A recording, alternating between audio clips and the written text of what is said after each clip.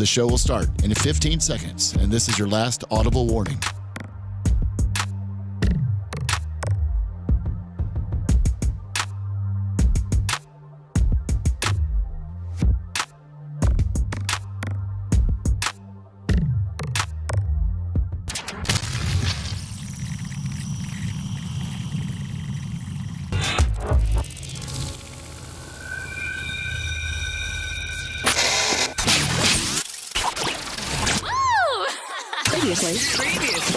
Previously on the Bubba the Love Sponge Show. Notice how Gene is an equal opportunity offender? He doesn't care if you're white, if you're black, if you're Hispanic, or Indian. He's got some smart-ass remark for you.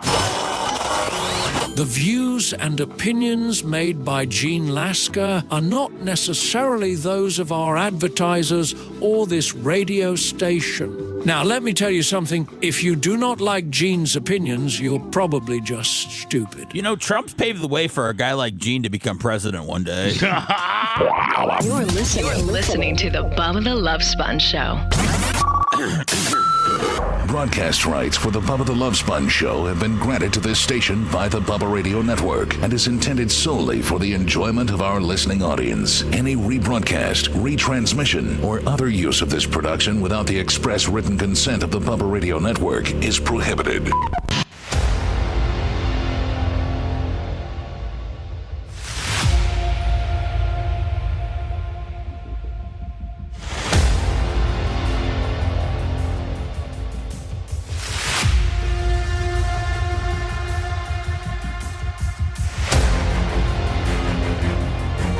Monday, April 28th. Only 2 days left to get those new Air Bubba 3s. Actually, they're not called Air Bubba 3s. They're called Fat Man Dunk 3s. Midnight on the 30th is when we stop taking orders.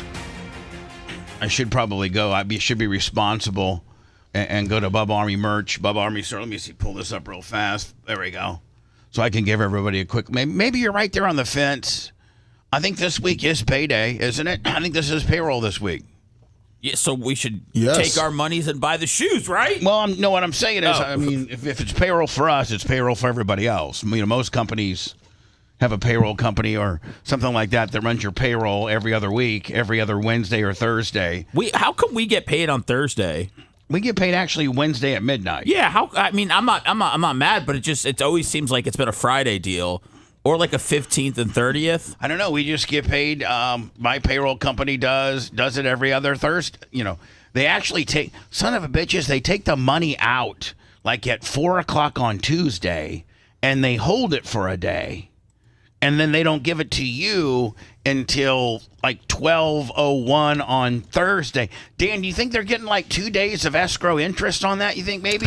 It seems like pennies, and then if you add all the stuff they do, it turns out to be millions. No, but if you absolutely. Hold on. Not only if you add the 400 clients they have, right? Right. And you're taking a day and a half of their money, it's a year of interest. Yeah. In one day. Because you have 400 people, it's almost like 365 days, and you do it for a day plus. That means they're taking literally a year of interest every week. Yeah. So it comes out of my account. I have to have payroll in, Lummy, by Monday at 1.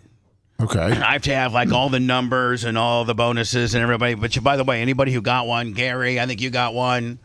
Mach, I think I'm going to give you a little bit of bonus for spinning $199. Lummy, you had a $199 appearance plus. Yes. Anybody, listen, all you guys know what your bonuses are built upon. Just text me, friendly Gary, Mach. Just text me a friendly reminder what your bonuses are, so I can send to my Christina, my payroll company. What if we just we think we had a really strong week of work and we feel like we should get tipped or bonused off that? Should we submit it, or should we just keep that to ourselves? Just keep it to yourself. Okay.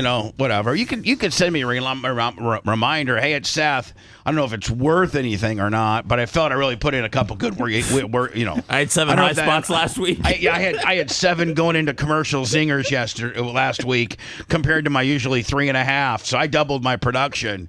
Is that worth $10? Yeah, I mean, it could get rejected. I just want to be able to submit it without any huff. And what's the email address to submit those to?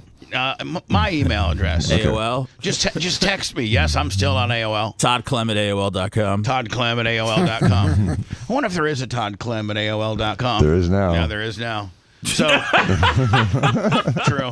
I wonder how many new people are signing up for AOL, or if their whole business model's holding on to people from 2001. I still have mine too. I tried to go to a Gmail back in the day, and the function, I just didn't quite, I don't know.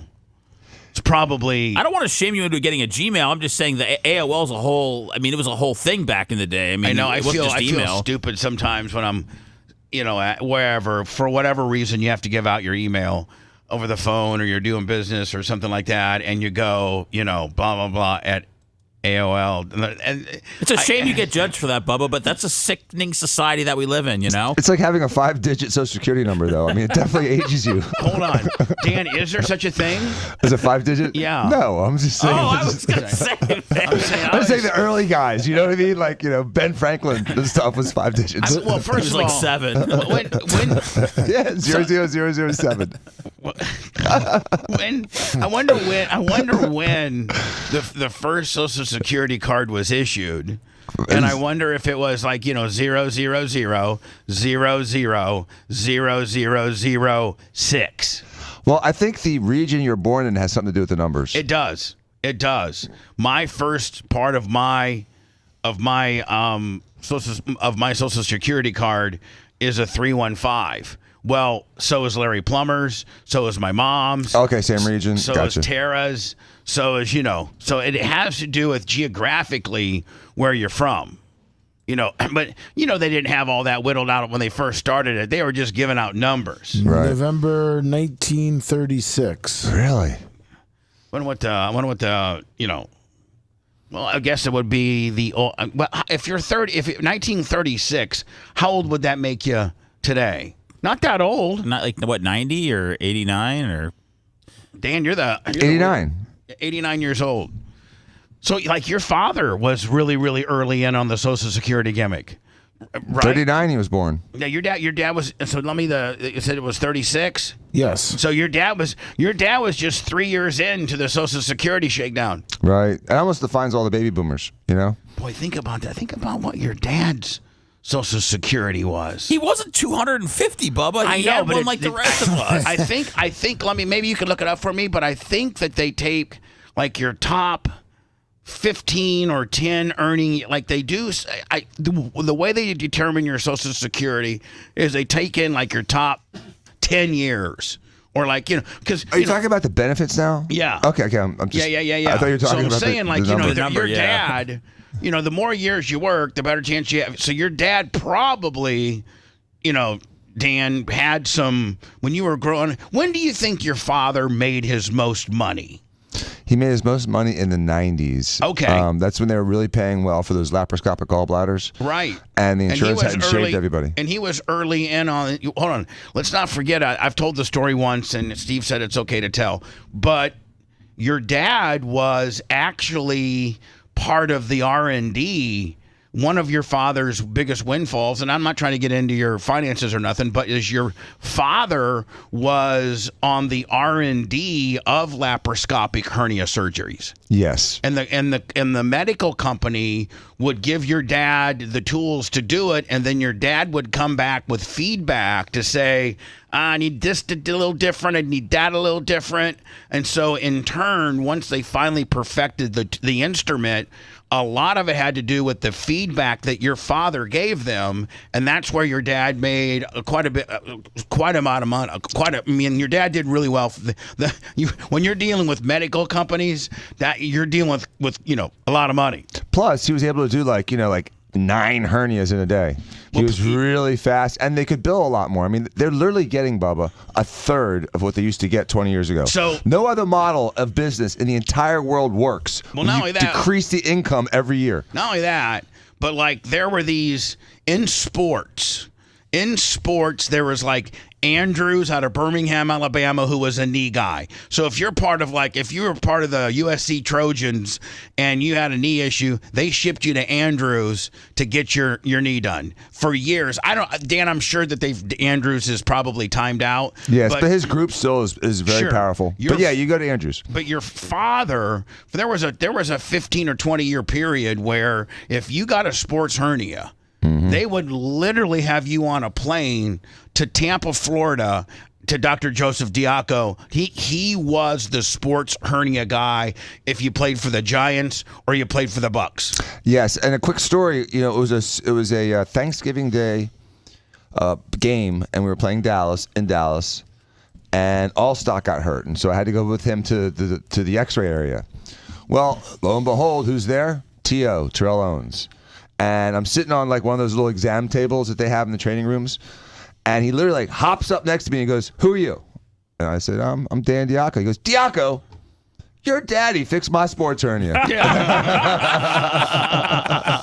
You should say, "Well, I can't do that, but I can put new jugs on your girlfriend, buddy." Actually, I can do that because when he was doing that, I was working with him and I helped with him while he was going through that development. We wrote the first paper on a large series of hernias. It was the marquee paper on it. So, but it's my understanding a lot of your father's wealth, some of your father's wealth, came from being on the research and development team of the instruments that they use for the modern day laparoscopic sports hernia. Yes. Yeah.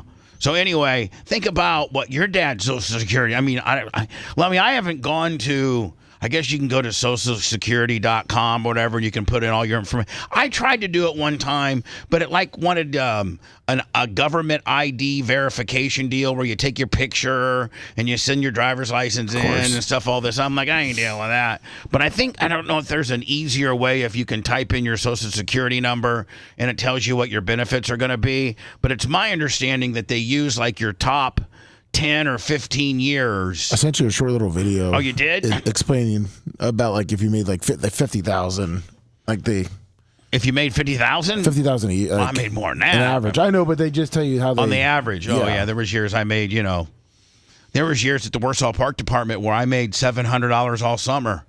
And that's working 40 hours a week. For real, I mean, I think. Let me look at what minimum wage was back in 1979. Like $2.85 or something. No, it was like $2.45. It was under $3. Yeah, my first year of working 40. So I could get $100 a week. I would go to.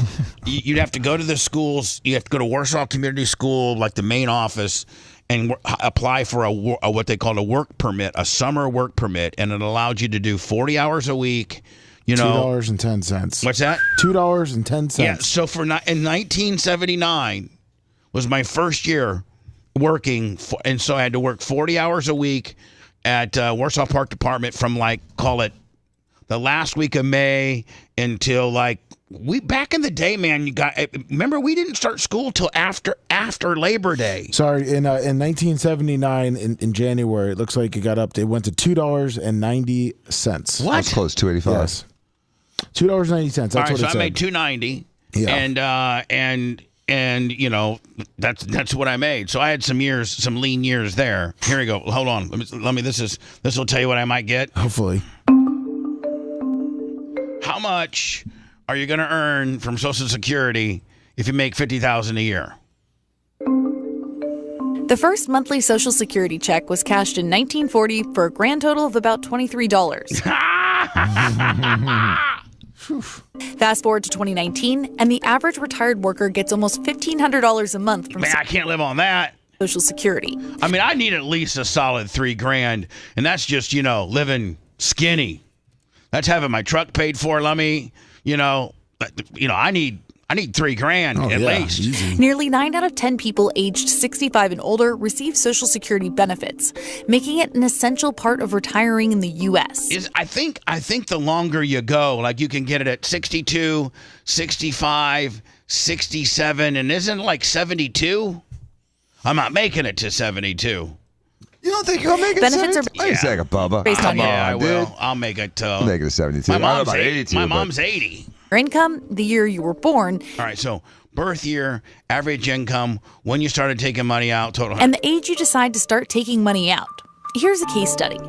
If you have a traditional job making $50,000, you pay 6.2% of your salary or $3,100 a year in Social Security tax. See, now I had some big years. Right. I had probably 10 big years. 10. I'm not on any big years nowadays. I'm back down to Warsaw Park Department stuff. It's very cyclical. I'm back where I started from. Now, I had some real good, I had some good years in there. But man, I'm back to the 290, Lummy. Taxes. That number is then matched by your employer. Now, those figures are pretty straightforward. Figuring out how much you'll get back when you're ready to cash out is a different story. Let's say I wish you could cash out. Like they just give it to you all in one lump sum. It's a pyramid scheme, bro. Is it a Ponzi? The whole thing is a big Ponzi scheme. Yeah, it's a pyramid. So it's like absolutely. So Dan, it doesn't work unless we keep expanding the population. So here's the deal, Dan.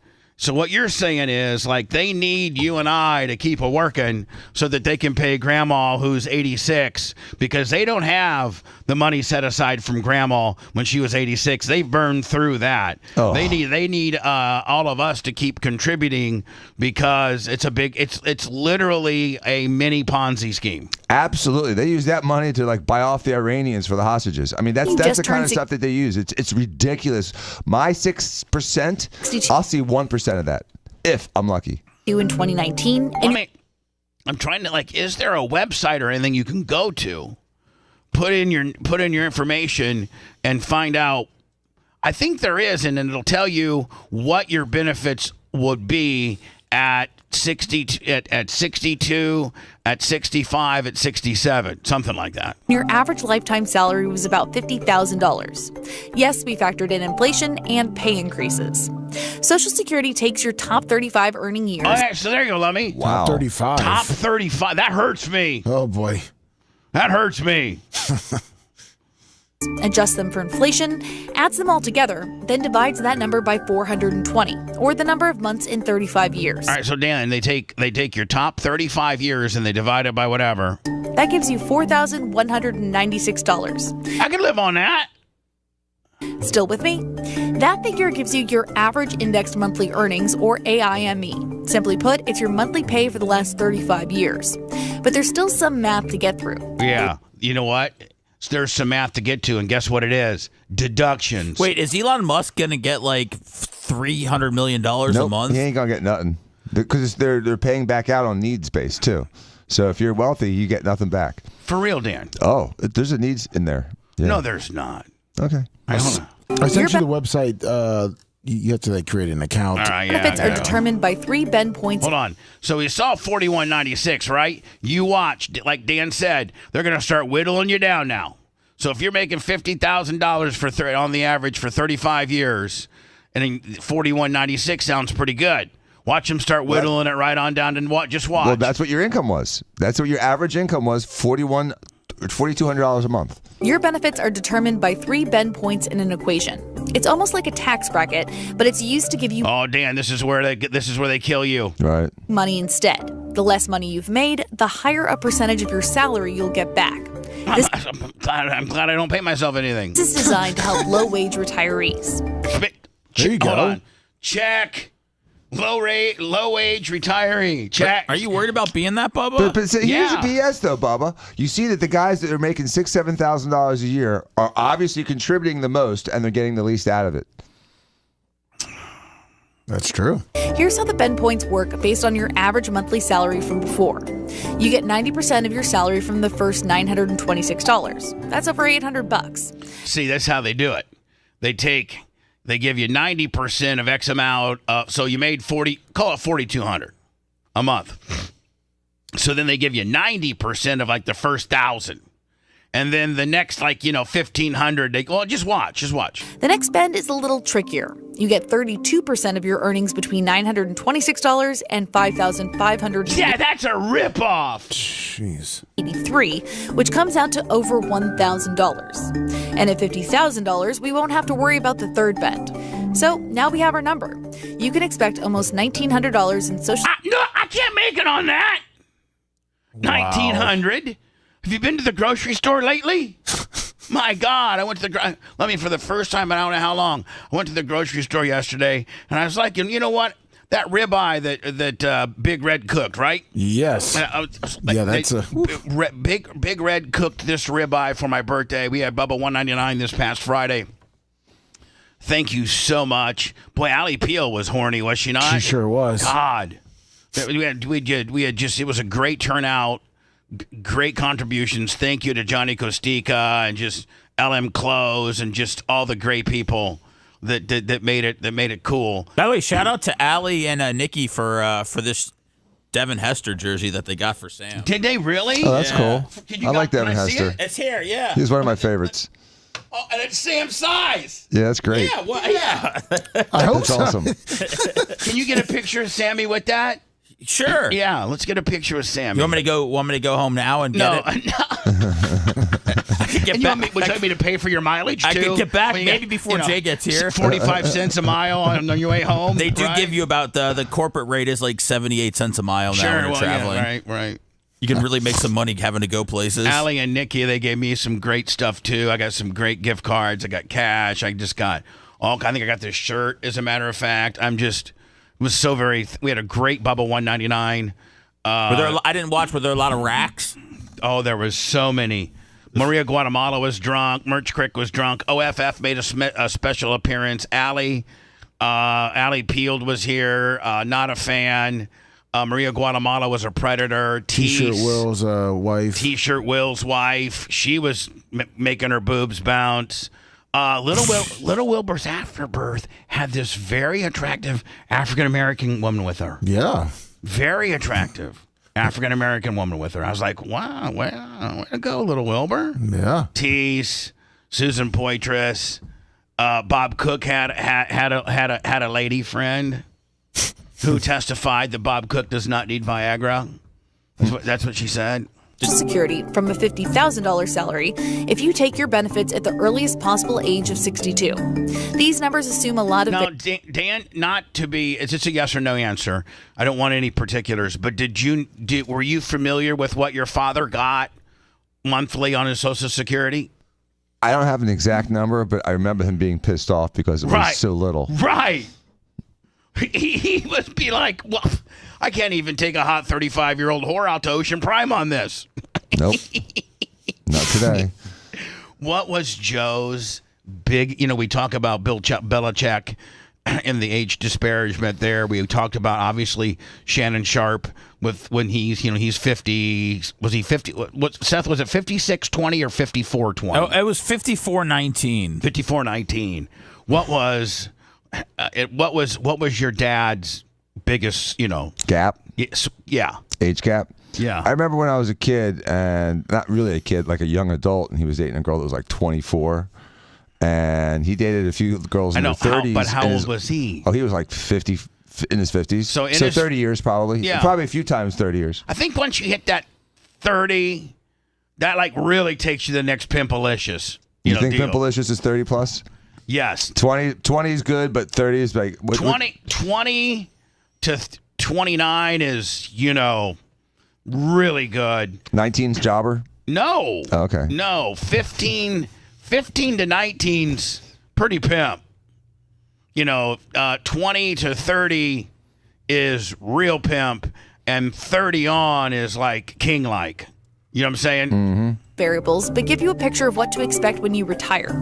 You can go to ssa.gov to get an official estimate of your benefits and tips on what age you should retire. So I actually went to ssa.gov, and it's like, wants all this information and a picture of they want me to go to this like GovID deal where you got to establish your identity, and you got to take a picture, and you got to fit your little fat face in this screen on your lap. Stand far away. And I was like, well, no. Yeah, thanks, Dan. My face was eating up the screen, and I was, adjusting your face everywhere and trying to get it all in there. And I was like, screw it. So I have no idea what I'm getting. But I think they kind of give you like an overview of like what you might get. What got you thinking about all this, Sponjo? Yeah. Oh, because here's the deal. You can retire, get that money, and still own a business as long as you're not paying yourself, and roll the money back into the business. Well, are you talking through your scams on the air? I don't think I think it's not a scam. I think it's just pay merch crick. No, I think you don't get any salary. And, what I'm saying is I think if you own a business and you don't take a salary and you roll it back into the business, I don't know. I have to find out through my accountants and stuff if that's doable. But if I could do that at 62 and be making, not like, let me like 23, 24, 2,500 a month. Yeah.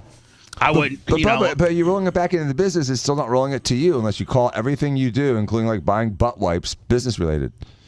Well, buying butt wipes is business related. I guess 4 hours a day it is. Do we have wipes? I thought we were a toilet paper only kind of facility. We are. That sucks. So let me listen for 2 days only. Today and tomorrow is your only opportunity to buy the new Fat Man Dunk 3s. And you better get them quick. So get them quick. Pretty shoe. I'm going to order probably a dozen of common sizes.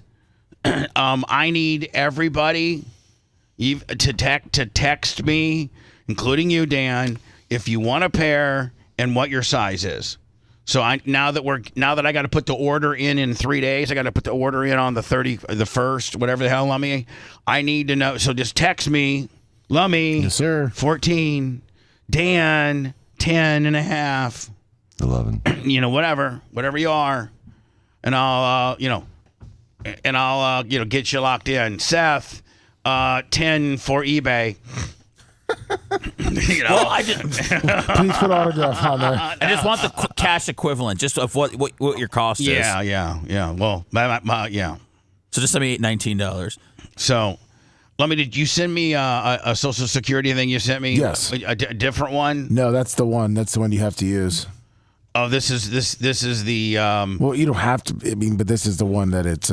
They're suggesting. Yeah, but you got to create an account. Yeah, and all that kind of stuff. This tips off the IRS that you're Googling all this stuff. What do you mean? That's a good point. They're like, why is this guy's got a ways out before he starts getting his Social Security? What's he up to? He's hurting is what he is. He's at age 50. I'm 59 now. At age 59, if he's already seeing, what he's getting in 3 years. I mean, I guess I could start taking it in 3 years, right? Let me 62. See 60, 61, 62. 3 years, buddy. Getting me a monthly.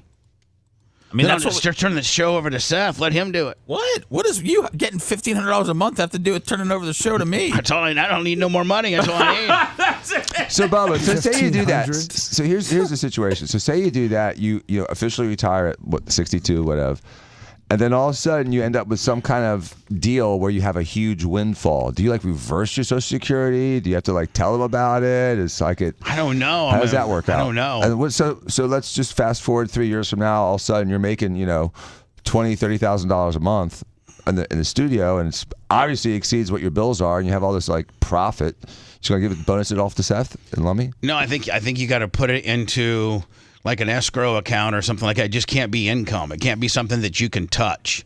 I think it has to be something that you can't touch. Listen, I don't know. I am the worst at money and the worst at knowing anything about money. So, we're gonna get our money, right? Yeah. Yeah. Nah, we're never getting it. It's gone. When's the last time that Dan, of course, doesn't? I can't pay Dan his worth, so I don't pay him nothing. So, but when's the last time any of you had a payroll check bounce? I don't think ever. Ever. And I think this is Charlie. You think this is who? Charlie. That's why I put on hold. Charlie. If it's Charlie, what? Charlie, what? Hey, guys, listen, I've been listening to your show. My gut says Social Security is probably going to collapse within the next 30 years. Hopefully it can be something can hold where people that have, paid into it in the last of all their life, they're going to get that money back. That's all I have to say. Hopefully that's going to happen. Hey, Todd, can I ask you one quick question? Just call me Charlie, call me Bubba, but yes. Hey, Bubba, where do you live? How do you pay your rent? How do you pay these guys? Who pays their salary? Can I do a show on Fridays with you guys? No. Maybe No. And what? And the income you generate from the show pays everybody. Well, yeah. I mean, this is a business. PayPal, Venmo, Cash App. It's the same thing you told them multiple times. At the Bubba Army, PayPal, Venmo, Cash App. Then we have various digital streams. YouTube. Rumble, Facebook, X. X Songcast. And then we do well with Bubba Army HQ, which is a subscription base, BubbaArmyHQ.com. And Bubba Army Tips. And then Bubba Army Tips. And then don't forget listen, I'm going to be honest with you, we make a large portion of what I use to pay the bills from the merchandise. How come nobody ever called up like Corporate Cox or iHeart or anything and demanded how people got paid back in the day? I don't know, because most people usually don't. Like, I'm sure there's nobody calling up Dr. Dan Diaco's office today saying, hi, I don't want to schedule up a procedure or anything like that. I just want to know how Dan makes his money. Yeah, the only way iHeart's paying people anymore is because they keep firing everybody. Well, because they keep contracting. And here's the thing, It's happening with all of us. Charlie, let me before I go to words, because I got to stay on time, because we're getting ready. Yes. We just picked up a new affiliate. Yes, but we haven't started yet. But they're locking. They're getting all the equipment, and it's a 50,000 watt FM. Nice. Up north. I'm just going to say it's north here, and so I'm trying to hit my commercial stop sets a little bit more efficiently. Here's the deal. With terrestrial radio now, there is no more big contracts. What they're doing is they're telling these shows, you're going to take less money, but we're going to let you start repurposing your show on YouTube, and whatever that can bring you, whatever money you can generate by visually showing your show, you can keep. But it's like NIL money. But you have to wait a day in order to put it up. Ugh. So, that's we started establishing our digital presence in 2017, much to the chagrin, and all of the radio personalities in town made fun of me. Every one of them. In fact, one of them said, oh, he's on his little video game and what have you. And now, look, every one of you, from the urban to the top 40 to MJ to Calta, they're all trying to now emulate what I've done. And the only difference is I'm not beholden to a corporate, template. I own my own material. I can release it when I want it. And my number, you may have 2,500 subscribers, and I'm approaching 120. I'll hit 126,000 probably by the end of this week. 126,000 subscribers on YouTube, 109,000 followers on X, and I think we're approaching 180,000 on Facebook. Yeah. Bubba, do you credit your pivots? I see 2 points where you did it. When you first started on Twitch, and then when that chick came in, I don't know what her name was, but she was like a guest, the comedian, and she said you're Mays. you're leaving so much on the table, and you're like, oh my god, there was like an epiphany for you. Yes, it was Lana Turner, who's Ralphie May's ex, and I had her on one time, and we did a show, and we were on Twitch. And we were on, at that time, I think just Twitch. I think there was a long period of time we were just Twitch. Yep. Digitally. And she said, listen, why aren't you repurposing some of this stuff on Facebook? And I'm like, because Facebook's for baby boomers. She's like, okay, whatever. She said, when I get done off the show, won't you walk me out and I'll tell you what I do on Facebook. And my Twitch numbers aren't nearly, and or my Facebook numbers aren't nearly as big as yours. And so I walked out, and I can remember exactly where we were. Remember that old phone screening station we had? Yes. Just past the bathroom right there? Yep. Which would be where Bob, the punching bag is? Yes, yeah. I was right there, and she gave me a big hug. I took a picture, and she says, this is how much I make on Facebook a month. They're very aggressive on pay. A lot of people do YouTube and Rumble and, X and Instagram and TikTok, but Facebook has a pretty good monetization program. And here's what I do. I was like, what? And so I started, putting the show up on Facebook. So it was her name was Lana Turner. Dan, you're correct. And she's a comedian. And she is the ex of Ralphie May, a very famous comedian, a real heavy guy. Wait, a widow or an ex? Widow. She was a widow. they were separated, going through the divorce process when he died. That still counts as married. So she's like, I've talked to her privately. She's like, I did better financially of him dying while we were married than I would have gotten had I divorced him. Oh, yeah, including his Social Security. Including a Social Security with 2 kids. So good for her. She comes to Tampa every once in a while. Her mom and dad live in Sarasota. Yeah. See when the next time she's going to be here. Okay. I will tell you this, because I'll know. I got to go into words, but I'll know a little bit more today because he returned Deion changed his phone number. I don't blame him. So Deion 25. So Shiloh. Obviously, we have the Shedeur. We have to talk about the Shedeur stuff. There's several different people reasoning as to why people felt Shedeur slipped from a absolute. I mean, ESPN had him locked in at a 96% chance to get drafted in the first round. Well, they had bets on that. And of course they did. And then it slid. I mean, it probably in all the years I've been watching the draft. Seth, you're a big draft guy too. Comment on it if you could. I've never seen a person that had that much buzz about him as far as being a first-round pick. I've never seen that much of a slip ever. Did Manziel slip? No. He's a first round. Yeah, He's still is a first round. No, Yeah. okay. I mean, I've seen a guy slip who was supposed to be like a 10 to 15 guy, and I've seen him slip to like the low second to early third. Yeah, I've seen like a round and a half, maybe a 2-round slip. I've never seen a 4-round slip. Especially not without like devastating news, like he was caught touching little kids, or he was arrested with a pound of cocaine. Yeah, those things will make you slip. Now, but nothing like that happened. Let's not forget Warren Sapp slipped. Yep. Based on drugs. They said that he does marijuana, which is laughable nowadays. Yeah. And that's the only reason the Bucks got him at, was it 10 or 15? I don't know. 19. Warren Sapp. He should have been a top 5er. Was supposed to be a top 5. And if you look at it, if you look at how he panned out and how he played, he was. Let me go into words. They showed they were showing old footage from drafts back in the day because obviously it was in New York and the Jets fans were there, and they showed the year Sapp got drafted. All the Jets fans were cheering, Sapp, and then I think the Jets ended up drafting like a tight end Kyle Brady or something like that. Yeah. Let me go to words. Send me the year that Sapp got drafted, and let's look at all the guys that choked and all the teams that could have had Sapp, because he was locked in to a top 5 guy, period.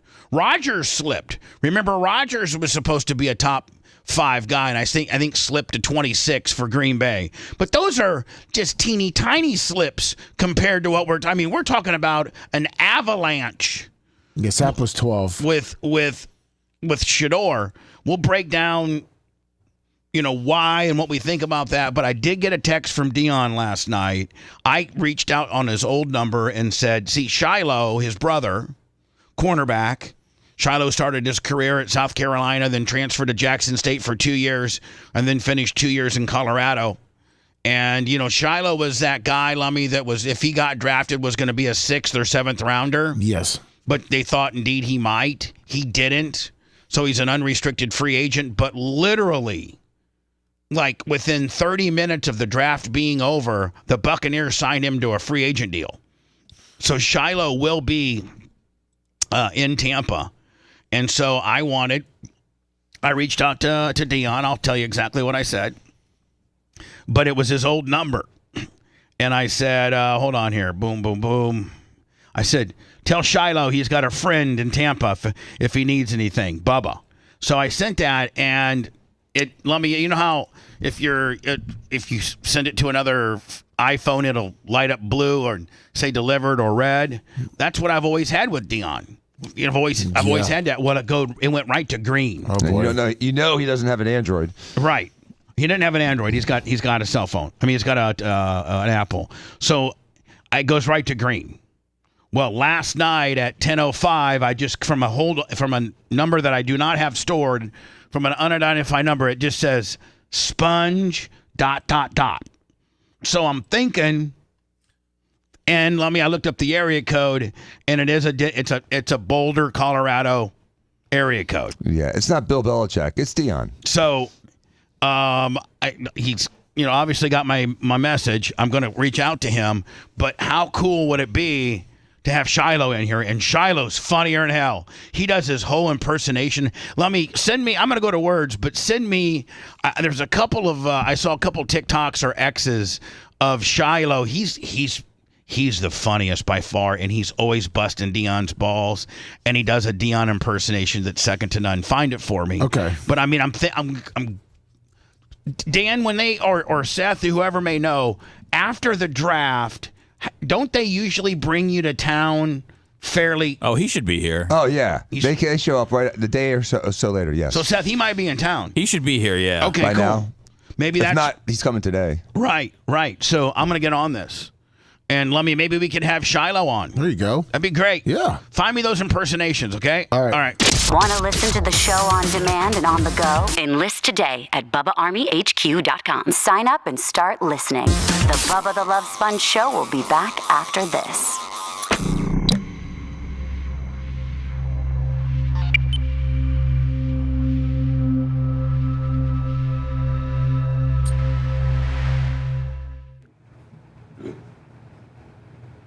Hell yeah, Danny.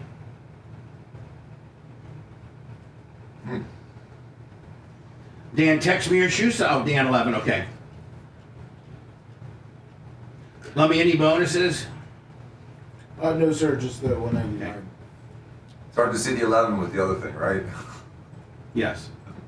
Hard. Yeah, exactly. I didn't even fucking see the 11. Schmubbin. Didn't even see the 11, quite frankly.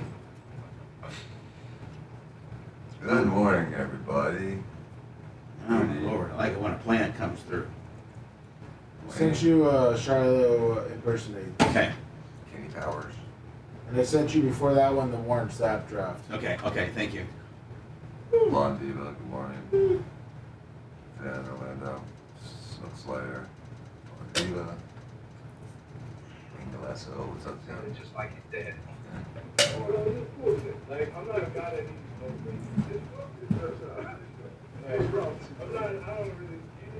Dark match. Good morning, Tampa Mike. Nick the Drug Guy. What's up, Nick? Those candles.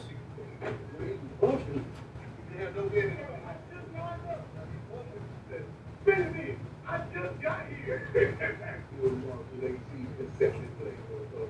What is different, bro? Maybe you the man. His dad is the son.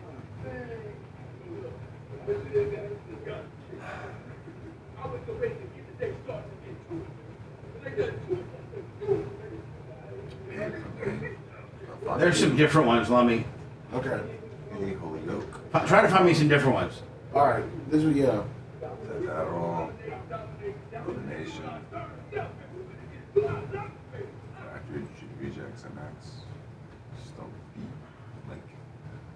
1990. 2006 Monty. Gixer HP. This. Anyway, cat.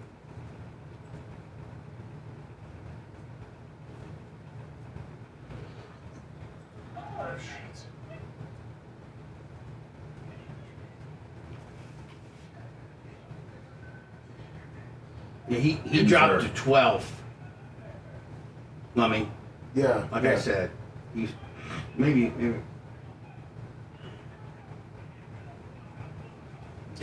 Tampa had the 28th pick that year too with Derek. Yeah, they got two. Yeah, they traded. Man, who was the fucking GM back then? Was that Rich McKay? Yep, sure was. Fuck. He was brilliant. Both of his first rounders, Hall of Famer. Yeah. Good I calls. think their second round that year was. No, who was? No, Melvin Johnson. Tampa Bay's second-round pick was Melvin Johnson. Before they He didn't do shit. I think they got lynched the year before that. I can't hear you mumbling. I was talking to Dr. Dan. And maybe Ryan Edgar While listening after. to the Shiloh thing.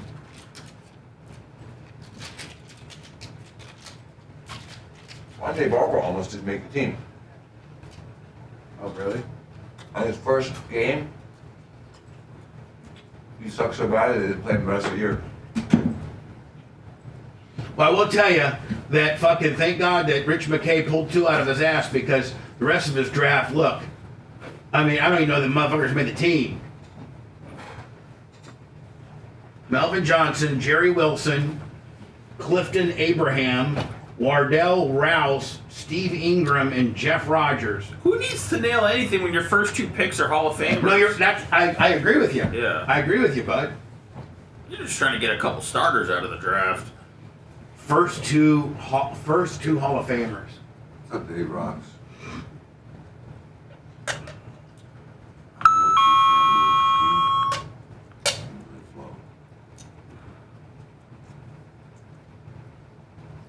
CC Hall, thank you very much for helping me meet up with that friend of yours.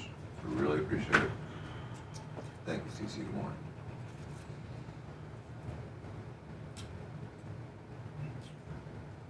She's only get me.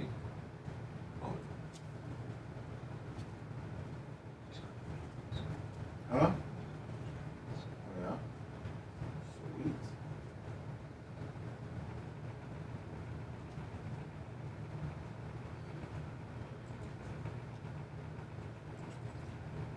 You know what my dangling bait was? Nicholas, my nephew. Oh, really?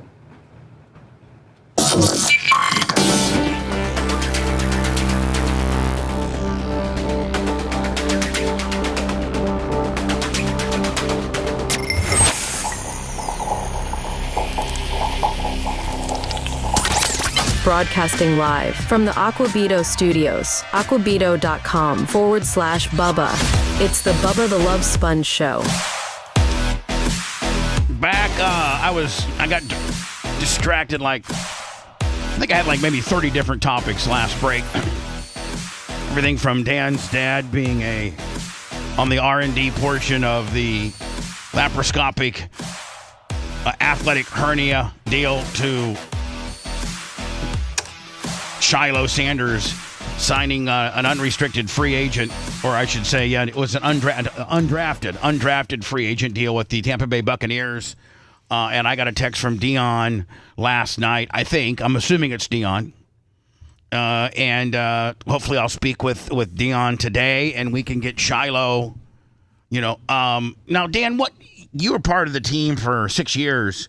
So what's the protocol now?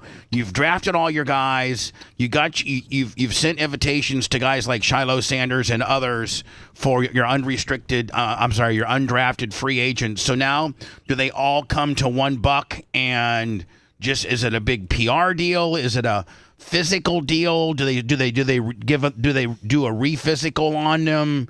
They probably issue their gear, their equipment, assign them a locker? Is that how it's like an orientation couple of days? Yes, absolutely. They all come in, and they almost sometimes do a little bit of a mini camp for them. And it's again to just sort of acclimate them. Now, none of the veterans will be there, will they? No, there won't be any. You know what? No, I'm lying. There actually will be a couple of veterans there to act as sort of ambassadors, take them under their wing. Yeah, absolutely. They'll meet some veterans. Will Baker be there? Probably. The guys that live in town are all first of all, when you get a new draft pick, it's a new shiny toy. Doesn't matter if it's the first round or the 5th round. They're all new shiny toys. And so the team leaders will absolutely want to meet them. They'll absolutely want to befriend them. They don't want to go into the summer training camps as strangers. They want to be friends because they live together for 2 weeks. Now, can I ask you a question? Do the Bucks all put them up in a place, or do they have to find their own place? They get hotel rooms. Okay. And some of them live in a hotel room for the first few months. And will Deion, will Shiloh need a car? Yeah, he'll need all that stuff. So, if I gave him my truck, said, Shiloh, just drive my truck. Just until he gets acclimated, that may be helpful for him. Yeah, absolutely, because he'll probably want to, bring a car down. I'm sure he's got a couple. I mean, those guys got a lot of good NIL money. I think Shiloh got, Maybe you might be able to see what Shiloh's NIL money, but I think when I saw a couple videos from Boulder, and I think Shiloh had a badass black and gold Cybertruck. Yeah, and so he'll probably ship that down here, but that takes a week or two, and he may need a little transition. He's making help. about $1 million. That says on his NIL deals. Yeah, so That's he got awesome. $1 million. So do you think I have an extra bedroom in my apartment? Is he going to want to Nah, he's going to set himself up in something right? nice, Because in probably. case he gets crickets and stuff like that, right? Yeah, But I'm sure he did pretty well with his $1 million he got last year. I think rookies are pretty looked after. I think they have to stay at. Well, yeah, especially they still sign a contract. Yeah, but I think Seth Fry. I think they put him up the Hilton, or they put him. They put him in a nice up. place. Yeah, exactly, and right. they they don't babysit him, but they really coddle them, and they try to make things really nice. They try to make it a very good experience. It's it's again, it's like your first day in a new job. And how long does drafted rookies and or undrafted free agent camp last? Like 4 or 5 days. Like 4 or 5 days. Yeah, it's just a few days. Now, will this be where they might be trying to find an apartment? Yeah, it's for all those things. It's for all the housekeeping things. They meet the trainers. The trainers go through them. They meet the front office. They see the facilities. They get their IDs. All that kind of stuff that you do like the first couple of days of school. Lummy, again, Bubba 199 was unbelievable this past Friday night. Everything from Nikki and Allie Peeled and their generosity, and just everybody, the amount of gift cards and cash and just unbelievable T-shirts and just cool. And the Killer Bee guys, Lummy, they're making a Bubba Army helmet. Yeah, that looked badass. Oh my God, they came on down, and so like I said, I haven't been to the grocery store, and Big Red cooked, and God does. I mean, Lummy, I don't realize how I haven't been to the grocery store in 5 years. As far as buying my own food and stuff like that. I mean, Dan, you're probably the same way. You've probably not stepped yourself, until recently into a grocery store, and bought chicken breasts and bought baked potatoes and bought, steaks and bought, just normal staples of food to eat. Seth, are you a big grocery store guy? Is that Phoebe's? Is that her deal? I mean, I'll go if I need to get like one or two things, but we don't go shopping together, and that's not anything that she wants me to do. Okay, so she's like, if you want to go shopping, go ahead, but I got my own shopping deal. Yeah, thank God. I mean, I've been in the grocery store, just like you said, Bubba, probably 5 times in the last 20 years. So I went to the grocery store yesterday, Lummy. Okay. Yeah, I go every Sunday. Yeah, well, I don't ever go. That's Merch Crick's deal. I give her my credit card to go. Whew. So Big Red cooked me this Delmonico. I'm sorry, this ribeye. He cooked me this ribeye on Friday that was arguably one of the best ribeyes I've ever had in my entire life. I was like, oh my God, and it was so big and thick, and it was just, it was unbelievable. So yesterday I went to Publix, and I'm like, I'm going to get me a couple of those ribeyes, that the Big Red cooked, and I got a grill. I'll grill it out one night. Have me a ribeye. Try to eat, maybe a little less carbs, a little more protein deal here. Right, but protein's free calories. So I'm looking at what the Publix has for a selection on the ribeye, and it's almost like they took Big Red's ribeye and ran over it with a flattener. There was like these little teeny tiny, and they were like $30. Come on. They had a 2 ribeye pack for $30, and Lummy, it was like paper thin compared to the ribeye that Big Red got. The Big Red's got his from Clearwater Eggs and Poultry. Clearwater Eggs and Poultry. Can you tell me where that's at? Because that's where I'm going to get my stuff. Yes, we'll do. Unless you want to start, having a couple cows. You can't do anything with the goats. You should have cows back there. I made one last night for dinner, and it was just like. I mean, I seasoned it up nice, and it tasted good, but it was Publix steak. You're talking about? But it was literally like paper thin compared to the one that Big Red got me. And the problem with thin steaks is it's so hard to cook it correctly. Yeah, because it's just such a narrow window. Yeah, I like mine medium. I like mine medium, just straight medium with a little pink inside, and you can barely get that because it's so thin. It just goes right from medium to medium well. Yeah, like you can't even get any pinkage in it. So anyway, man, thank you, Big Red. I didn't know how expensive food was. My Lord, I bought like 2 packs of chicken breasts, those ribeyes, and then I bought some sausage, and then I bought some green beans, and then I bought.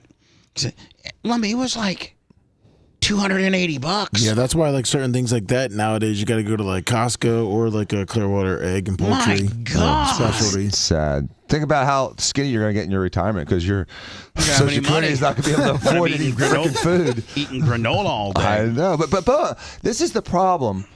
This is the real problem in America right now is that there are so many people on a fixed income, and the way the inflation just went completely out of control for the last 4 or 5 years, they're suffering because they can't afford electricity, gas, food, rent, all these extra little fees everybody tic-tacs on. It's brutal, man. It's easier for me to live my life, Lummy, and just let Merch Creek buy the stuff. And it's not such sticker shock when it's on my credit card or my debit card. Just figure whatever. But when you go there and you walk up and down the aisle and you go to get a loaf of bread and it's $6, Dave Killer's bread's now like 5 something. Eggs, I went over to the egg department. Eggs haven't gone down.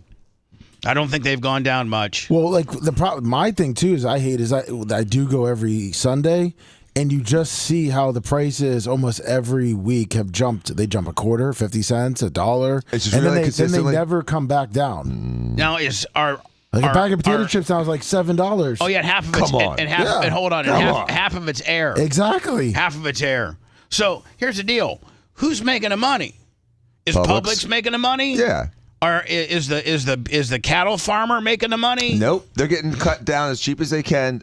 We're getting completely raped by these companies, and like Lummy said, once they have you conditioned to spend $7 on a pack of chips, they ain't going down to $4. Never again. We're never going to see that again. So anyway, just to reiterate, thank you to everybody that was so very generous to Bubba 199. Lummy, I think that. I wouldn't say Bubba 199 has ran its course, but I think that we are only going to start doing Bubba 199s on special occasions. Yeah. Just because, it just, God, we've been doing it for so many years. I mean, I don't know how long, I don't know when the first one was. 2018? Was it really? Yes. Wow. And we've been doing it for so long, monthly. And so we're just going to do them on a special basis. So the next Bubba 199 is going to be on Friday, September 12th. And the reason why is because I think Monday or two, whatever day of September 15th is your last day to qualify for BARP. So this would be the Friday before the last day to, you know what I'm saying? Yes. So the next Bubba 199 is going to be on Friday, September 12th. And maybe I'll try to get to Kush up in here.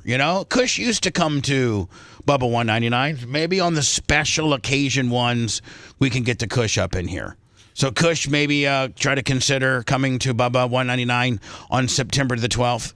Yeah, no, I think I'm free. Have you thought about since you said 9 months from now? Since you said it's I think I'm free 9 months from now. Yeah, I'll. Since you think that it's run its course, what if instead of doing 199 and music and everything, what if you did like a monthly Friday night show? Maybe not monthly, but certainly more. Yes, I would consider doing that. That might be something. I mean, I know that people like the music thing, but maybe just doing Bubba After Dark or something could be a little special touch. Yeah. I think we should consider that. Just a regular show, not a Bubba 199 gimmick, but a special Bubba After Dark where we look at our schedules and see what how it would work out. Yeah, and it's just shit like you don't have to have everybody in here as far as like having a bunch of people watching. It could just be low maintenance kind of deal. Lummy, I missed Saturday. Yes, let me see. Yes, Saturday Paper Towel Willie $500. All right. And then is Michael? You got a Napa mic in there? Yeah, a Napa mic, $50. Woo. Thank you so very much. PayPal, Venmo, Cash App at the Bubba Army, and we're gonna do what Seth said. And we're gonna have, we'll do a Friday, September 12th, Bubba 199 music based. Yes, okay. And then the next Bubba 199 will be at BARP. And then from now until then, we'll probably sprinkle in maybe 3 or 4 nighttime shows. And these aren't music based. These are just regular, and in Seth, literally, it could be like an 8 to 10, 8 to 11, that kind of deal. Yeah. Regular show, but at night. And if Dan would happen to be available, Dan could come in. Dan, on a Friday night, that's probably a little tough for Dan, especially what he's got going on, but whatever. One of these days we'll look at our calendars and we'll sync up what our next. We're going to be doing a Bubba after hours, Bubba at night before we do that September 12th Bubba 199. Perfect. So everybody be paying attention for that. We were talking about, and the click for the show, the clickbait is Shedeur Sanders draft collapse. Who's to blame? And we were talking about other famous people or other famous draft collapses, and none of us could think of anything that's been this drastic, which would have been, did he go in the 5th? Yes. He fell 4 rounds. Whew. And so we were talking about Sapp, Warren Sapp, famous Buccaneer, Hall of Famer. And the thing about with Shedeur, like there wasn't not a public rap necessarily on him. And we're going to get into what our opinions of that and why he fell. We're going to get into that. But with Sapp, it was not well known, but it eventually got out that somebody said he smoked weed. And that's why he was supposed to be a top 5 guy, and he fell to Tampa at 12, and Tampa picked him up. And look, went on to be a Hall of Famer. I mean, went on to be arguably one of the best defensive linemen ever to play the ball game. And was supposed to be a top 5. I mean, and if you look at that year's draft, Lummy, there's only one guy from 1 to 12. There's only one guy that made the Hall of Fame next to Sapp, and that would have been the guy out of Jacksonville, Tony Baselli, the offensive tackle. Yes. I think Steve McNair had it. Nope. No, he's not a Hall of Famer. And he dead? Yes, I think his he got killed. Yes, Aaron McNair died. Oh yeah, Mr. Steve shot him. Yes, I was in Huntsville, Alabama, racing the quarter midget nationals with Tyler when this story first came out. Steve McNair, and I think, did his baby mama shoot him or did his girlfriend shoot him? His mistress. Yeah, his mistress shot him. He's dead. So I mean, if you look at Cincinnati took Kajana Carter, and he was a bust. Oof. Absolute bust. Number 1 overall. Number 2. This is the draft, the year that Warren Sapp got. This is the 1995 NFL draft, and we're talking about people sliding. So Jacksonville got it right, obviously. I don't necessarily know that Houston, they weren't in the need for a defensive lineman, so I don't know that they got it wrong because McNair went on to have a really good career, did he not? Yeah, he did. Threw for 31,000 yards, 174 touchdowns. From Alcorn State. Is that where he was from? Yeah. But I guarantee you nobody from Alcorn State's ever been drafted higher than number 3, probably not. Hold on. Michael Westbrook, wide receiver out of Colorado. Kerry Collins. Kevin Carter. Here's who Cincinnati number 1 choked. But I don't think that Jacksonville, Houston, Washington, or Carolina, because they didn't have defensive tackle needs. You know what I'm saying? Yeah, they thought Sapp would go over Carter though. That was when because then the defensive linemen started coming out. Yeah. So Cincinnati, absolute choke. Jacksonville nailed it. Houston nailed it. Washington, they needed a wide receiver. Westbrook went on to have an unbelievable career, did he not? Yeah, it wasn't too bad. Kerry Collins, did he? He was kind of a bust, was he not? Yeah, he was better talking than catching. He threw for 40,000 yards. Did he? Yeah. Okay. Kevin Carter at St. Louis, defensive end. That's a choke. Mike. No, Kevin Carter. He had 105 sacks, 104 sacks. Oh, he yeah. did? My bad. Yeah, no, he was good. That was the two. My bad. players, bad. Yeah. How about the Mike? Oh, that was a bust right there. Philadelphia Mike Mamula. Yeah, he had 30 sacks. 31. All right. Then Joey Galloway. That was a Buccaneer for a while. Yeah, and he ended up having 10,000 yards. Oh, he played for like 13 years. Kyle Brady, tight end from the Jets. You don't think that the Jets?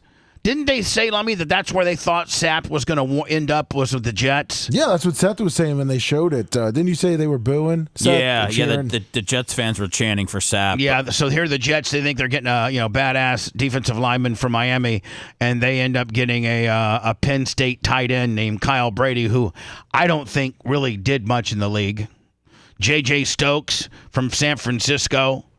Derek Alexander, defensive end out of Minnesota. He had 20 sacks. And then Warren Sapp.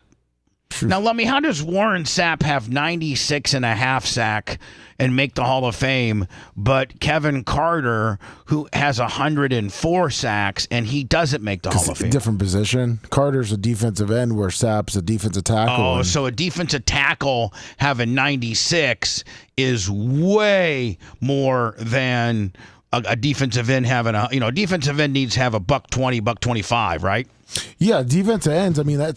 For the longest time in the football histories, the D tackles pretty much take up the bodies, so the D ends and the linebackers can make the plays. So then the New England, and there was what, 1, 2, there were 4 people from the '95 draft that made the Hall of Fame. Ty Law, Derek Brooks from Tampa Bay. Man, Derek Brooks at 28. They got Derek Brooks at 28.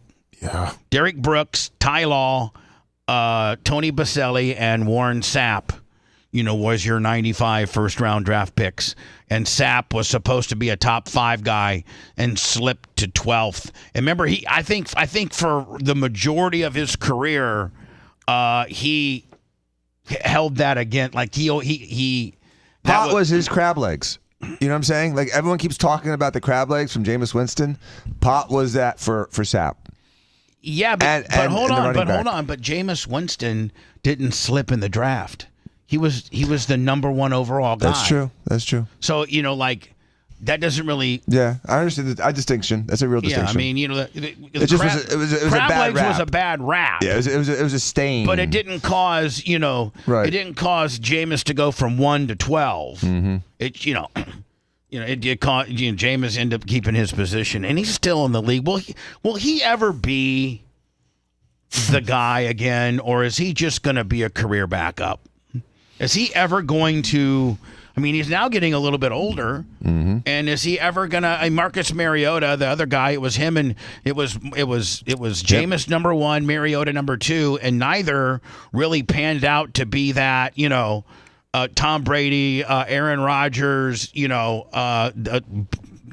Baker Mayfield, who was kind of a bust in Cleveland, came to the right system in Tampa and is now a $90 million guy. He's a $30 million. He's a guy. He's an elite quarterback. Well, Jameis is going to make $4 million to not have to do anything this year, which is awesome and preserves his longevity. Yep. If he's getting $4 or $5 million a year to sit on the bench and play 4 games and stay in trouble, stay in shape, right? Then he can play for like 18 years at that. He's in a great situation to not play because Russell Wilson's the starter, and they just drafted Jackson Dart in the first round. So Jameis is just going to be pretty much hanging out all season long. Just practicing lifting weights, right? Developing his personality since it looks like he's going to be in TV right after football. Right. Get ready for his next backup job next year. Continue to work on his brand, right? Mm-hmm. Well, I don't know about it. I don't know if he's got a brand. If you're going to develop and be a television personality, you could try to work on your brand like Shay Shay, I don't know if he's going to be a serious guy like Shay Shay. He seems more like a man on the street type of guy who will do like weird interviews, kind of like maybe like Kenny Mayne used to do back in the day for ESPN. Right. So anyway, you got 2 days to go to Bub Army merch, Bub Army shop, a Bub Army store, and get the Fat Man Dunk 3s at midnight on the 30th. They are no longer available, and we have to put our orders in. And all the staff needs to send me your stats with regards to the size that you wear. When we return, yes, we will start breaking down the Shedeur Sanders slide. Also, I don't think that there was a lot of Shannon Sharp additional data that got released over the weekend. I don't think. No, it seems other than people, giving their opinion on it. It does look like whoever's in charge of him have shut it down. Like they've told him to shut it down. Well, he's still doing his podcast, but he's just not obviously talking about this right now. Yeah, and they're saying that the woman and was it Busby? I guess they like to wait until the weekday, and then they also didn't want it to be overshadowed by the draft. Oh yeah, that's true. I mean, everybody.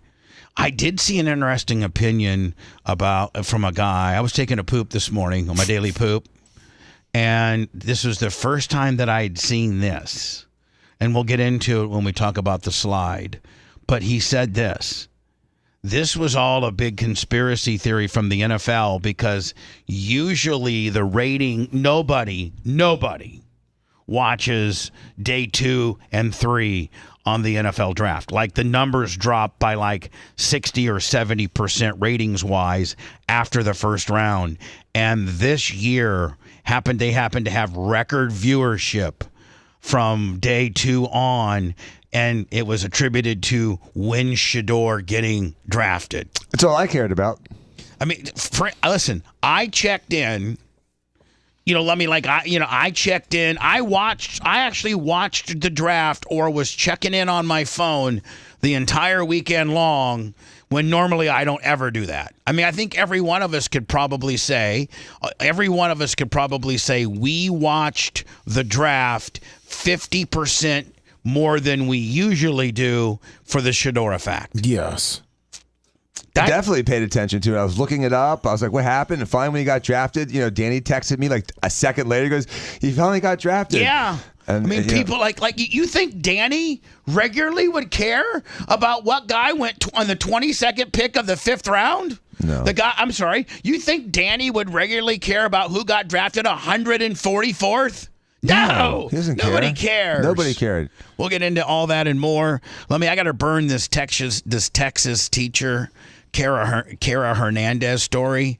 She got arrested for having a sexual relationship with a middle school student. I've had it up for a few days. Of course she did. That and the fact that Seth didn't know this. He may buy a vacation home in Oregon, but you can now go be 100% buck naked and walk around in front of 2-year-olds. Well, no, I mean that wasn't. That's why, Seth? No, nice. It was Just more. wear your little fur. Seth was just like he could go out and pee in front of a kindergarten. It was more and not about get in being trouble. nude is not like a crime in Oregon, and then even if you are apparently getting near children, that's not a crime either. But I just wanted it for the being able to urinate outside.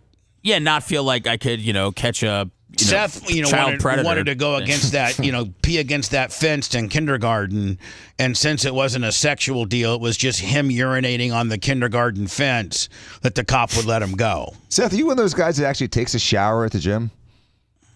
I don't think God, so. no. Okay. I would be. I would definitely need some shower shoes if that was the case. But no, I do all my my grooming at home. Yeah, we'll get to that next.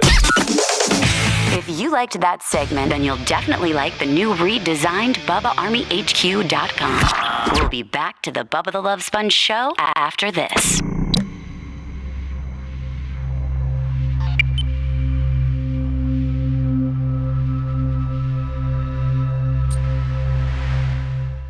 Note he sent on his PayPal. Okay. And I will move heaven and earth to be together forever with you.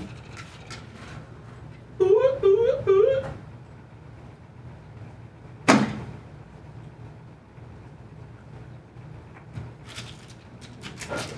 Anything? Oh, no thanks.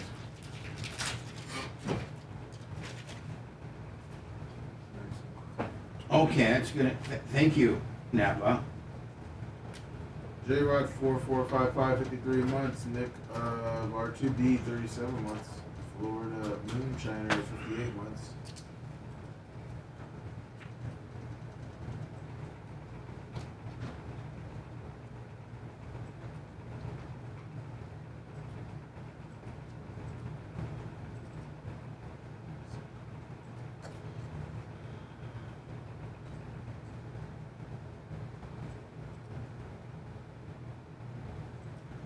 still low.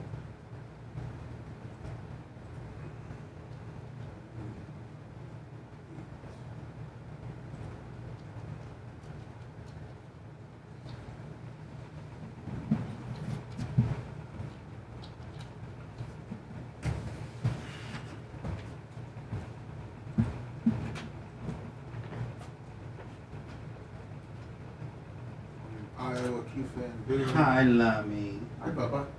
Want a quicker ticker?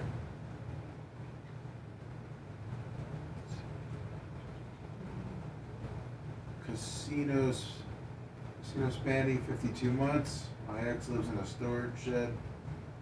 72 months.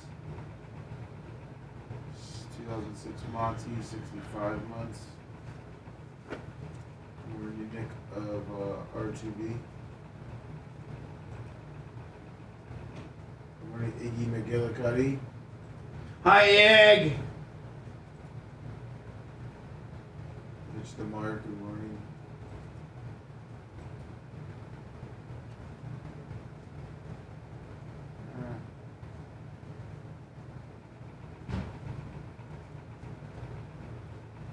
B. What are you? Liz? Doesn't feel the same without the dog piss on the floor. Good. Happy birthday, Buzzard Bob. Oh, happy birthday, Bob. Thank you, Wayne Galasso. Yes, got some. Nick OFR to the OCC.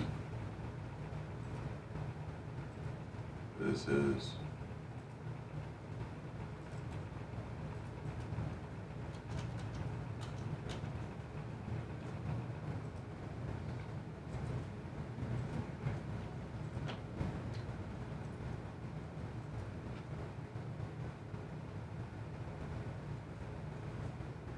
Bare knuckle boxing in Clearwater. Yeah, OCC.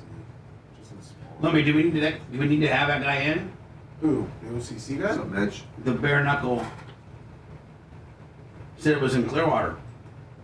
Yeah, it's at OCC. Oh, it is? Yeah. Is it going to be a pay-per-view or? I'm not sure. I don't know if they have pay-per-views. Sounds like a house show to me. Yeah, I think that's what. Yeah, don't worry about it.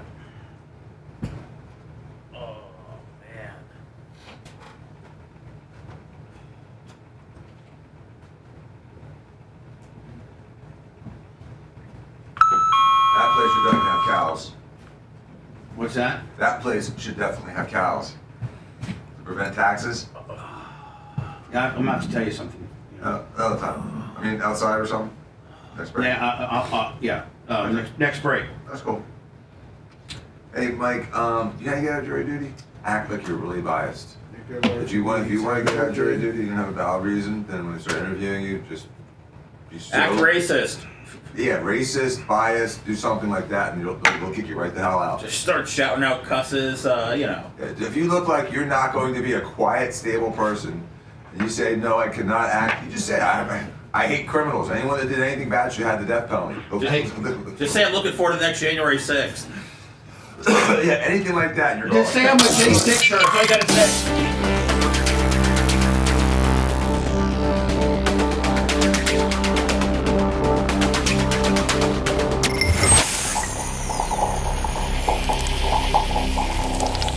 Broadcasting live from the Aquabito Studios. Aquabito.com/Bubba. It's the Bubba the Love Sponge Show. I'm going to try to do my absolute hardest to get a food review in this Thursday. The new Chick-fil-A. What do they got? Let me. That's the Smokehouse Bacon.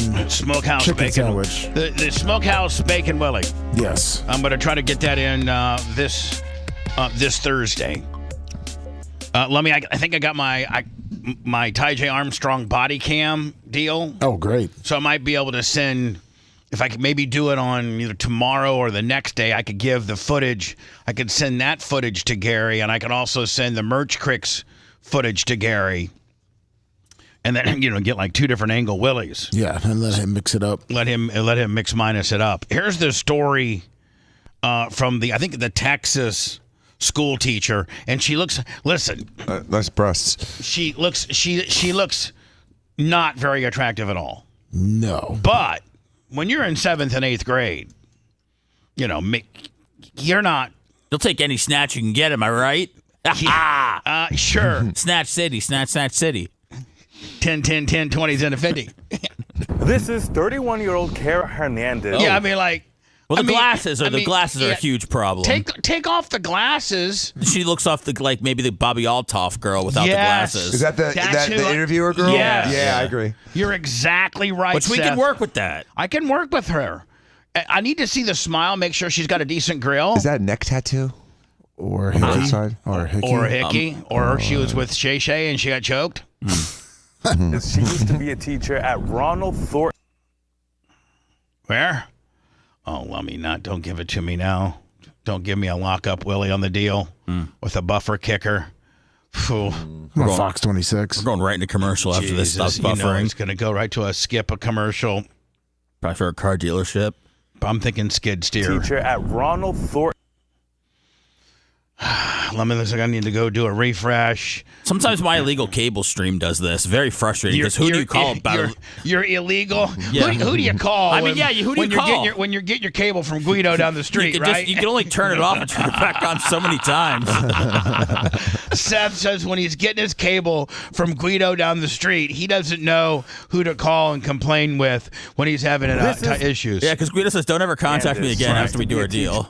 Ronald Thornton Middle School with Fort Bend ISD. She was arrested on February 14. According to Fort Bend ISD, in September, allegations of past inappropriate conduct by a Thornton Middle School staff member were brought to the district's attention by a former student. Hernandez faces 2 charges. The first is indecency with a child, including sexual contact and I can't quite figure this guy out. I mean, why? I mean, the whole point is to be in front of TV and be able to talk. Not only is he physically unattractive, he can't speak well. Yeah. And it's not letting me do start and stop Willies because it's got me. I sent you the direct video if you wanted to play it. Well, I mean, I'm this far deep into the man boobs, so relationship between educator and student. In a letter sent out to parents at the school, it reads in part, quote, Fort Bend ISD immediately began an investigation and the staff member was immediately removed from the campus and placed on administrative leave pending the outcome of the investigation. The staff member will not be returning. This was a DEI hire. There's so many. Yes, this guy. Yeah, There's so many attractive women out there that could give me that could give this story to me far better. And decent-looking black guys. I mean, it doesn't have to be a woman. It could just be, Yeah, give me another. Someone that can speak and looks okay. Give me a different black guy. That's it. And even doesn't have to look brilliant. Doesn't have to look beautiful. Just someone that can frickin' speak the language. Now have a list. Jesus. To FBI SD. Hernandez has a $50,000 bond, $25,000 for both charges. Reporting in Fort Bend County, Jonathan Mejia, Fox 26 News. Whoever does the hiring and firing at Fox 26 News needs to be potentially hired or fired. She was the orchestra teacher. She looks like that. Yeah. Orchestra? Yeah. What, was she like a violinist? Yeah, I don't know. Who's got an orchestra in 7th grade? Yeah. I mean, we had band, but we didn't have orchestra. That's really fancy. So bougie. Now, here's what Seth was referring to. I, for the life of me, can't understand how a state could be this liberal, this woke, this snowflake, that this would be okay in any circumstances at all. This just boggles my mind. Much like what the bitch in Maine's doing. The bitch in Maine is fighting the White House with this Title IX. She wants guys to be able to tuck their penis, put on some lipstick, and smoke the girl in the 100 meters. The little girl that has been training all of her life. The little girl, the little junior or senior high school girl that got second in state last year. And the girl that won it graduated out. So this girl, the second place girl is the odds-on favorite to win, the track meet this coming spring until, Larry decided to turn into Lamika and put some lipstick on with some, fake prosthetic boobs, and he goes out and smokes her. And this woman, this real girl, has just had the state championship ripped right from underneath her. She's been training all of her life. And Lamika, formerly Larry, just went and smashed the crap out of her. You're saying in the state of Oregon, someone can walk up to your 2-year-old kid completely bare naked, and that's not a crime? Even if it's on your property? Correct. Well, so it's trespassing, but what I'm saying is there's no laws against the actual nudity portion of it. So you can... Yeah, so Dan, little Danny and Sophia and stuff when they were younger, out in the back playing, got a big backyard, and some dude appears from the bushes nude, completely nude. That's okay. Can expose not in yourself Florida, to it ain't. What? Not in Florida, it ain't. No. That guy's going to have his ding-ding blowed off. What if a guy was just walking down the street? He wasn't popping out of the bushes at children. What if he was just walking on the street? Just like Bigfoot? Yeah, just minding his own business. I think that's what the guy's trying to say here. Kid completely bare naked, and that's not a crime? My God, Oregon, how much stuff? I'm not familiar. Maybe you guys can help. Geez. How many things do you need on your? Okay, so here's your belt. I don't know what this is. This seems glasses. Like sunglasses. This seems to be where his gun is. Right. I don't know what this is. This First is aid kit, maybe. Maybe this is 2 extra magazines for his gun. It looks like this might be maybe where he keeps his handcuffs up here. I don't know what that is. I don't know what that's our flashlight right there. Okay, that's a flashlight. That's his body cam, right? Yeah. I don't know what this is. I have no idea. I would assume that's where he would have his handcuffs. Or he keeps his garage door opener. I don't know what all this is. I don't know what all this. This might be a taser. That's his taser. I don't know what this is. That's his radio. His radio. Yeah. You see the big antenna? Oh, it goes down there. Yeah. Yeah. My God, I could. You know what? If I got my squad car, I couldn't even touch the steering wheel with all that. Can you imagine running after someone in that? No, I could run about from me to you. Even if it's on your property? Correct. Well, so it's trespassing, but what I'm saying is there's no laws against the actual nudity portion of it. So you can expose yourself to children in Oregon?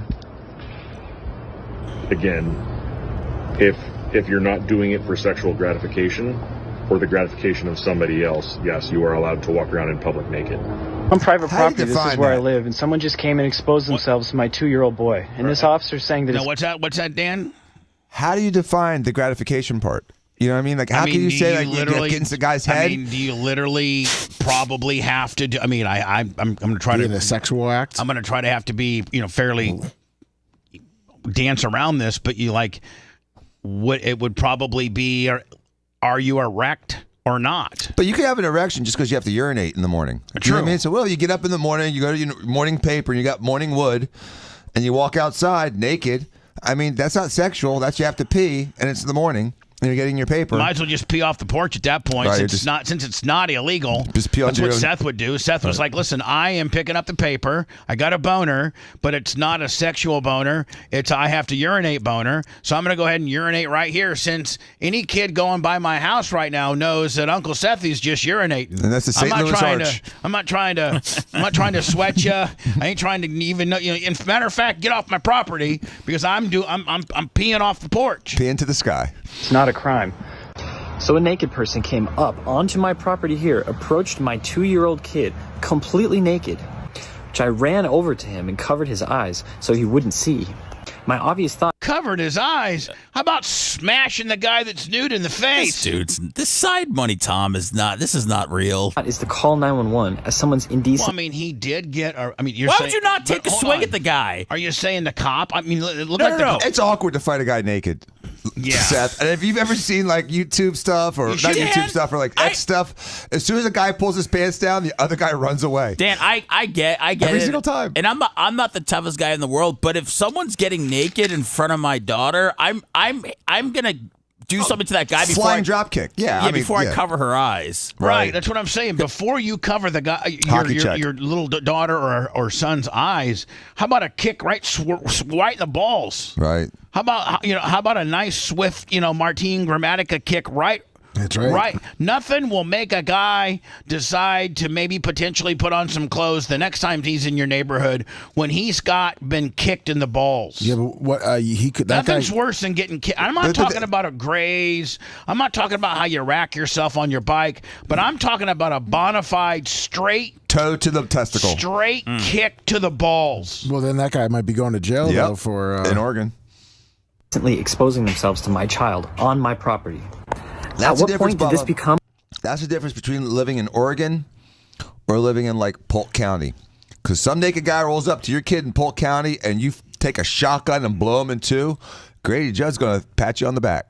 Probably. A normal and acceptable thing to do. The cops will literally do nothing about it.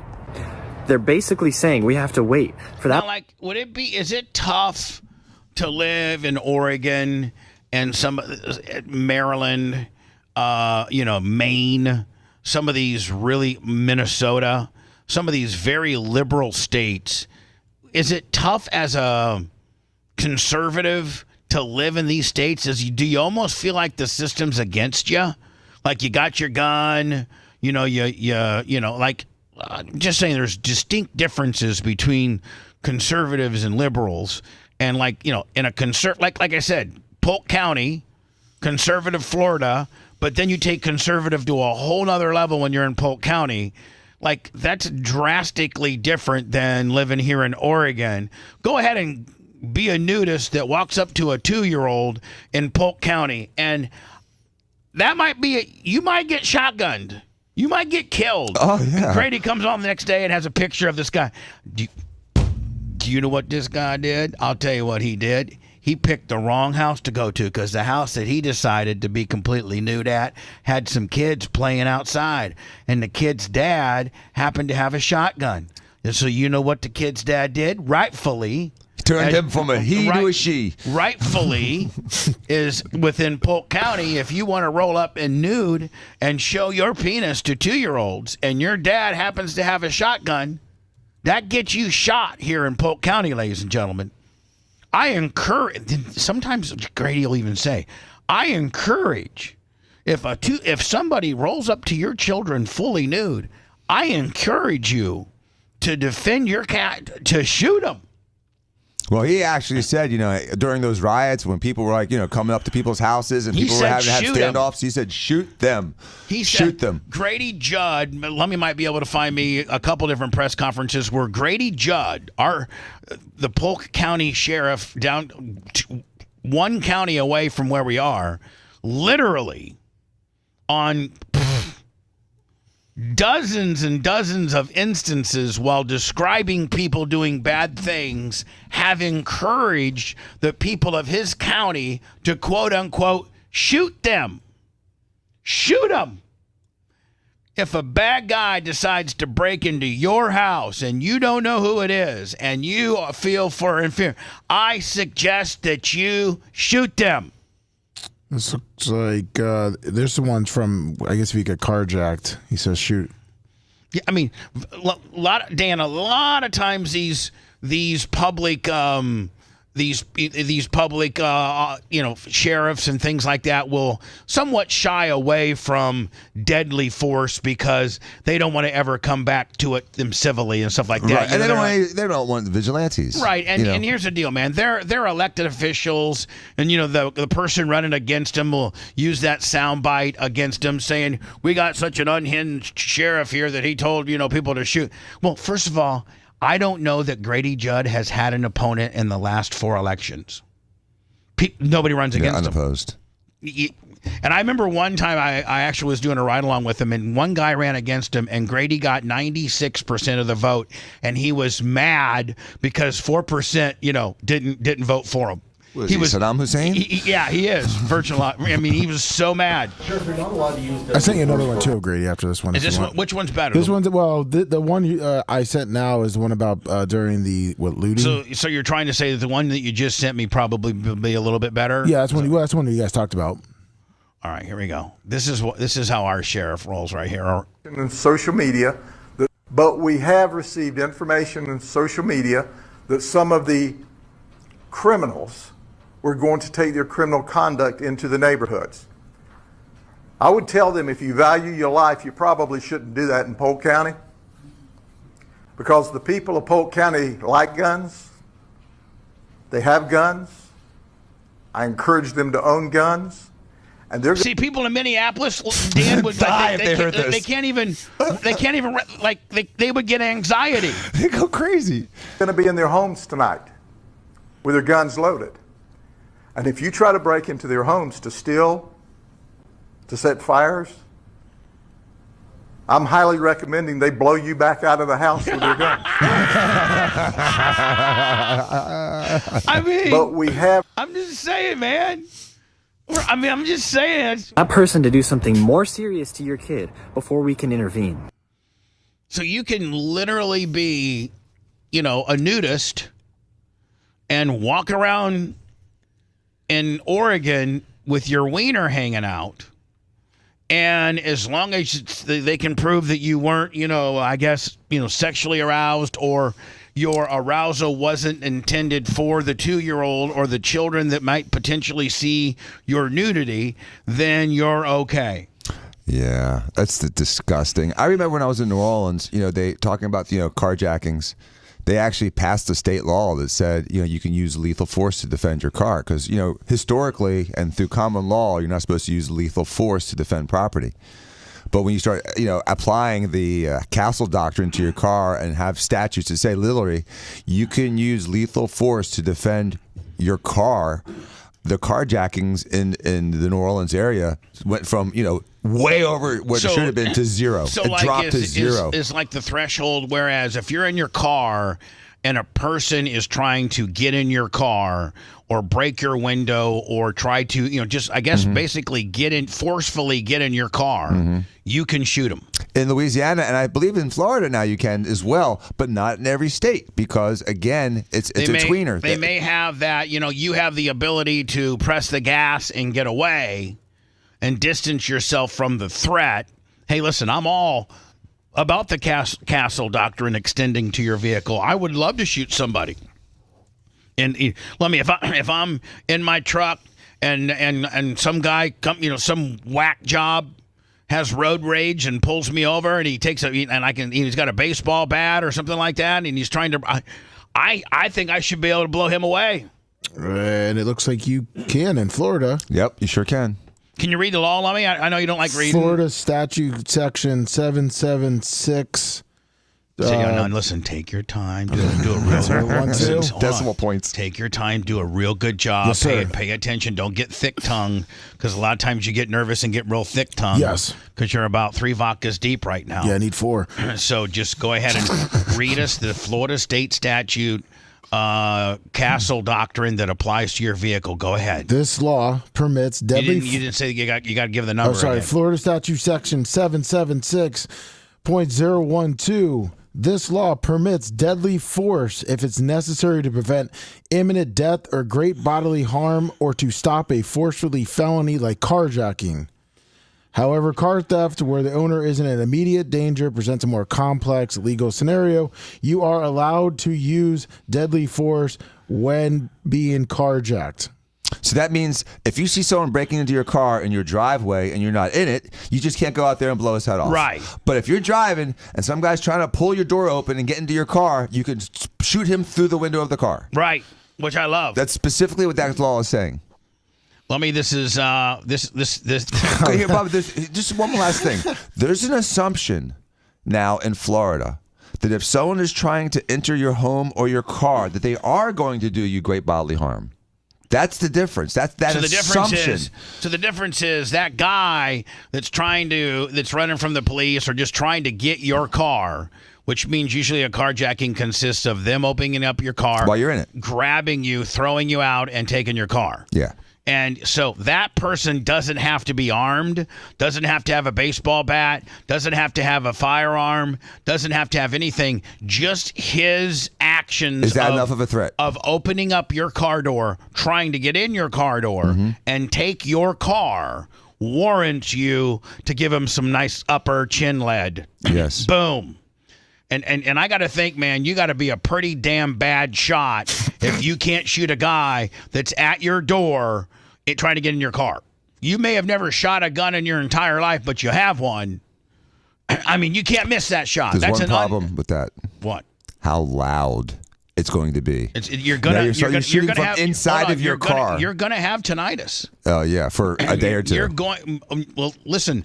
There are some people that have tinnitus permanently. You know, Merch Crick has tinnitus permanently. Just from shooting all the time? No, from that incident. Oh, because it was that loud, that enclosed space. It was in. Okay. Yeah. Okay. I mean, she has permanent tinnitus. That sucks. And so, Lummy, did you see this? Oh, yeah. First of all, so this guy, this one dude on the red team, he shoots the ball, and the guy guarding him, the African American dude in the white jerseys, maybe looks like to be number 3. Yes, it looks like, yeah. I don't know if he's got a problem with the guy. I don't know what, but he takes a full blown hack at him, and pushes this white kid against the wall. That seems to be that's all it is, but the black guy doesn't figure in the mama bear factor. And when, mama's at the game and somebody's messing with her kid, this is what happens. Oh. The guy in the red is the coach. Oh, okay. Okay, I thought... no, it's the coach. And... Oh, my God! What a hit! Oh, my God. Sign him up for the Bears immediately. Holy, what the? Zach, put him on punt team immediately. He needs to be one of those security guys when people run onto the field. All right, so hold on now. Oh, my goodness. So I got it all wrong. It's not the mama bear. All right, so the red coach was kind of breaking up, hey, get it, yeah. Now look at this. Has got to be the kid's dad. Yeah. Hold on. So the coach doesn't look like he does anything to the black player. It looks like he just pretty much kind of says maybe shakes him a little bit. It's like, what up, and distances him, from the kid that he pushed. And so to me, the coach in the red shirt doesn't do anything wrong. No. See, I mean, he's going to separate them. Actually, I think he hands him off to the other coach. The other coach, who it might be the coach of the number 3 kid. I think the guy in the red obviously is there first, and he's defending the player that got pushed against the wall. And then the other coach from the black kid's coach comes over, and the kid in the red who got pushed, his coach hands off the kid to the other coach, which to me is perfect. Well, nobody knows that the black kid's dad was second-team All-American Georgia linebacker, and watch this.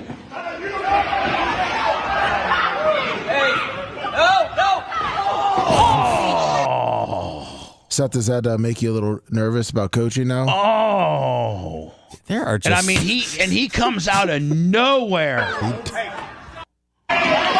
Did the dad get charged? He punched that kid. He didn't just push him. He punched him. Well, the dad also punched the coach. I wonder where that bitch-ass kid got this from. Yeah, exactly. Yeah, you know what? You're exactly right. You're exactly right. Where did the kid learn that behavior? Apple doesn't fall far from the tree. Wow. At least he didn't get stabbed. We'll start breaking down the NFL, the 2025 NFL draft. We got grades for all 32 teams. I did see a couple haters, Lummy, on Facebook or on YouTube. The comments were like, man, the first however long of Friday's show was all sports. Listen, numbnuts.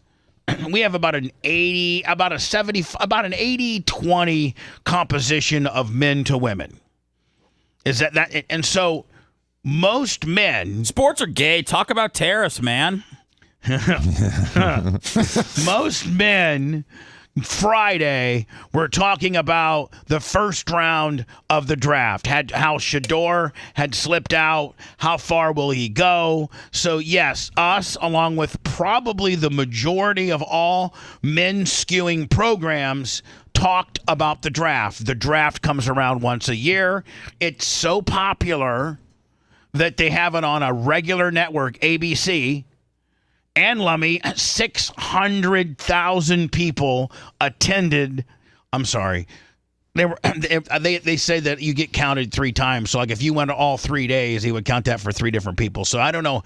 There were 600,000 total people for 3 days, but a lot of people went for all 3 days. So Like a Taylor Swift concert. I don't know. Yeah, exactly.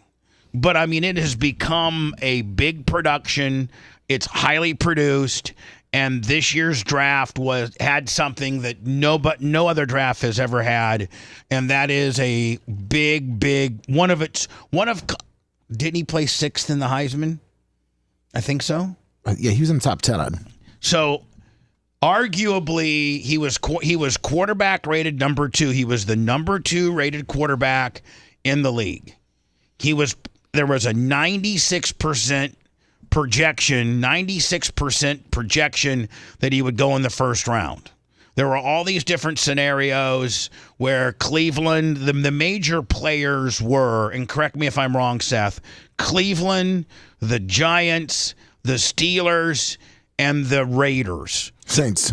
And the Saints. So there were 5 potential players in the Shedeur sweepstakes, if you will. And so he kept dropping and dropping and dropping. So Friday, for all you people that hate it on the show, shove it up your ass if you didn't like the fact that we spent as much time as we did on sports. I'm sorry that you're a pussy and that we're real men. Well, put it this way. You were talking about the ratings, and it looks like they were up 40% from last year. 7.3 million average watched on day 2 and day 3. Right. So that guy that I saw this morning might be onto something. You know what I'm saying? Yeah. We're gonna start breaking it all down, including the Shedeur slide. We'll start that process next. If you want a deep dive into the Bubba the Love Sponge show from the past, go to BubbaArmyHQ.com. We'll be back after these words.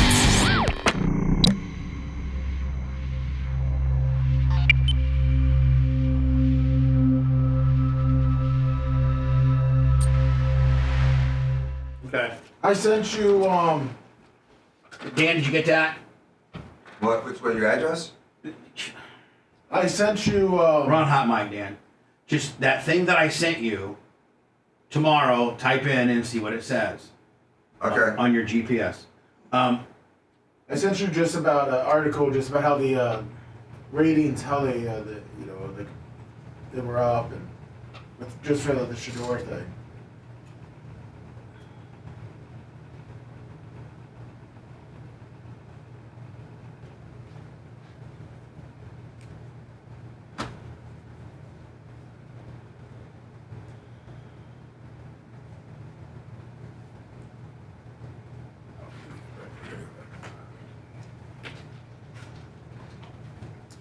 Was Deion serving as the agent for both kids? Yes, that's the problem.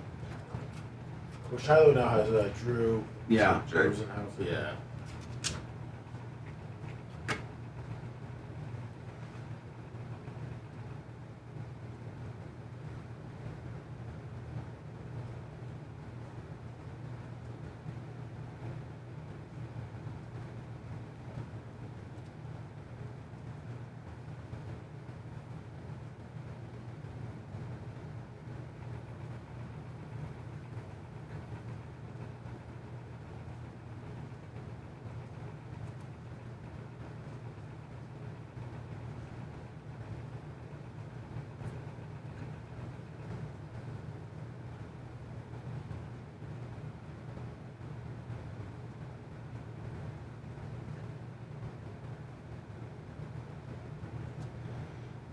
So Cleveland took 2 quarterbacks? Yeah.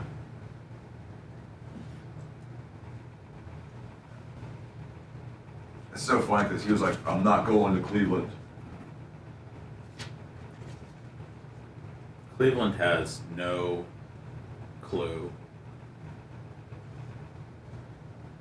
Well, you know, Cleveland just sucks as a city, too. I mean, it's not like you like... I mean, realistically, Seth, I think it made more sense for him to go to the Raiders due to the fact that you got what they got, Geno Smith? He would never have played. Oh, I was just saying, of all the teams that would have been maybe New Orleans, where he had the best chance of, because that Carr's only got 3 years or a 2 year? Carr's hurt. That's what I'm saying, but. Yeah, nobody knows what's going on with Carr, but yeah, he would have had a good chance of playing there. He's got a great chance of playing Cleveland, but there's no way that they thought highly of him or even can say they wanted him when they drafted Dylan Gabriel in the 3rd round. See, and again, I don't want to waste too much time. I'm not going to, we don't need to break down Cleveland's building. Right, I don't want, but because this is all stuff I want to talk about. But that absolutely made no sense. Like, they're fucking, like, what the fuck? Like, and honestly, if they ever had a fucking plan, then I would have just drafted Travis Hunter and then drafted Shedeur Sanders in the 3rd round or 2nd round and would have just paired those guys back up together. Well, here's the deal, and because they're just going to use one, they're just going to draft. And they moved up to get him, so that doesn't make fucking sense. You know, like they're fucking stupid. They moved up to get him. Why wouldn't your mindset? So that the reason why you move up to get somebody is because you think somebody else is going to get him. But clearly nobody else wanted him. Well, they said that the Eagles were about to draft him. For what? To be a backup. Who? Shedeur? Shedeur. Who drafted? They said the Browns traded ahead. Seth, that's something you got to tell me on Mike, okay? Okay.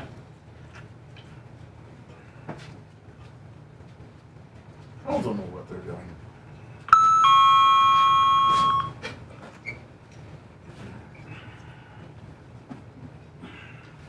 I know that when Tim Tebow became really controversial, teams ran away from him. They don't want the trouble. Sometimes people aren't worth the trouble. Well, yeah, I mean that's obviously.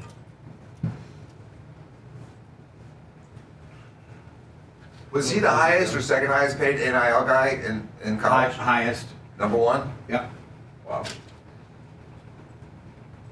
I stayed in college for 20 years, so I couldn't. Highest. I think Arch Manning's the highest now. He is. Yeah, Archie has 6.6 million. Who, Arch? Yeah.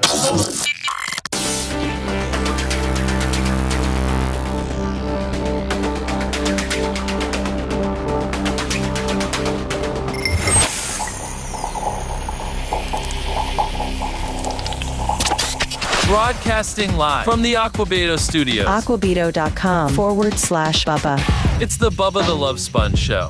Could you give me a list of all, and this might take a minute, but all undrafted free agent signings for all the teams? I know that obviously Shiloh Sanders was signed by the Buccaneers.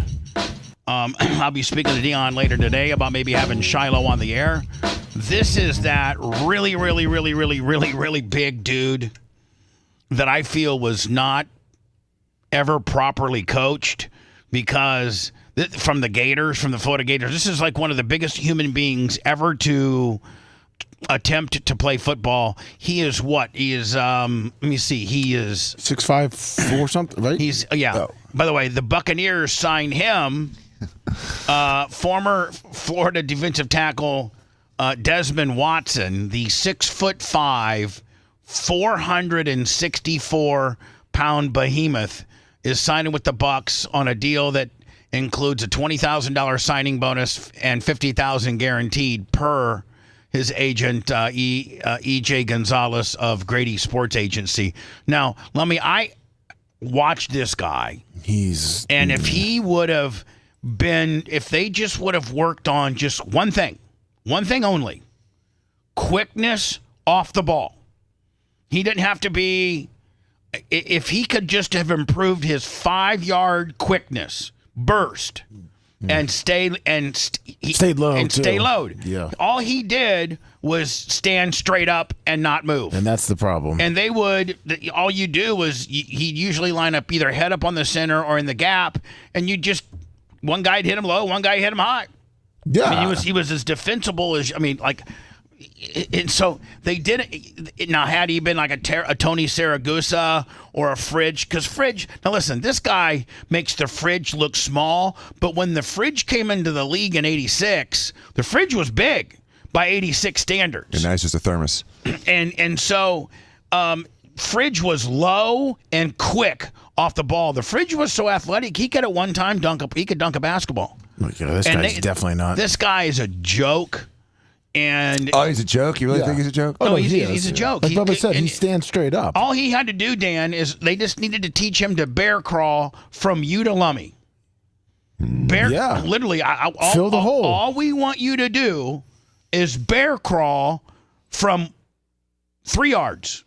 Because at that point, Lummy, he's going to occupy 2 dudes, and your linebackers are going to have a heyday in that gap. You want to stand the problem, like you're saying, you want to have your guy to stay low, so then he's taking 2 guys to try to stand him up to block the linebackers. It's a lot easier, especially in college, for this guy coming in standing up. He's already blocking your linebackers, right. And the college linemen are way obviously different than high school and can bench over 500 pounds. And here's the deal, Lummy.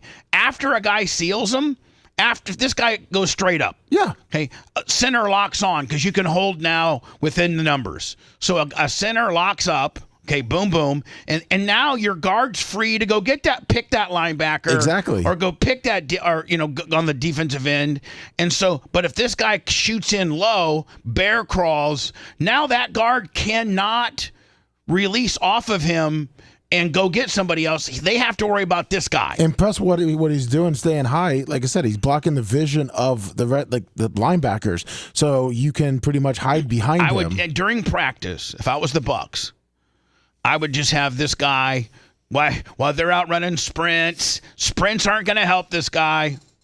While they're out doing, this and that, you just have this guy working on bear crawling 3 yards. Get off the ball as explosive as you can and bear crawl 3 yards. And do the shoots. You remember the shoots where he has to stay low going through the shoots? Yes, jump the bend at the waist shoots. Yes, yeah. Where you got to almost duck walk through, like 8 or 10 yards, like a tunnel. That's like a little tunnel. Here.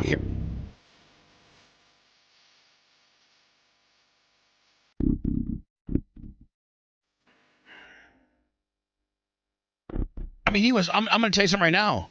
He was horrible. Do you think he'll see the far side of 30? I don't know. I mean, the first thing I'm doing, Lummy, is I'm getting him on. I mean, he's got huge size. I'm getting him on a little bit of a nutrition deal.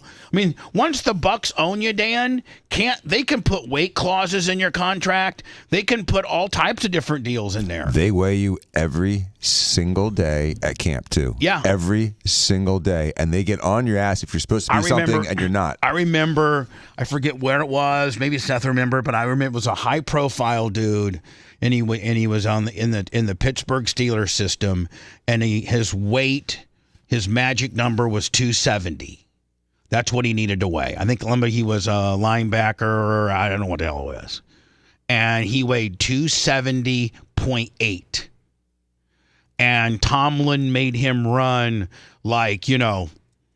15 stair steps or something, and the guy was like, "Really, for 0.8?" And so they are strict on you, and the Bucs. Let me now. Here's the thing: if you properly train this guy, he could be a monster. But to me, he looks so unathletic. I mean, all they're showing us here are just pictures of his girth. I don't see any highlights on him. It's Rio, the young OG, man. Okay, maybe we're gonna see some highlights. Boys in this bitch, nigga. Free big ghetto, free the whole ghetto. That wasn't bad. Okay, hold on. That's the guy, one of about 100. Well, if you watched it, actually, we don't have to break down the tape. The center went toward the linebacker. They were trying to release him free. So hold on. If you watch, the center's trying to go to that linebacker. Yeah. And the guard doesn't have position on this guy, and this guy just throws. Boys in this bitch, nigga. Free big ghetto. It was a miss block. Yeah, he was just going low on the guy. But if you watch his first move off the ball. Watch his first move off the ball. Watch his first left. See his left foot, Dan. Mm-hmm. Watch he'll go, instead of going bear crawling right through here. which means none of these two guys can release. And like me, they think this guy's such a non-factor, Dan, that they don't block him. This guy got lucky on this particular play, but they don't. The offense doesn't block this guy because he think he's a non-factor. Watch his first move. Up. Yep. Instead of foreign.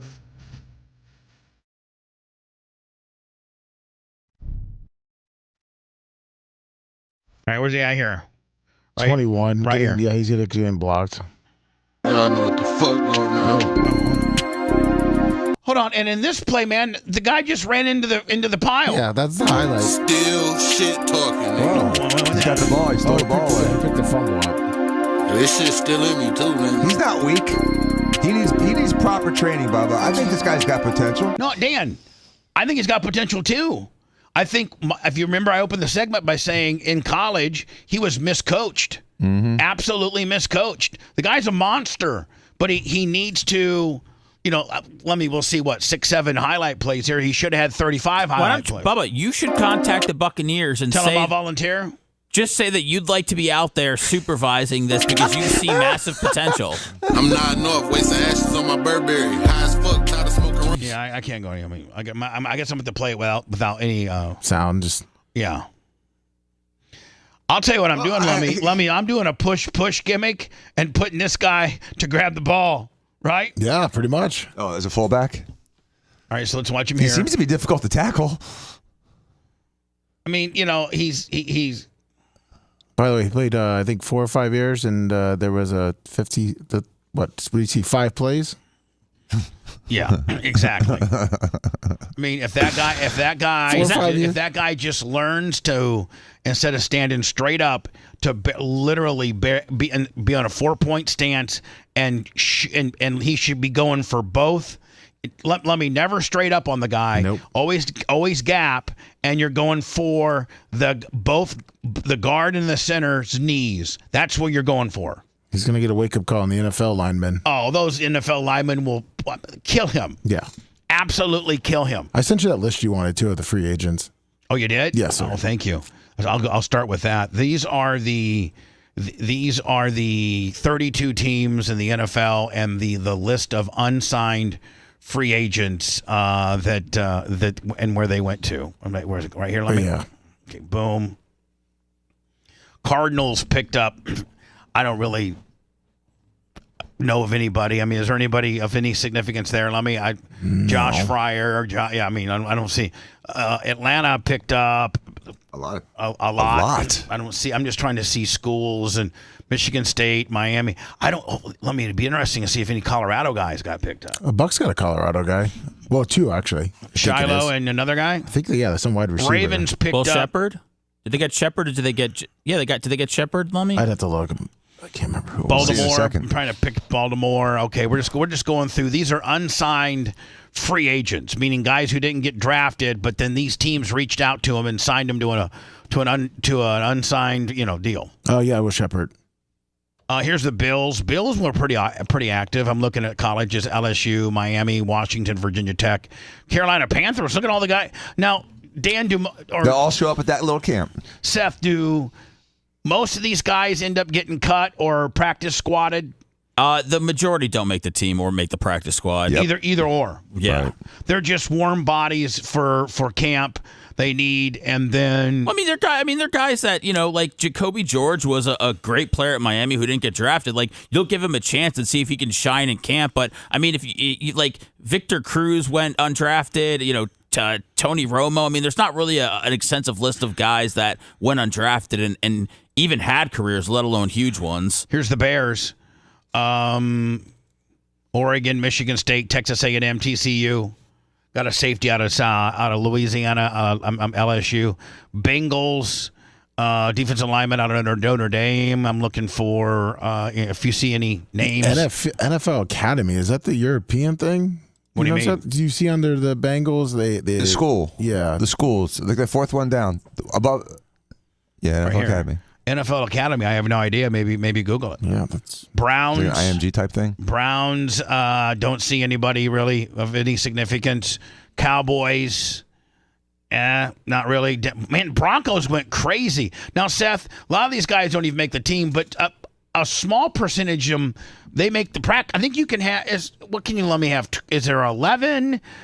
Or for the practice squad? Yeah. 8? I think it's 11 Bigger? or 15, I think it is. I think so. Seth, do a lot of these guys make the practice squad? If anything, they'll make the practice squad. I mean, that's if they want to protect him, right, Seth? They just want to protect him from another team. I mean, yeah, they could. I mean, but you're also talking about teams that just went 7 rounds in the draft, and some had more than 7 draft picks. So your 5, 6, and 7 guy might be practice Willie, right? You have the chance to bring in a bunch of guys, a bunch of lottery tickets, and see if any of them pop. And I just think that's what teams do. I do not think that anybody goes undrafted that a team had high hopes for. Right. These guys are like open tryout guys. 16 players on the practice squad. So they're allowed 16 players on the practice squad. That's not including injured reserve or the PUP list. Correct. And then 4 players, you have to have 4 players who have not accrued more than 2 NFL seasons, 6 players that have no limitations on experience. So you could have a guy that's 5 years in the NFL. And then, so there's some rules on practice squad. Yes. Guys. Packers don't seem to look like there's anybody from anything. Houston, look at Houston. Houston only signed 3. The Colts, I'm just looking for different colleges and things like that. Nothing really significant there. Jacksonville, I'm looking for. There's a Colorado guy. So Deion's probably pretty happy about that. There's a Colorado guy. Chiefs, Florida State, Penn State, Florida, Clemson, Maryland, Raiders. Let me see. South Carolina. I'm sorry. Southern USC. Guy from Indiana. Man, the Chargers went crazy, did they not? Yeah, they did. Guy from Purdue. Rams. Guy from Indiana.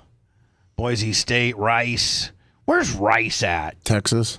Is Rice in Texas? Yeah, it's one of those Texas schools. When's the last time Rice ever had a program? 1960. Dolphins, not anything significant. Vikings went crazy. They got a lot, but nobody, sexy or that stands out at us. But does anyone sexy left? I think that's what Seth was saying. At this point, there's nothing sexy left. I think the only thing that's sexy left is the just Bucks. Day shift. It's only the quarterbacks and Shedeur Sanders, really, that people would pay attention to. New Orleans Saints, or big schools, like the Notre Dame Giants picked up a guy from Notre Dame. The Jets, they got a guy from Notre Dame and Florida. Eagles, 3 dudes. Steelers, nothing really significant. The Niners, nothing really significant. Seahawks, nothing. Tampa Bay Buccaneers, 2 guys from Colorado, right? Yeah, they did get that wide receiver. Shedeur Sanders and Will Shepard. So there you go. Do you think that is a direct relation?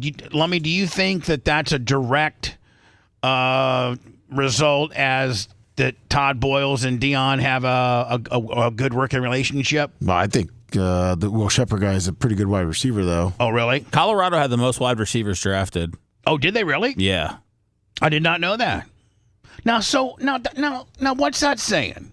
Because if Colorado had the most wide receivers drafted, somebody of significance had to get that ball to those guys. Right? Mm-hmm. Doesn't even make sense. No, it doesn't. Well, it does when you look at the big picture. So here we go. Well, none of Cam Ward's receivers got drafted. It's For real? Perfect. Yeah, they signed one of his best receivers after the draft, but I mean, there's it's not. It doesn't always equate. Yeah, because the Shedeur haters will just say the reason that Shedeur had is because of his receivers, then, which is why they were drafted. It was because of his offensive line. Shedeur Sanders' incredible impact on NFL draft TV ratings has the league drooling. The star Colorado quarterback was the 144th pick in the 5th round on Saturday, a stunning slide for the prospect, considering that many considered him a first-round certainty. The Cleveland Browns selected him as selected him as Sanders was a lightning rod during the draft season when many projected him to be a first-round selection. He went undrafted for the first 2 nights. Many fans who would unusually check out after the second day, but now stuck around. According to the John Lewis Sports Media Watch, days 2 and 3, the 2025 draft drew an average of audience of 7.3 million across all platforms, which is a 40% increase over last year's. Only the 2020 draft averaged more second and third night viewers, which isn't shocking since most of the world was stuck inside due to the pandemic. True. So this breaks it down here. 2025 NFL draft rounds 2 and 3 viewership. It's the second most watched day 2 on record. 7.3 million averagers across ESPN, NFL Network, ABC, blah, blah, blah. It was almost like when that little girl got stuck in the well. We were all glued to the TV for 3 days to see if she gets rescued. I wasn't going to quite, but I don't think I was alive during that year. What's that? When was that? I don't even remember it was about that. 30 years ago. Oh, yeah, some girl got stuck in the well. She survived. She survived, yeah. All right, so I don't get too far behind. When we come back, we're straight Shedeur, NFL. I got 1, 2, 3, 4, 5, 6, 7, 8 things to consider as to why Shedeur may have slipped. I'm sure all of you guys will either, co-sign and talk. You've only got 8? Well, I got just 8. I have 47 right now. You're listening to the Bubba the Love Sponge Show. If you want 24/7 on-demand Bubba and the crew, go to BubbaArmyHQ.com. The Bubba the Love Sponge Show will be back after this.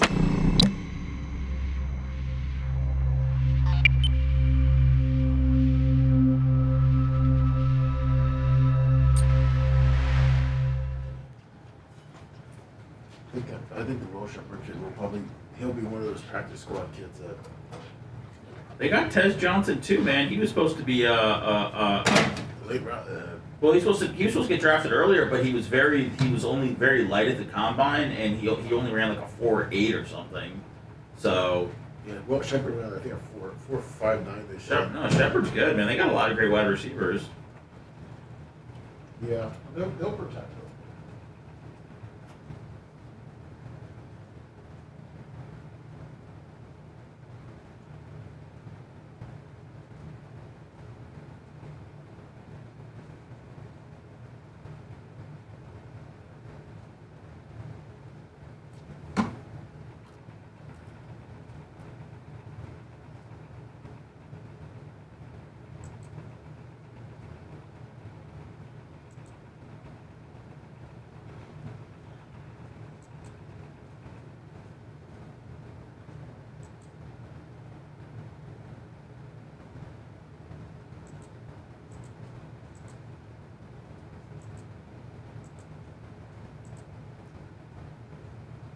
New Colton Lummy podcast is out.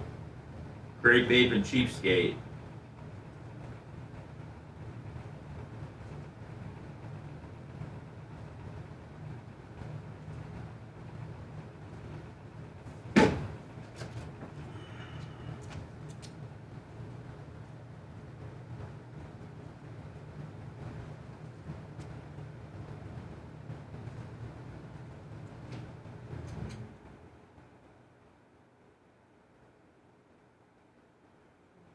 I'll set you up for that. What? With the new Lummy thingy. Oh, okay. I'll set you up with that.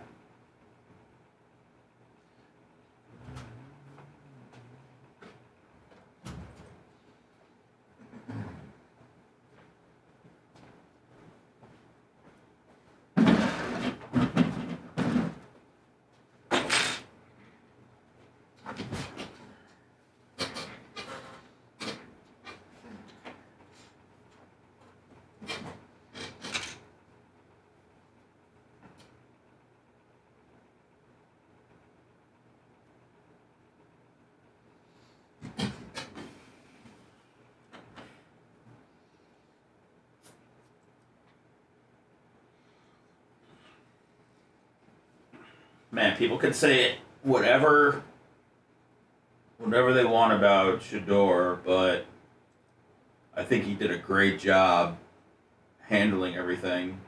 Oh, yeah. He was classy about it. He wasn't like tweeting like, this is bullshit, no one's picked me yet. I just thought he... Yeah. That's true. Absolutely. And I think once you get drafted into the league, just like once you get picked, I know whether it's first or in the 5th round, I think it just feels great to know that you made it. Right. And you got a chance. Yeah. But yeah, he did handle himself with class. I have to give you 100%. After his first night, all full-blown legendary fucking backdrop, ice sculpture, legendary ice sculpture. The party's gate, and then Saturday they're just hanging out in the backyard. And Saturday they look at somebody they're somebody's apartment. Yeah, it's just like it. But that's why a lot of people stay at home, man. They don't want to go through the embarrassment of having to sit in front of the world. And Shedeur still had to do it. Deion looked very unsettled, man. Jordy's pissed. But your son, but wanting to see your sons accomplish that dream. But you're also, you know what? He's also reading some of the fucking chatter that it's his fault. Yep. No. Exactly. Mm-hmm. Well, he wouldn't believe that. I would.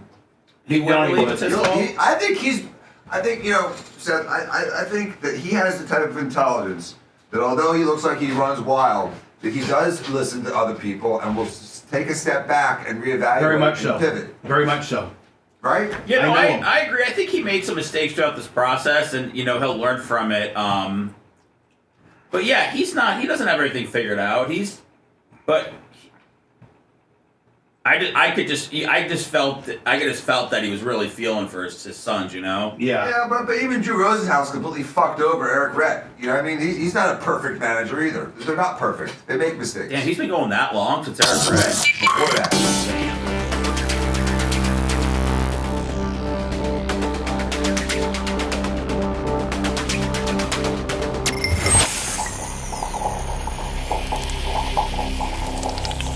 Interaction is key. Interaction. Call now 813-90-BUBBA. Now back to the Bubba the Love Sponge Show. Vicariously entertaining. Thank you. Here we go.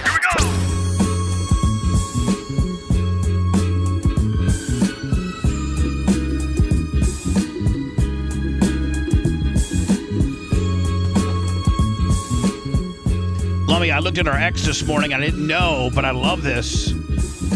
Now, the only thing that I think Tuttle might have messed up on is we have black ducks. I think it might have been, Ed and Leslie.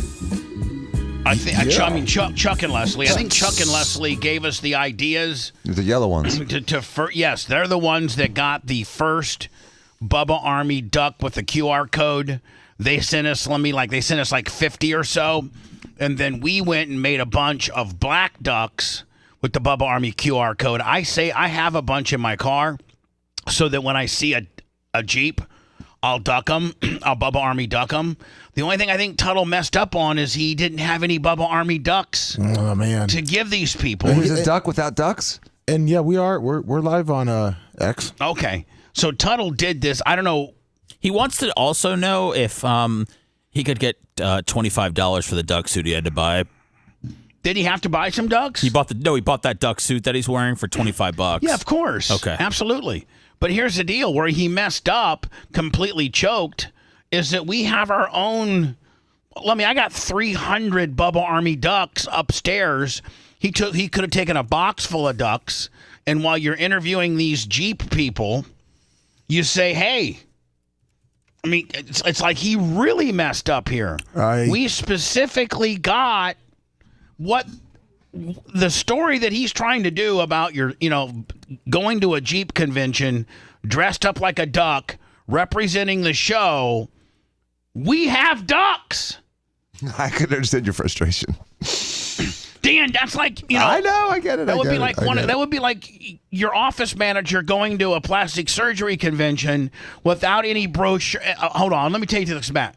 That'd be like your It'd be like Jennifer going to a plastic surgery convention about breast augmentation and not taking any Dan Diaco is absolutely the best at breast augmentation flyers and or, anything to do with promoting your business. Yeah, or having a Botox party without Botox. Right.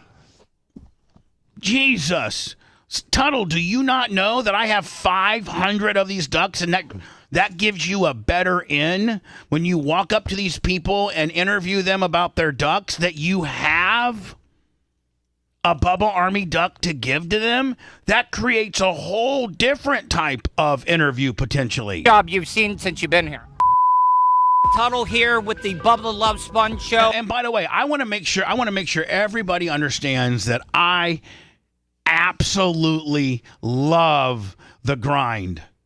I love the fact that he went out and bought a duck outfit, had probably Kristen or somebody tape him because he knew there was going to be a big Jeep convention near his house. So the hustle and the grind, I can't, I don't want anybody to say, man, Bubba's a real dick. Toto went out and did. No, I cannot tell you how cool this is.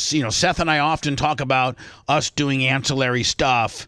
And the guys like, Tuttle and me and you and everybody, like, that's why I'm going to do a food review this week. Yeah. People gravitate to this out of the studio, guy on the streets type deal. And Lummy, he's got a wireless microphone. I mean, everything is absolutely perfect.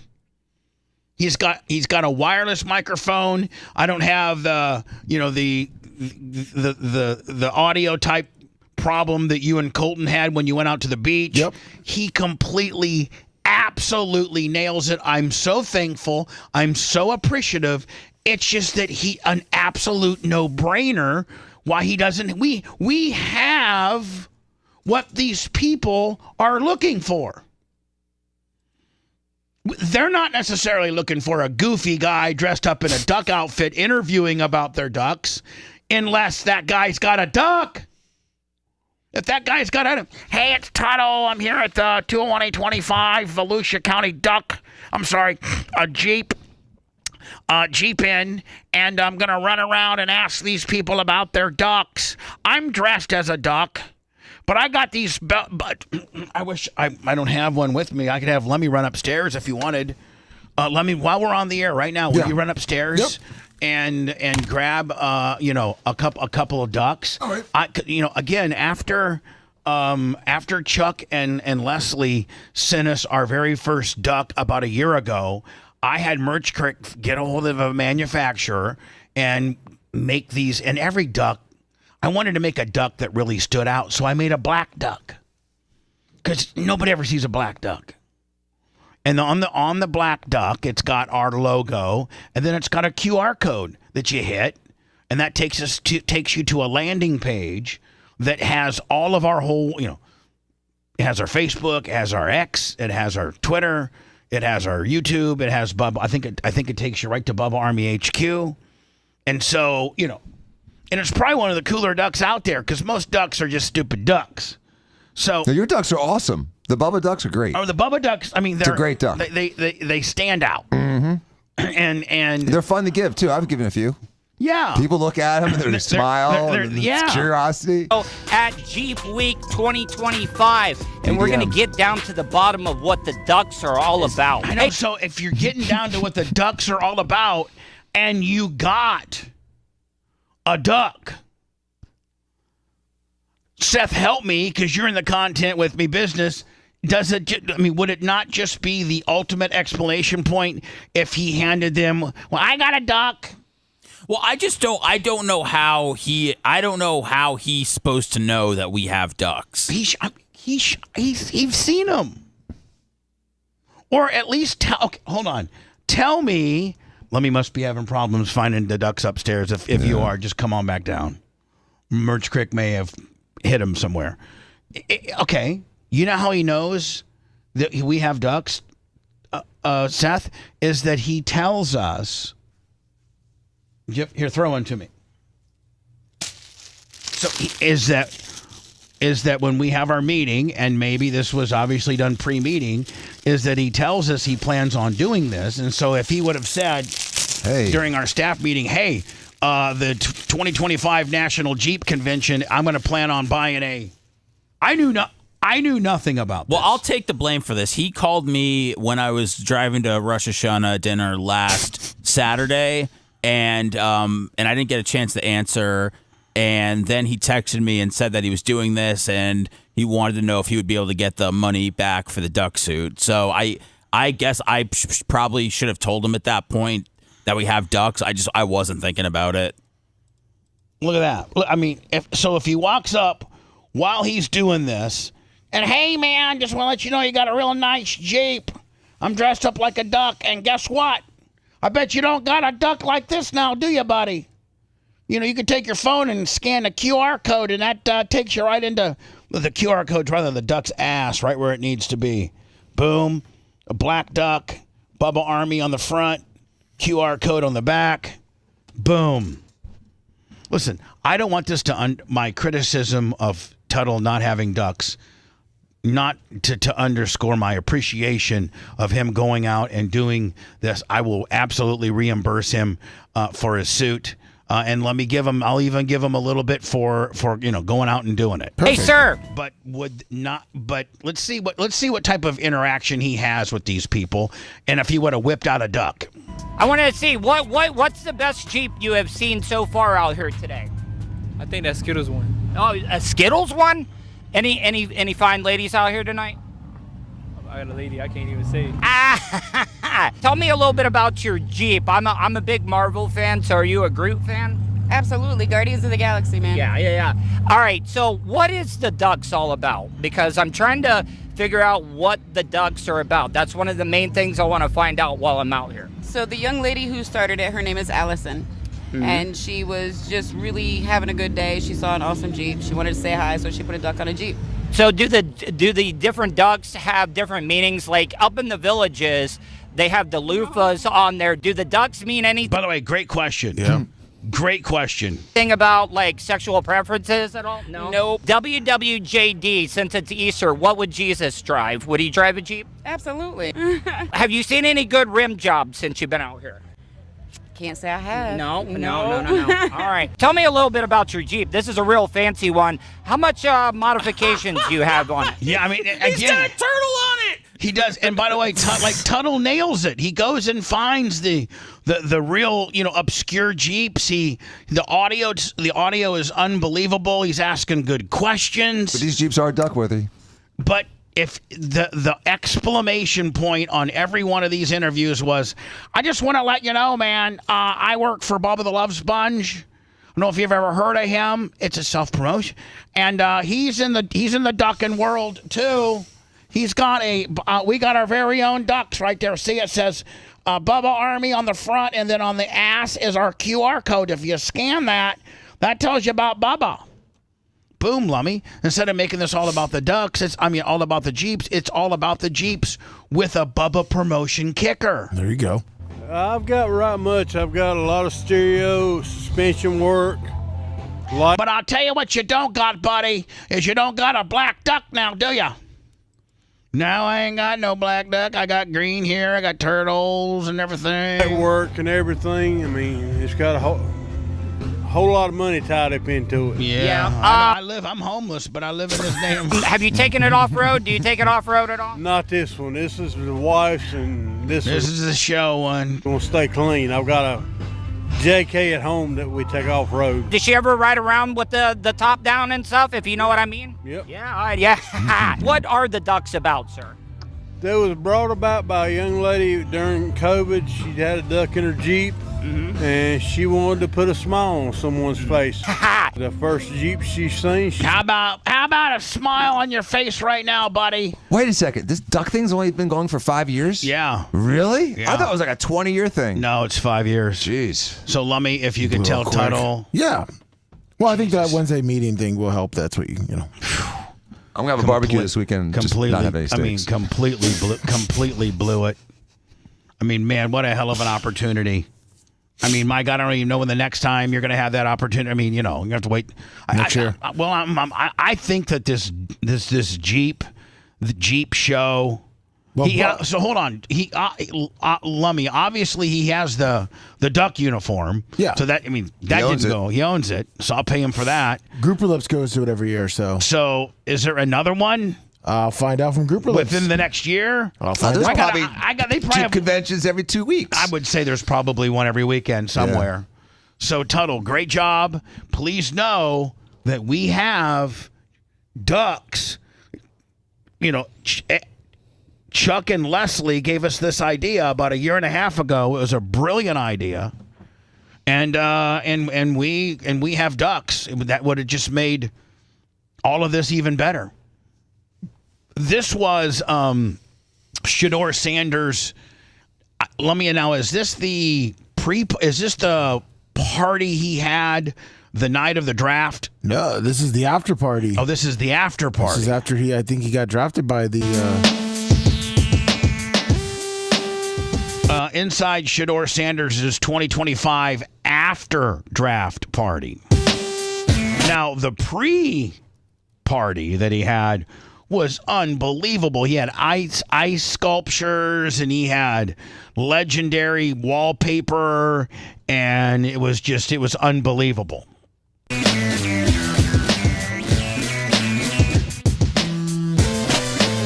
have a question. Yeah, what? The first 5 to 10 draft picks are absolutely defined their salary by almost like by rules now. Yeah, it's literally you get like a 2% raise than the last year guy. So what is there a fixed salary for a guy in the 5th round? Yep, he's going to make $4.17 million in the 5th round. Yep, that's what the definition is for a 4-year deal. He's making $1 million a year. Yeah. Yes, it's all the entire draft is worth way. that. It's worth $4 million. So people can't just hold teams to ransom. Nope, not when you're drafted. Now your second deal you can, but your first deal is pretty much like a 2% raise from them. They did that a while back because for whatever some of the rookie contracts are getting ridiculous. Now here's the other thing. Hi, Karate's here. Hi, Karate. Okay. What's up, Jay? How you doing? Good morning. How are you? Good. So I don't know that any other personality that was scheduled to be in the first round had nearly as extravagant as a party as what Shedeur had. I don't think Cam Ward. I think, as a matter of fact, I think Cam Ward might have been at Lambeau Field. It was like Hillary Clinton's breaking the glass ceiling. So, Seth, that when you're at Lambeau Field, you can have your little table with your family there and everything, but I don't think you can have, ice sculptures and booty dancers and DJs and things like that. Is there anywhere in Green Bay that some kind of nightclubs? No, or? I think that's why Shedeur. I think maybe the diners stay open a little late. Yeah, so you get to go. Waffle House will let you run the jukebox. Now this says after. No, it is. You saw a one sign that said 5th round pick.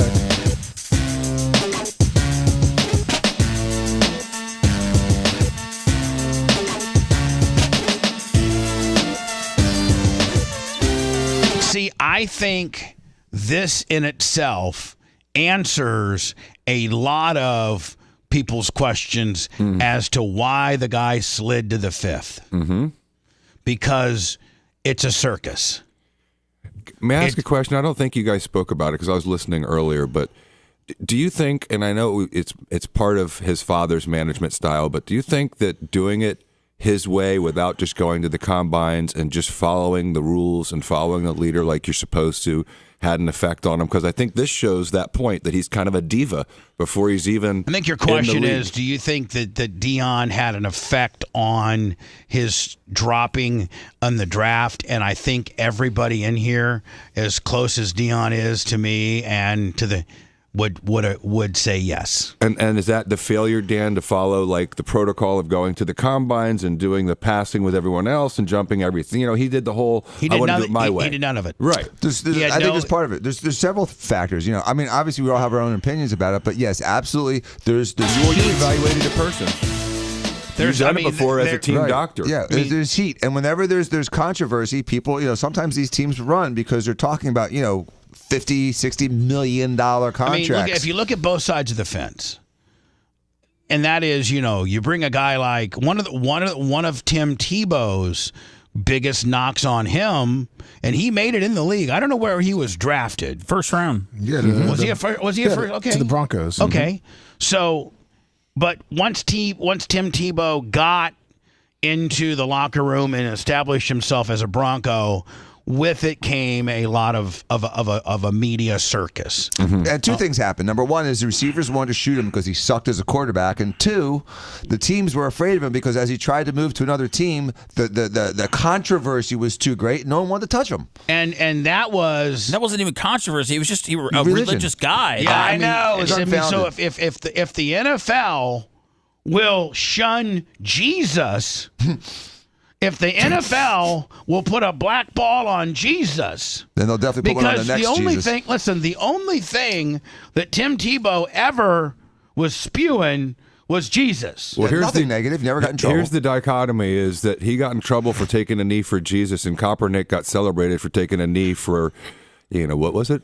And just so I could, Shedeur, man, you're really tanked up today. Because I just was trying to word it for Jay that I didn't sound like I was calling him an idiot, but he did go to the combine. Shedeur did. No, he just didn't throw. Hold on. He did everything there. No, he didn't. Yes, he did. I could send you his report. Did you just say he didn't throw? He just didn't throw. Okay, well, that's not doing everything. Did he do bench press? He just interviewed, didn't he, Lummy? All he did, he didn't do the 40. Lummy, you're wrong. He didn't jump. He didn't jump. He didn't do the 40. He didn't do the bench press. You know what he did? He went and talked to some teams. He shook hands and kissed babies. And that pissed off a lot of teams. So hold on. He didn't do a pro day. And when he did a pro day, it was, I guess, kind of like not a standard pro day. He didn't, hold on. He went to the Senior Bowl. Now, a lot of these guys don't want to play in the Senior Bowl because they feel they might get hurt. But what they will do is they will practice all week with the Senior Bowl. Smart. So that the scouts can see them practice, but they just won't play the game. He didn't practice. He didn't play the Senior Bowl. He had no real pro day. He had virtually no combine. And he made demands like, I'm not going to certain teams. Well, early on, Deion was. There's several clips saying, we're going to evaluate where he goes. I'm his dad. The exact quote was, I'm his dad. I know what's behind the curtain. I know how to play the game. And my son, I'm going to select or have an influence as to where my son goes. So if you have no combine, and the only combine that you did was some measurements, weight, height, arm length, just that. Health. No throwing. Wonderlic test. Listen, here's the three things that they want to know in the quarterback. They like to know your 40 time, and they like to see you throw. Maybe they don't need you to bench press because they need the defensive lineman and the offensive lineman and the defensive edge guy. They need him to bench press. They don't necessarily need the quarterback to bench press. I can see skipping that. Right. But I cannot see skipping. You got to throw a 40 in there, and you got to throw. You got to. So you have basically no combine. The only thing you did was you did measurements and interviews, and there's now reports that the interviews weren't so good. I guess you had a pro day at Colorado, but I've been reading, Lummy, that his pro day was not necessarily the way pro days go. And it looks like he was sandbagging interviews at the combine. So with certain teams, coachability is something that's really important for NFL teams who have like a long play in mind. And then also there's that it factor where you see somebody do something and you're like, oh my God, that doesn't translate on paper. The phrase "someone looks good on paper but doesn't look good on paper but looks good on the field." There's a lot of players like that. So you got, and then you got the team interviews like Jay mentioned, that some of which there's reports coming back that he, was somewhat came across entitled and had his hat on sideways. Well, the exact report that I think Adam Schefter and Ian Rappaport were coming out with is that he was meeting with the Giants, that they had him, diagnose a play or something. He got it wrong. Brian Daboll called him on it. Then he didn't like that. Brian Daboll called him out on it, and then that's why they said that the whole meeting was terrible. based on just that. That was part. That was on that chain of events. That's what was made public. And so that is terrible when the coach asks you a play scenario, you fail it, and then you don't handle the criticism well. Not good. Then you have the Deion effect. You have the Deion effect where you as a general manager know, and by the way, Deion's your agent, so that's your dad's your agent, and Deion's not necessarily the easiest guy, and probably. Honestly, to compliment Deion, but most of these general managers probably somewhat intimidated by Deion. Because he's got so much more chutzpah, experience, knowledge. So when when you got a general manager from the Giants, or you got a general manager from the Saints, they're like, man, we can't necessarily we're a little intimidated by this guy. We're talking to a guy who's arguably the greatest of all time at his position. He is unbelievably smart. He knows this game probably as well, if not better than me, and I'm intimidated by him. Well, it had to be because it looks like Shedeur and Cam Ward both didn't do anything at the combine. So they did the exact same thing. I think Cam Ward had a better pro day. I think Cam Ward interviewed better. And I think Cam Ward, correct me if I'm wrong, did he practice during the Senior Bowl? No. Okay. Can I say that he's a better player? Yeah, well, I mean, people, is that maybe part of it too? Yes. Maybe he's a lot better of a player, so he has a little bit more swag. But to do people that. had him as a better. He was QB1 and Right. Shedeur was QB2. Right. So he wasn't QB17, and so that's what he came out as. He QB'd himself right into the 5th round or whatever. So you got the Deion effect. Then you got the humble effect. And when you got Shedeur that's got the largest NIL deal in all of college athletics at what's been reported at $6+ million, I've heard between 4 and 6. You got him, having a pre-party with his own brand, with his own brand, the legendary brand. You got him wearing a $3 or $4 million pendant, gold chain and stuff like that. So I don't know if you're a general manager, and the mindset of a general manager is not only do you have to give your coach the best players to win, but you also have to keep in mind with your existing players on not upsetting them and upsetting the apple cart of the locker room. That's a really good point, Bubba. And you're right. I never even thought about that. But drafting him may really piss off some veterans because who the hell does this kid think he is? He hasn't done a damn thing in the NFL yet. Let me give you one name that both of you guys will be. Hold on. Let me give you one name that everybody in this room will know, and it disrupted the locker room and made the Buccaneers worse. You ready? Mm-hmm. Alvin Harper. Yep. Alvin. The Buccaneers give 2 number 1s to Dallas to bring in. Now under the Dallas system, he was good. But because he had Michael Irvin and other people, taking the heat off of him, so he was good. He came into one Buck place, and this comes from reliable sources. The very first day, driving a white Lamborghini, and he disrupted the locker room. Ty J told me half the people hated him. Mm-hmm. Half the people were envious of him. Mm-hmm. They knew they were out there practicing with him every day, seeing him drop balls and not running routes right. And they're like, we gave 2 first-rounders for this dude? Yeah, best thing that ever happened to him was getting the tip of his finger cut off. Remember who else did it, Dan? Yeah. Oh my God. Kenyatta Walker? Not Kenyatta Walker. Keyshawn Johnson. Yep. Remember he got benched for the Super Bowl. 2 number 1s. He was benched. Gave 2 number 1s for him. And so as a general manager, you're like, okay, I'm going to bring a kid in who made $6 million, made more than half of my team.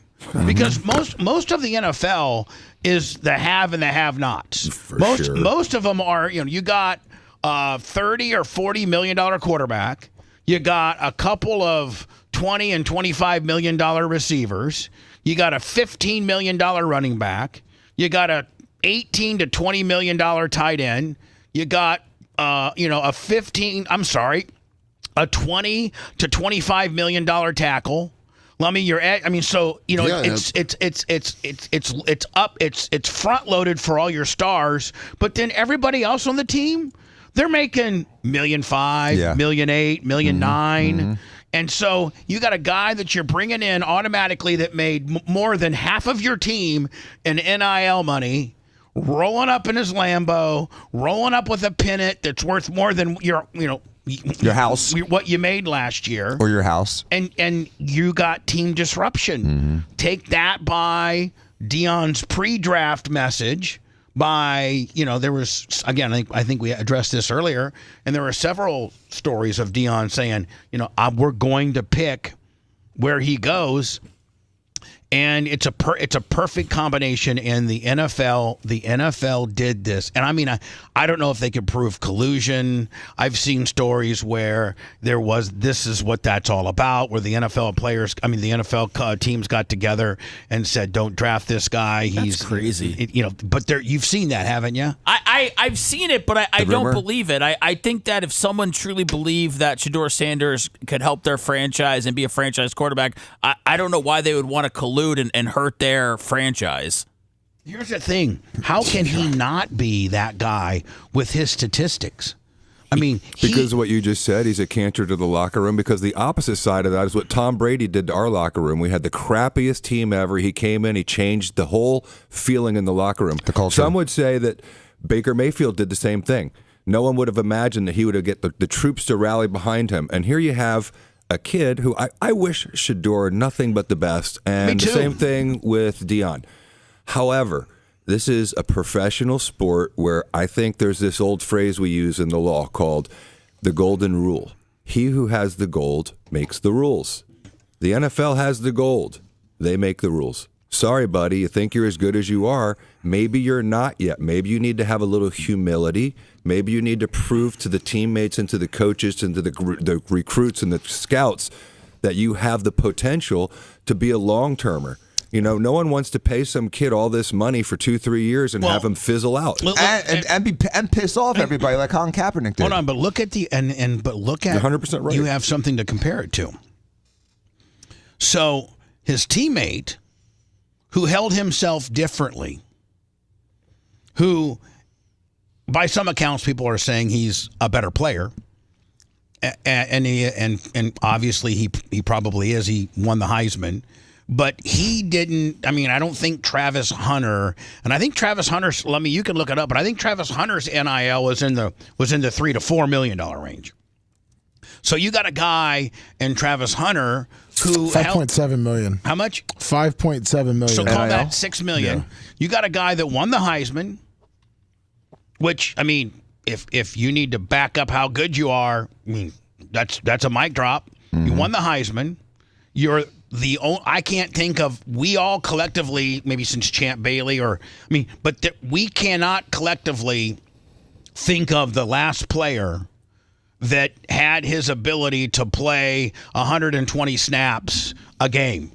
And he's very adamant about not being designated a DB or a wide receiver. He wants to play them both. Now, obviously, they're going to have to bring his load rate down a little bit, but he's going to play both.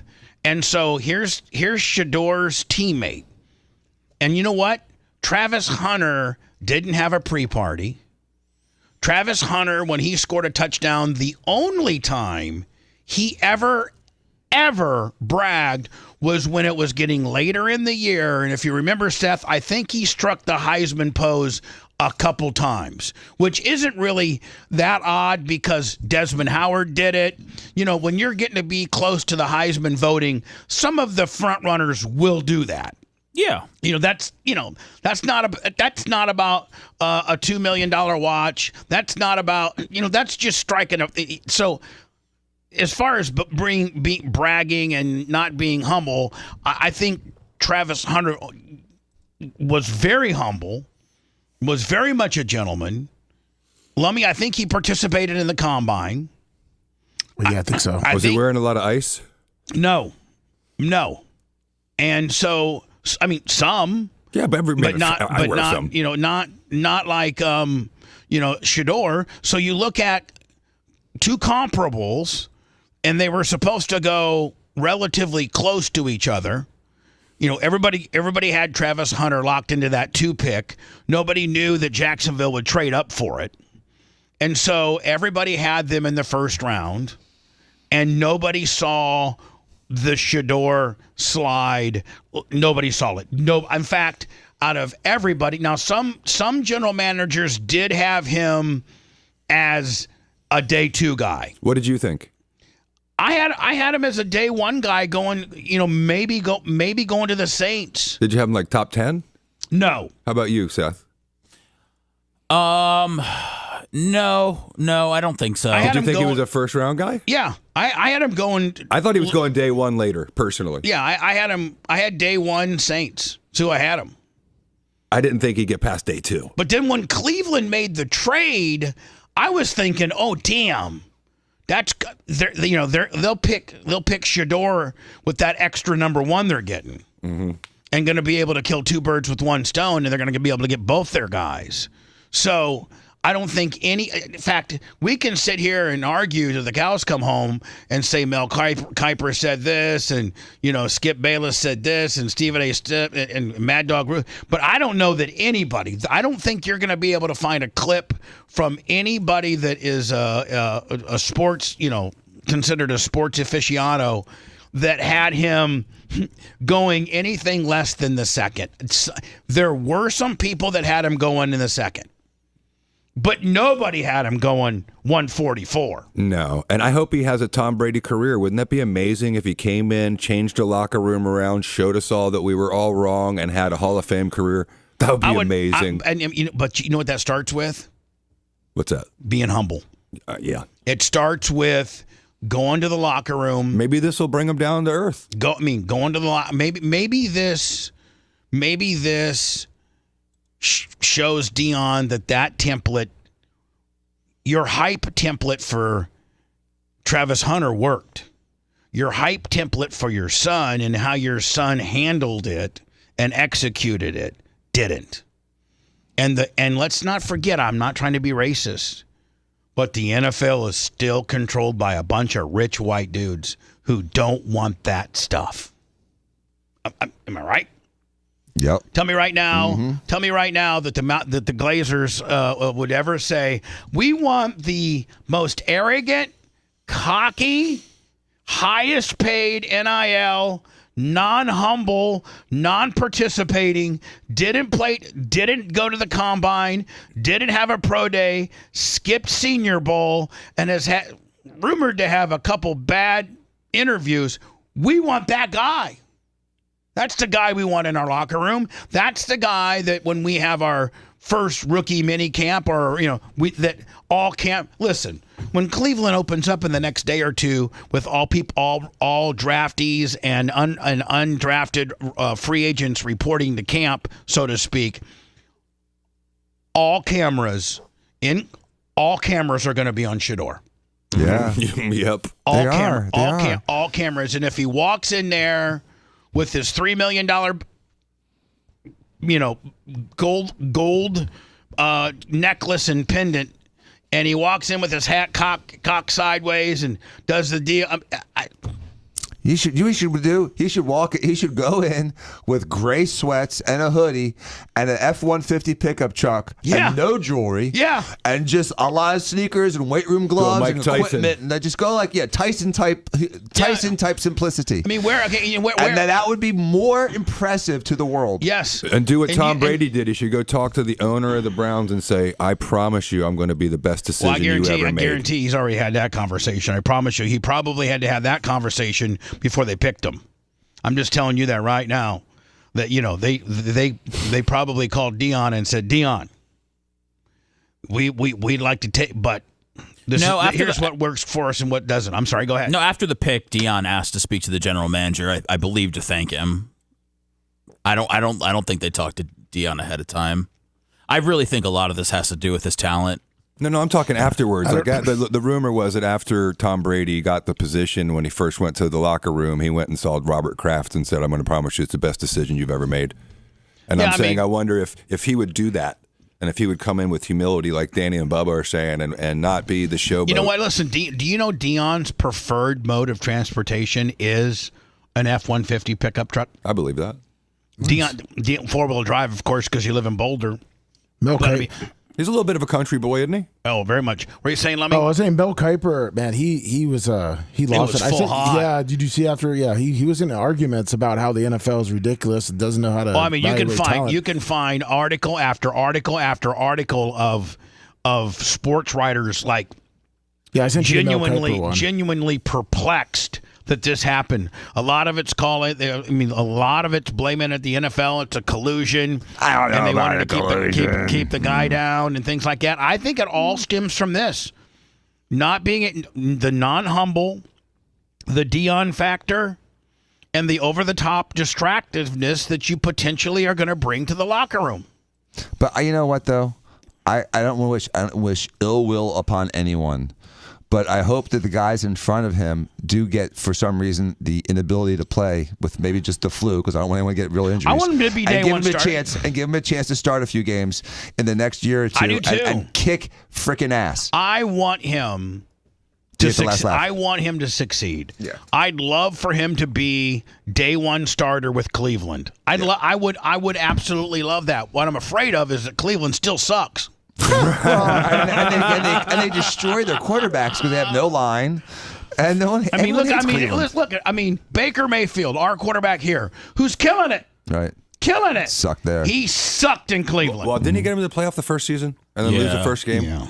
He did a hell of a first, first season. I say what Stephen A. Smith said. He said it's a direct. All right, you got me, Mel. You got me, Mel, and Steve. Yep. We'll do both next. If you love that segment, then check out BubbaArmyHQ.com and do a deep dive on past shows. The Bubba the Love Sponge Show will be right back.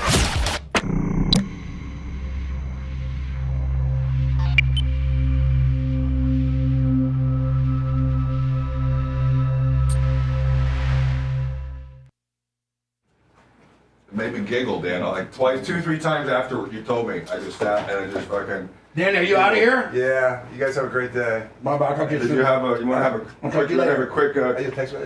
quick kitchen real quick? Come here real quick. That's never about it. It's so good. Oh, did you hear it?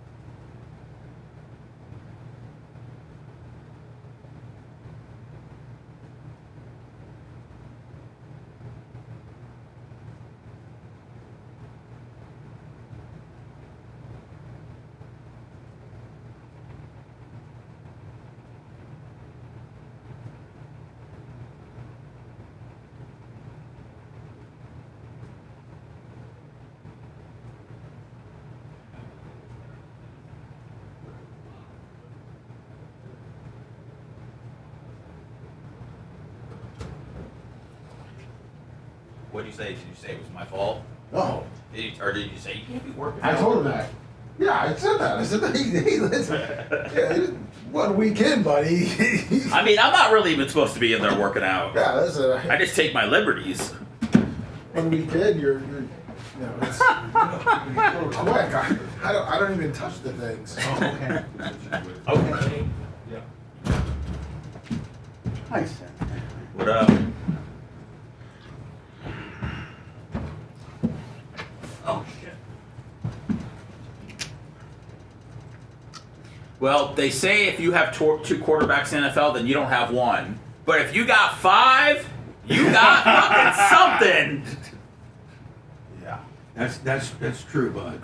Who can they throw to at Cleveland? What, Jerry Jeudy? Jerry Jeudy, David Njoku. Well, they also drafted 2 running backs. Who, Cleveland? Yeah. Wait, don't they have No, Nick Chubb's a free agent. Is he? Yeah, I need the Bears to grab him now because we got sniped on running backs. Every time we were about to grab one, someone got it. Was like 3 that went in a row. Oh, really? Kept trading back. Yeah.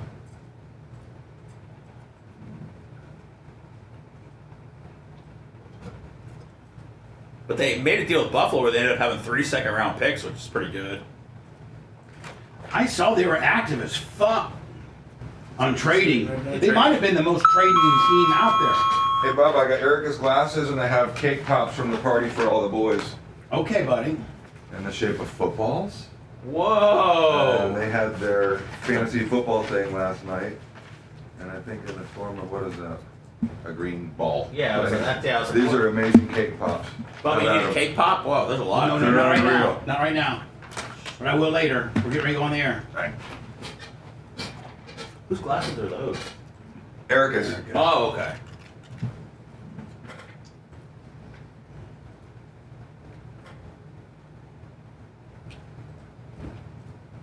What up, Fred? What up, Danny? I'm convinced the Bears are going to win it all this year.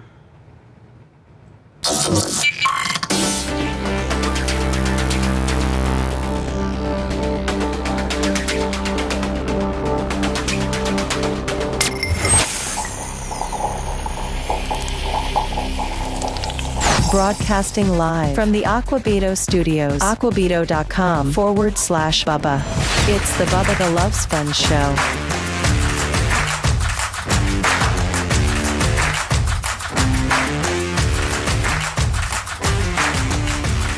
Again, we were talking about the Shedeur Sanders draft collapse. Who's to blame? I think we pretty much have all agreed that it's a plethora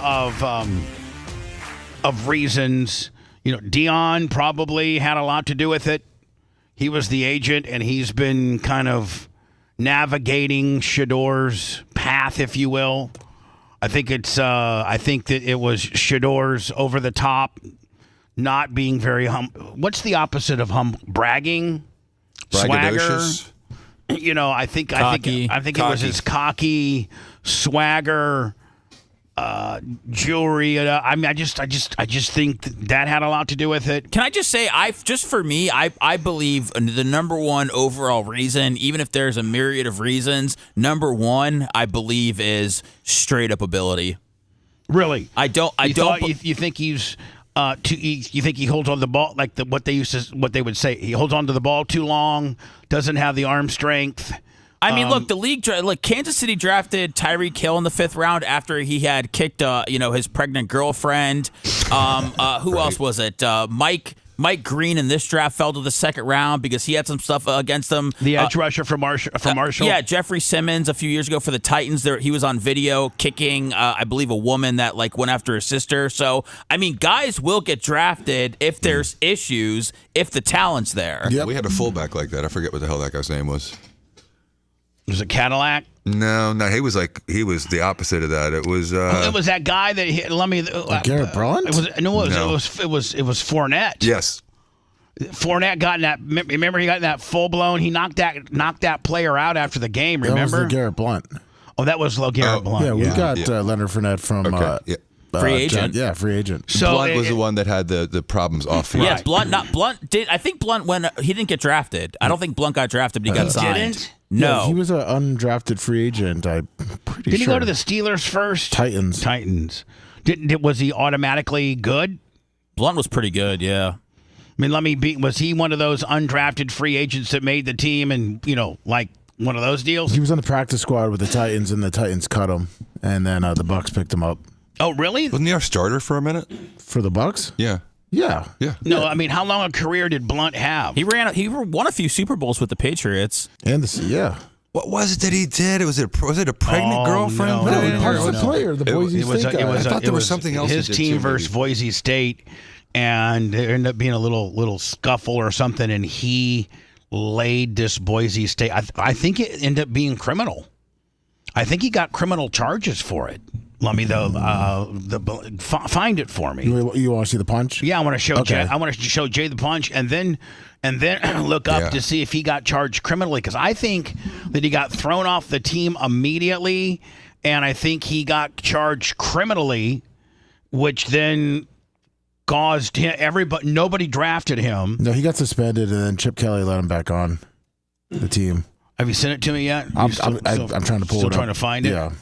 So Chip Kelly let him back on the team, but then he did not get drafted. He was an he was an undrafted free agent. He said he spent a couple of years or a year on the practice squad for Tennessee, then went to, was his next stop Tampa? Yeah. And I think he was he was only on Tennessee for 1 year. And what did he end up doing for Tampa? Was he good for Tampa? Oh, yeah. That was the Josh Freeman years. Here we go. This is it right here. Final score 19-8 as the Broncos defeat the Ducks for the second consecutive year. So and Blunt got beat, right? He was the Ducks. He was with Oregon, right? Yes. Still a lot of animosity on the field, not between teams, but between teammates. Now, is that all it was? It all started with Blunt right there. Oh, that's right. I didn't. I'm sorry. I thought it would. Hold on.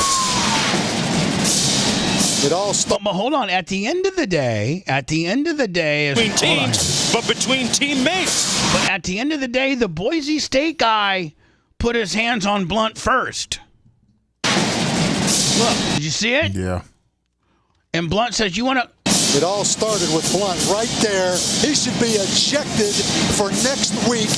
And if I'm Chip Kelly, he may be ejected longer than that right there. Now, Lummy, is that it? That's it, yeah. That was the punch. Garrett Blunt nailing Byron Hout right on the chin. I want to hire that guy because he's a thug. And if you can control the thugness, man, that could be good for you. So, Lummy, he went on. That's pretty brutal, though. Right in the button, he hit him.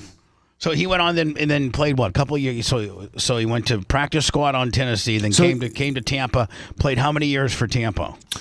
3 years, and it looks like Tennessee cut him the same year they picked him up. Bucks picked him up, and he got 1,000 yards in only 13 games played. Well, he did. Yeah, and that's then pretty solid. And then what? Did we trade him or cut him? I believe we cut him. That's when Shiano was no nonsense. Did not want thugs playing. Right, and did Belichick pick him up? Yes. And won a couple Super Bowls. Yeah, then he went to Pittsburgh. In case you're not familiar with this, they've now found, I don't want to say it's funny. It's pretty cruel. And it's it's not cool at all. But the Falcons defensive coordinator, Jeff, was it Ulbrich?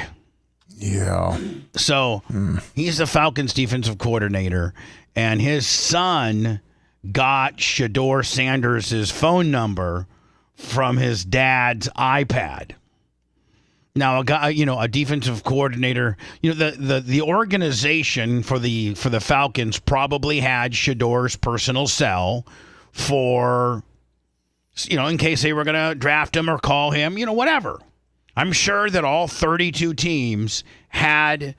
That's probably part of some of the paperwork that you fill out when you go to the yes, Lummy, he didn't participate in much drills of the combine, but he did get inspected, height, weight, arm length, hand width, all the things that they do to you.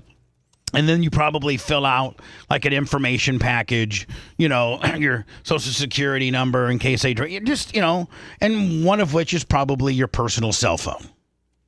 And you don't have a problem with, 32 teams of the NFL having your cell phone. I'm sure you don't have a problem with that.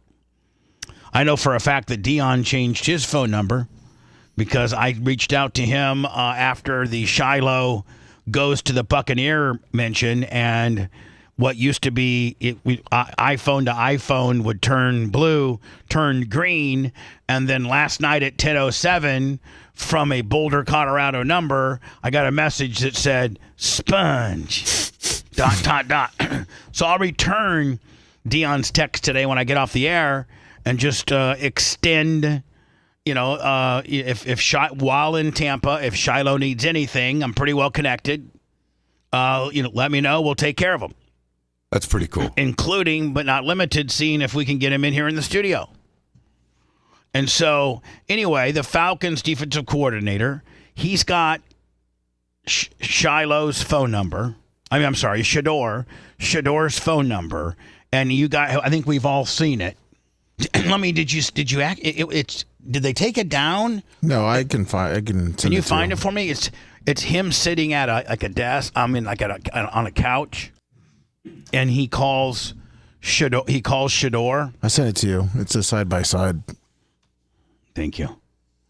And he calls Shedeur, acting like he's representing. Okay, here we go.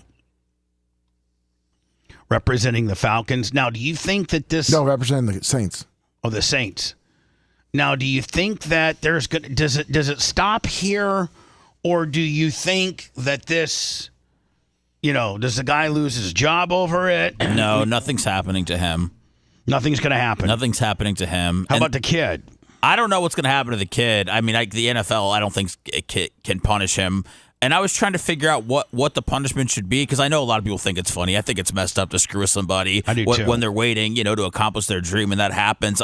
But then I was thinking, you know what, Bubba? This guy, the punishment might just be having a moron for a son. I was like, that might be the most humiliating punishment of them all, because not only did his son steal a phone number from his computer, but then his son is dumb enough to sit here and record this and be on camera, which the internet was able to piece together. Right. I mean, the son didn't try to kayfabe it or go like. And that's the son on the couch, by the way. Pixelate his face, or like the son just laid it right out there. So you're right. Maybe the punishment is the fact that my son's an idiot. Yeah, I was thinking that might be the worst punishment that he could have for right now. So Shedeur, this is they're still in round one, and the Saints are coming up. And everybody, including myself, we're thinking, including myself and probably Seth, everybody's thinking, okay, Shedeur's going to go to the Saints. So this was day 2, by the way, too. Oh, this was day 2? Yeah, because you see how it's daytime. And again, that doesn't change the fact that the Saints, at this point, hadn't drafted a quarterback. You could think to yourself, okay, maybe they were like, oh my God, Shedeur slipped to 2. We thought we were going to have to burn a 1 on him, but we didn't. He's there at 2. Let's get him. I mean, of all the teams, they're the ones that need quarterback help. And they drafted one. Yeah. So this is like somebody at. By the way, this is Deion's house and just north of Texas. I'm sorry, just north of Dallas, like near the Plano area kind of deal. And he has obviously a bunch of family. This might be one of Shedeur's cousins or something like that. And he sees somebody calling, and he's literally, they probably gave him the phone and say, hey, if somebody's calling Shedeur, bring the phone to Shedeur. So he's got a phone caddy. Yeah, maybe that's one of the problems. Yeah, true. I mean, Jay, you drive Lamborghinis and Ferraris and also and Porsches and what have you, and you carry your own cell phone, don't you, my friend? I still wash my own cars. Here we go.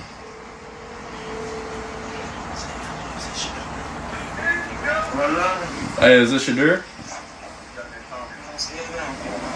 Hey, this is Mickey Loomis here, the GM of the New Orleans Saints. How you doing? This is Mickey Loomis here, GM of the Saints.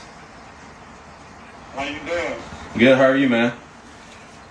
Yeah. Hold on. So Shedeur says, "Good. I've been waiting on you." Poor kid, man. Like you said, Seth. Poor. I mean, this man. I know. There's a very anti-Shedeur crowd. I understand people dislike him. I just feel like, man. I feel like this is messed up. This is mental cruelty, man. And like I said, this is just having to be the defensive coordinator now for the Falcons. Good. How are you, man? Yeah, we have. It's been a long wait, man. We're gonna take you with our next pick right here, man. Hey, but you're gonna have to wait a little bit longer, man. Sorry about that. What does that mean? What? What did he say? I don't know. How you gonna ask us what it means and you was on the phone? You heard that? He said you're gonna have to wait a little bit longer. Sorry about that. Why did he talk? What the fuck? He got him. I don't know what that was. It's 50-50. But nobody got this number though. It was private. Huh? See, now, Seth, you're right. Like, Shedeur's all mind, like, he's like, all mind screwed right now. Well, and he just got that number. Only the teams had it. Right. And this kid got the number from his dad's computer. Maybe that's the reason why. Maybe that's the reason why I got texted by a new number from Deion, because they all got new numbers. Probably. You know what I'm saying? Yeah. Did they just troll, bro? Okay. Man, he just got trolled, bro. They tripping now, fam. Now I'm gonna crash out, bro. They said we're gonna tell you what the next pick, but you gotta wait a little bit longer. That's wild. You know what it is? Think about Will Howard pulled the quarterback after the top two. With number one, Cam Ward went one, Jackson Dart went late first. Now he gets the third quarterback off the board. Saints in a dome stadium. At the peak, Planet Zone, the weather Carolina, Tampa Bay, favorable. No, they ain't pick nobody. Saturday. I'm sorry, Saturday? Okay. Yeah, it was his day too. Yeah, this Saturday. So he thinks I mean, this is pretty crappy to do to somebody. So Deion, this is his house in Texas, and so he's got just not friends and family and some friends and a little camera crew there just to captivate the moment once it finally happens. You would think so. I mean, I'm sitting there trying to read the body language of the people. Yeah, me too. I'm looking at Brandon Staley, the defensive coordinator. I'm going, does he look happy? Kellen Moore happy? Which one of these guys is really looking at Mickey Loomis going, hey, thank you for giving me the guy I wanted? And look at Shedeur, man. Poor guy. Like, he's freaked out. Now, see, this is the necklace ensemble he should have been wearing, night one. Not the Beastie Boys necklace. You would think where that ball at? With quarterbacking, where the football Derek Carr's health situation would be something that they would want to impress. But wide receiver, the availability of their wide receiver. You start practicing now. you wouldn't practice at the combine, but now you're going to start throwing dimes, kid. Right now, they have some help at wide receiver, but that'd be a position that they say they're going to be able to take care of Kellen Moore. Real-time combines. What'd they get? They didn't say. Oh, hold on. Yeah. All right, so it's just a big waiting party. This all goes to the various reports as to who did it, and it was the Falcons defensive coordinator Jeff Albrecht's son admits to the draft pick, calling Shedeur Sanders. In a statement, the Falcons explained that Jax stumbled upon Sanders' draft contact number on an unattended iPad while visiting his parents' home. He wrote it down and then later used it to place a prank call. The teen emphasized that Jeff Albrecht? Yeah, Albrecht was unaware of the situation until it occurred. The Atlanta Falcons do not condone the behavior and send our sincere apologies to Shedeur and his family. The statement read, the Falcons added that both the team and Jax Albrecht personally apologize to Sanders, and they have informed the NFL they will cooperate with any future inquiries. No discipline will be imposed on Jeff, and the Falcons said that they are reviewing their internal protocols to prevent similar incidents. It's unclear whether the NFL will take additional action, especially as other prank calls to draft prospects were reported during the event. I tell you what Jeff Ulbrich did wrong. He didn't put a password on his frickin' iPad. There should be punishment for that. My kid can't get into my iPad. I mean, your NFL protected iPad that has all of the confidential information, the playbook, I would imagine's in there, whatever. I mean, give him a week. Give him a fine. Don't you think something should be done? Hello? Yeah. Hello? Hey, Glenn. Yeah. All right, let me... Well, no, he's just constant today. It looked like it was on hold. It looked like it was... I didn't put it up, yeah. He just keeps... Is it Gary? No, yeah, it was what's Charlie? So Jack, I long for Gary at this point. Jack Ulbrich on his Instagram. This is the guy that did it, right? Mm-hmm. Jax Ulbrich, son of defensive coordinator, which is Jeff Ulbrich. Yes, what his name was. Yeah, Jeff Ulbrich. On Friday night, I made a tremendous mistake. Shedeur, what I did was completely inexcusable, embarrassing, and shameful. I'm so sorry I took away your moment. It was selfish and childish. I could never imagine getting away. Here's the first thing they should do is pull it down. Like they should pull it down because... Well, now everyone else has it though. Oh, okay. Yeah. All right. I'm so sorry I took away from your moment. It was selfish and childish. I could never imagine getting... ready to celebrate one of the greatest moments of my life and made a terrible mistake and messed with your moment. Thank you for accepting my call earlier today. I hope you find it in your heart to forgive me. So he called Shedeur back? You know what? That's pretty cool. That's big of Shedeur to pick up. Yeah, but you know what though? I mean, because but Shedeur has no really options at that point. No, I was going to say it's a forgiving family.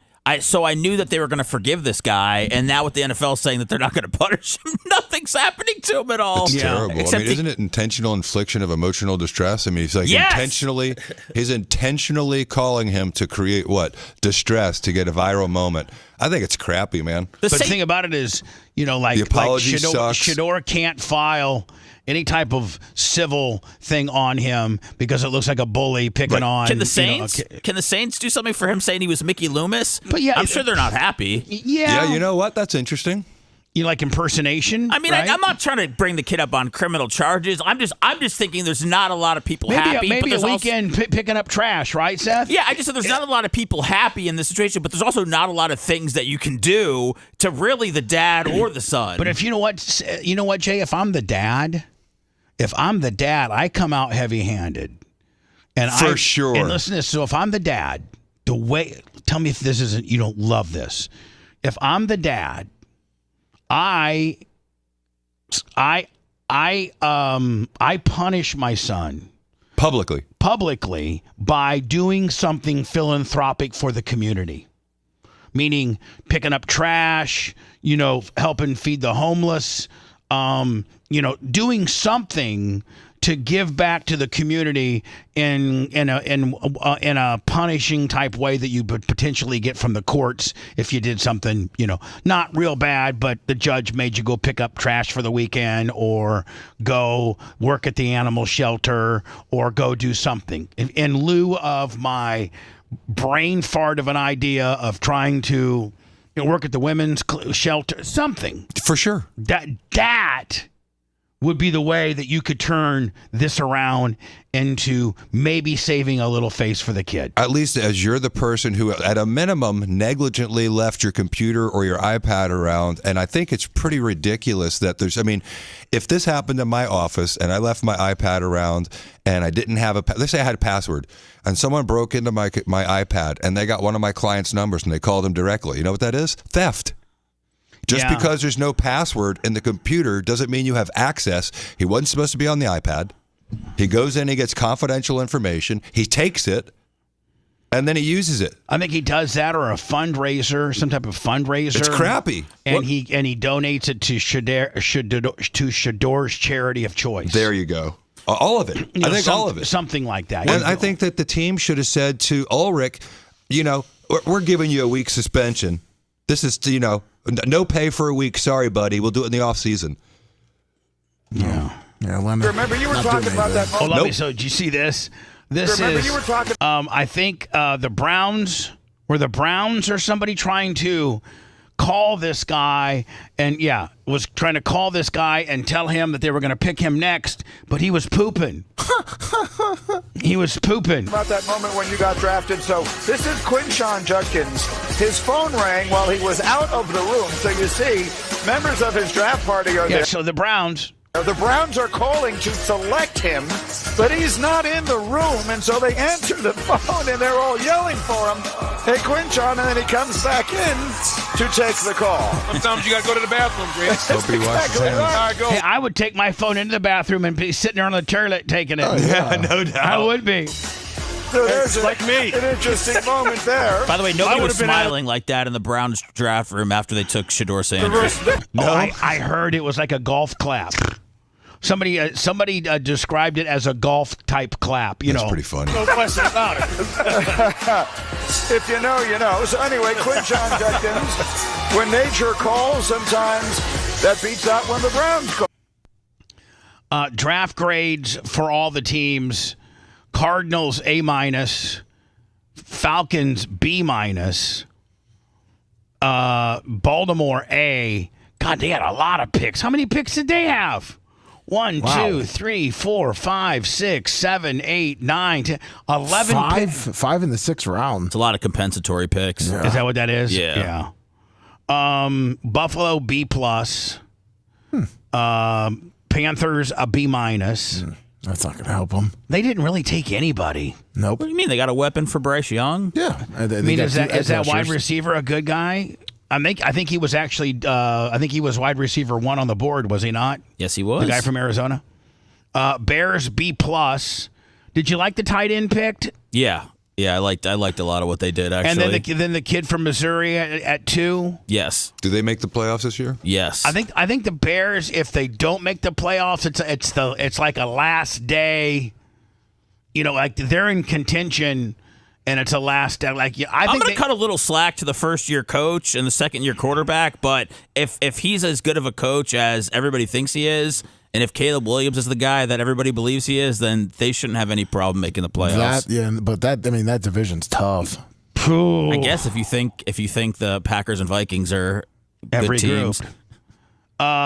Bengals B-. Looks like they didn't really. I don't see anything jumping out the board on me on that. Do you? No. I mean, the edge rusher from A&M, was he all that?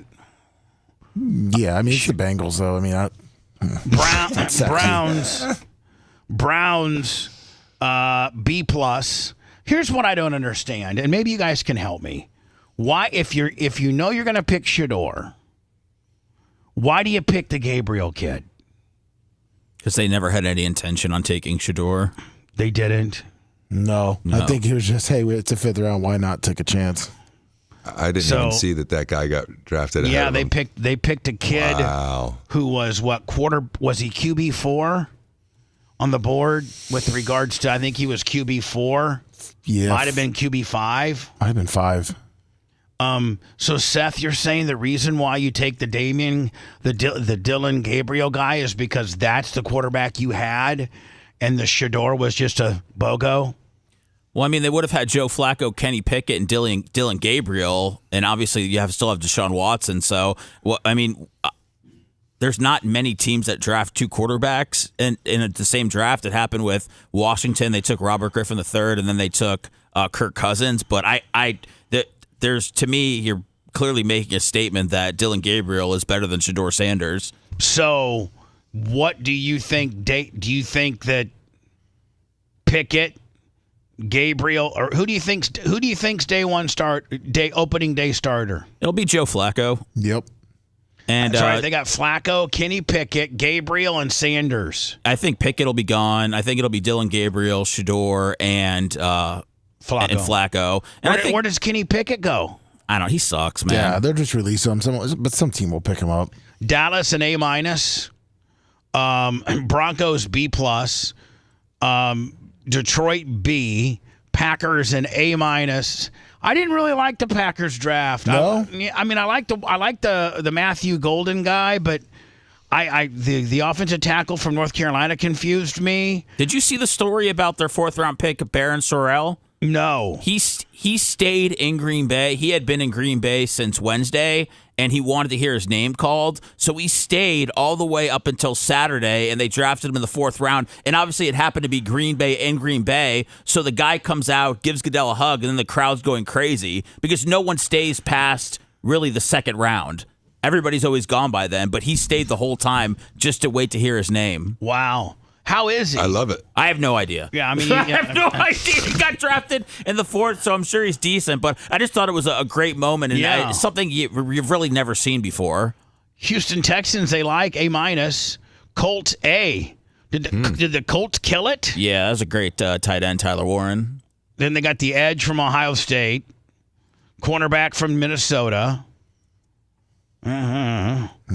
Jacksonville A-. It's good. It's going to be interesting to see how the Travis Hunter deal works. Did they give a C or a D? Or I mean, I've never seen anything below a B minus. A minus. Everyone's A. I wonder what the Bucks are. A minus. I'm trying to find out. You know why, Jay? You cannot tell how a draft pans out until 3 years from now. Exactly, because it's subjective crap. When we go back 3 years from now, I'm like, oh my God, we thought this looked good at the time, but this was atrocious. Yeah, I mean, you're right. I'm just seeing A, B plus, San Francisco, Seattle A minus.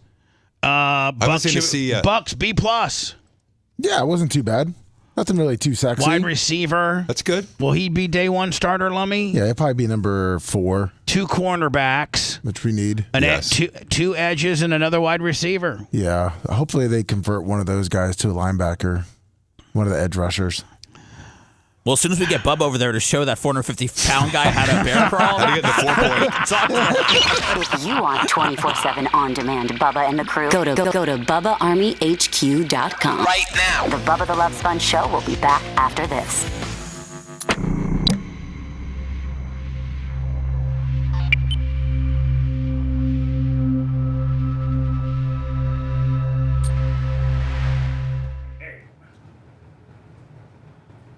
A lot of A's there.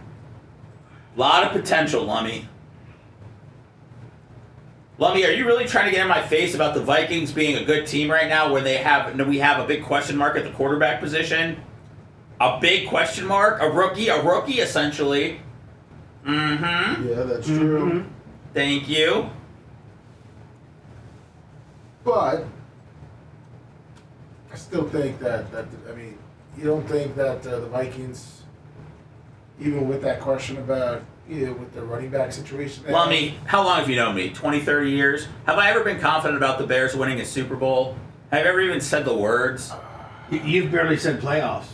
I barely said playoffs, Lummy. I think when I got done watching highlights of the Bears' 2nd-round pick, I knew we're destined for greatness. Listen, I remember that since we know each other 30 years, when Sexy Rexy was yeah, that was a good time, man. Yeah. A good time with Rex and Jay Cutler. You've been there through the good times and the bad times. And now I want you to be here with me during the good times, Lummy. So stop blowing Minnesota, stop giving the skull, and let's get back to fucking NFC Championship of the Bears Bucks. See? Oh, yeah, of course. Yeah. In Tampa Bay so I can go.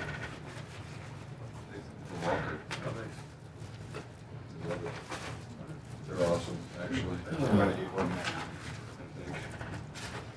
Either of you guys want a cake pop? I'm good right now. I'll leave them in the kitchen, Bubba. Okay, I'm taking one for sure.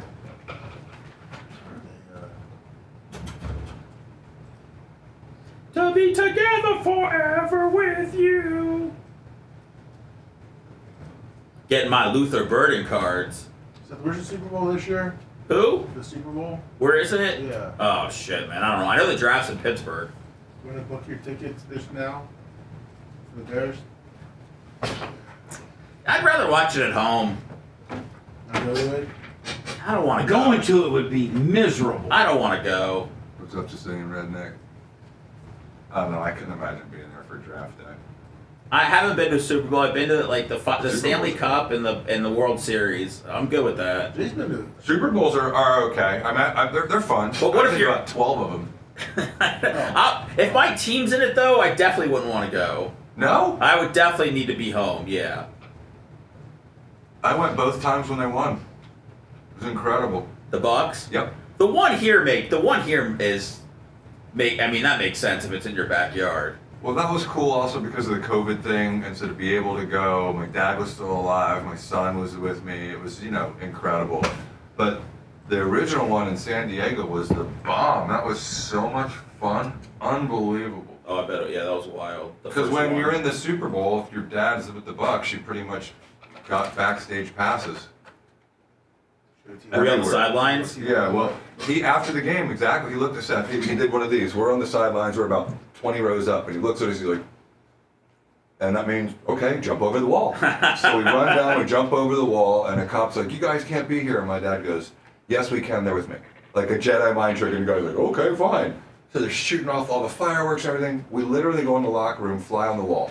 I'm there when Warren Sapp and Chucky and everyone are congratulating my dad. It was the most incredible moment ever. And then Super Bowl after party, touching the trophy, Lombardi Trophy. Sick. Was there like cigars and stuff going on in the locker room? Everything, champagne. It was absolutely incredible. I mean, I walked past Chris Berman to go in the locker room. He got in after me. It was insane. Oh man, Boomer. Those are the days. Is he still alive? Oh yeah. Yeah, he was doing something. I don't know if it was last year or the year before on ESPN Plus or something like what was it, NFL Tonight or whatever it's called, Lummy, the show they used to do. Wasn't he doing this like fast minute or whatever? Yeah. 2-minute drill. Does he still do that for Monday Night Football? Yeah, I thought he did that. Yeah, he did it this year. I think that's the only thing he does. That show back in the day that he did with Tom Jackson was so great because you wouldn't get to see every football game, so you would honestly need to see the highlight show. Oh, yeah. NFL Countdown? Yeah, no, the after. Oh. Whatever the, I don't know. I don't know why the name of it, I can't think of the name of it. I saw John Elway beat Favre. That was incredible. No one expected him to do that. That was awesome. I saw Deion win one.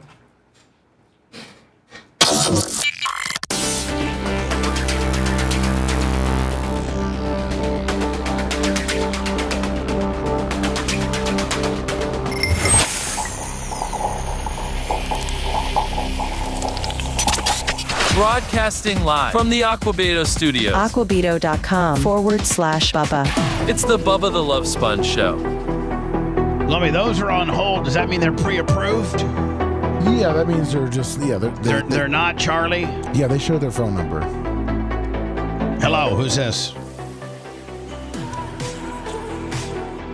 It's the Bubba Jimmy Show. from Hello? Tampa. Hello? Hello? Yes. It's Jimmy from Tampa. Hi, Jimmy.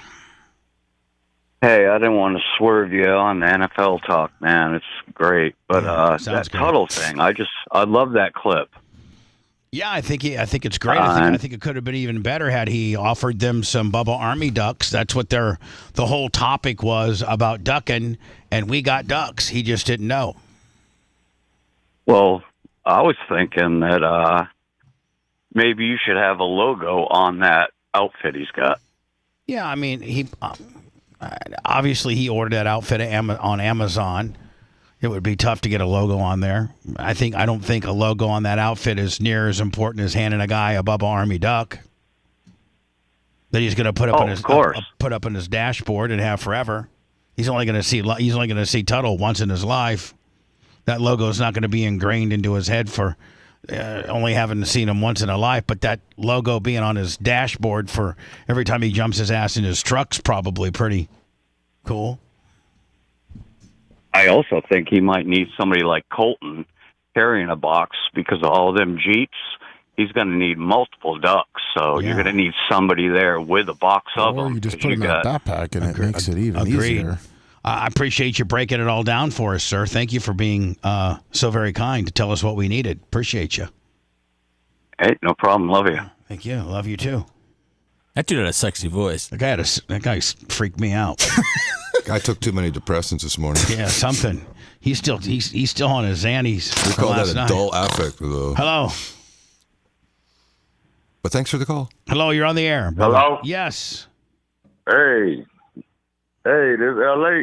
Oh, hi, LA. I'm back. How you doing, buddy? Hey. Yeah, we're ready for you. Every day is a good. Hey, how you doing, Bubba? Good, LH. Every day's a good day, huh? Right. Every day a different day. You know, I sprayed you the other day. You spraying me back, but hey. I ain't spraying you. Talking about Shedeur. Hey, good thing you got rid of the sad guy. The last guy, the sad guy. He telling you how to do your show. I ain't calling you how to do it. But Shedeur Sanders, I'm going to agree with Seth on this. He's not good, man. Just because his daddy, Deion.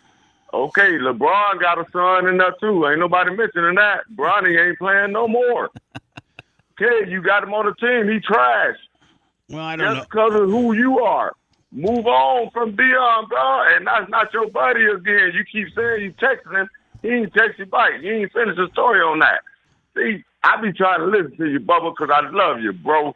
You know what I'm saying? I went through the same. You had more money than me, but we went through the same trials and tribulations, if I say it right. Mm-hmm. I'm from the, you know what I'm saying? I listened to you from 93.3. I said that last time. I'm going to move on from that. We're talking about Shedeur Sanders. The dude ain't good enough. It don't matter who your daddy is. You know what I'm saying? Well, I mean, listen. You know, you can ask Jay. Well, Jay a lawyer, but Dan, you know, both on both. But can you do what your daddy did? I mean, daddy did that. You know what I'm saying? Like Lawrence Taylor told the dude he can't wear 56, make your own. But Warren Moon let the dude take number 1 from Oregon. Yeah, that was cool. That was cool. Well, look what Ryan Neese you know did. what I'm saying? Remember Ryan Neese But changed I'm his just name saying, so he didn't Bubba, I ain't go off calling his it dad's. talk crap. He's not going to You listen know, to because y'all talking about Shedeur. I just thought that the dude ain't that good, man. That's why ain't nobody picking him. They don't care about the gold. They rich. Listen. You going to wear all that crap. Listen. You know, I go in there with some jeans and just a regular Florida boy shirt. You know, a Tampa shirt. I'm going to get picked. I don't need the flash. I'm going to show you when I get on the field. Well, where this money come from. Shedeur's now going to have that opportunity. He got drafted. Yes, sir. So he'll get a, Yes, sir. so now we'll see if he's good or not, right? We'll see. And I hope he's good. You know what I'm saying? I ain't denying him, you know, because he did have. everybody I mean, that listen, gets drafted, I think they good. LM, he did, or LH, LM. Which one do you go by? LH. LH, baby. So LH. Here's lottery hitter. Steph know me. I Steph from Drew. Oh yeah. Okay. I recall. I owe you $5,000, Steph. You remember me now? I didn't know that I didn't know the $5,000. I remembered you without it. This LH. When I won the lottery, I said I was gonna give you, Drew, and Mo $5,000. You don't remember that? You was still on Drew show. Now it's John and Drew. No. Did you? Said you ain't want it. Did you win the You lottery? said, LH, I don't want it. You win the lottery, Yeah. LH? LH, lottery hitter. Oh no! How much you get? What were you thinking? I don't know. How How much you get? 2.2. Yeah, Are you for real? And when Seth was on the bone, I said I'm gonna give you $5,000, Mo $5,000, because Mo the one told me to go to Publix if you want to win, and I went to Publix and bought a scratch off and won. So was I that like promised him, 2.2 Drew, and- take home cash, or was that the total win? It was the total win, but they took when we went to Tallahassee, they take 37%. Right. And then the lady I'm living with, I split it in half because I say whatever we win, we split it. Right. She got 900, I got 900. You So guys, it wasn't you total, you know. You two still together? Yeah, I'm right here in the garage right now talking to you. That's how Seth know me. He don't remember though. Now, have you 'Cause been? it's been a while. Have you been chili dog with that money, or did you blow it all? Man, I'm hood rich. Put it like that. You blew it all. Cause I gave it away. I did what you did, Bubba. You remember? Yeah. I told you had way more than me. I was just a thousandaire. You know, you was a millionaire. Yeah, thanks for And reminding me. that shit go fast if you just spin it. Yeah. You know what I'm saying? Planes and Exactly. bitches add up fast. You know what I'm saying? Yes, sir. And hey, I ain't hear what you just said, but hey, I agree with you. I said planes and bitches will eat up your money fast, is what I said. Oh no, I don't do the. I'm bit off that man, Bubba. I thought I was older than you. We was the same age, but you just turned the other day, Friday. Yeah. I tried to call, but John ain't answered the phone. You know what I'm talking about? Are you guys? But I wanted to wish you a happy birthday and everything. You know what I'm talking about? Well, I appreciate LH, it. And I want to shoot something to the show, but I just want to be LH. You know, I never said, I know you. That's all you got to be is just LH. You call in, you say it And like I'm it gonna tell is. you what- We appreciate your honesty. Sometimes you're happy with things, other times you think we suck, but you just shoot straight from the hip, and that's all. Now, hold on Could now. I get hold one on. more line in? Yeah, go ahead. Because I know your sister, Tara. Yeah. I met her back in the 80s when I think it was the Polos, but I had a furniture delivery to this lady, and I had to go through the guard gate. We went in there, and when I walked in the house to deliver the furniture, I seen her. She had like an entertainment center with pictures on it, and I said, "Ma'am, I ain't look at her name." It said whatever her name was. I said, "You know that guy?" And she said, "Yeah, that's my brother." It was your picture on her entertainment center in her house. I say, "That's Bubba the Love Sponge from 93.3. She said, "Yeah, that's my brother." And we moved on. I said, "Yeah." I said, "I know that guy." Well, LH, you know, you know, that's what I'm saying. You and I got know like Tara. I met her. I didn't know her. Yeah. You know. So what are you doing But now? anywho- So LH, what do you do nowadays, my friend? Well, listen to your show. Well, I know. Much as I can handle, you know what I'm saying? You stay on the subject too long. Much you know what I'm saying? much as you can handle until And I then, piss you off. Hey, Bubba, I'm telling the truth. Because you and Calter come on at 6 to 10. Yeah. So when you go to commercial, I switch over to Calter. Okay. And then I come back to you because he got the same show every day. It's the same format every day. It's ridiculous. Mike got the worst show. I ain't gonna lie. Calter is the worst show on the bone. It's the same format, back to back, back to back, back to back. Yeah, but and I hold can deal on. with you. And he replaced 'cause me. you get He deep. replaced That's me. what I like about you. He replaced me. Can you believe that they fired me for him? Man, I know all that, man. I told y'all back in the day, I met your sister. Yeah. You know what I'm saying? You was at 93.3. I didn't know nothing about the Hulk Hogan crap. Yeah. And you know what I'm saying till later because I was trying to catch you everywhere. You went from 93.3, 98 Rock. I'm like, damn, what happened to dude? That's where because you was a real jock on 98 Rock. Yeah. Remember Retard Boy? Can I say that on the radio? Yeah, you Or can. no? Yeah, you can. Remember you named? That's when you messed up at 98 Rock when you had the little dude on there, but you was calling him the R Boy, and it was fine. And then people started complaining. You don't remember that? Tommy. His name was Tom. His name was Tommy. Right, and you used to call him. You know the name. R Tommy. But you know what? I'm gonna tell you one story, and I'm gonna let you go. Sponjo, like Seth say, hey, check it. You know why Mike Calton don't like you?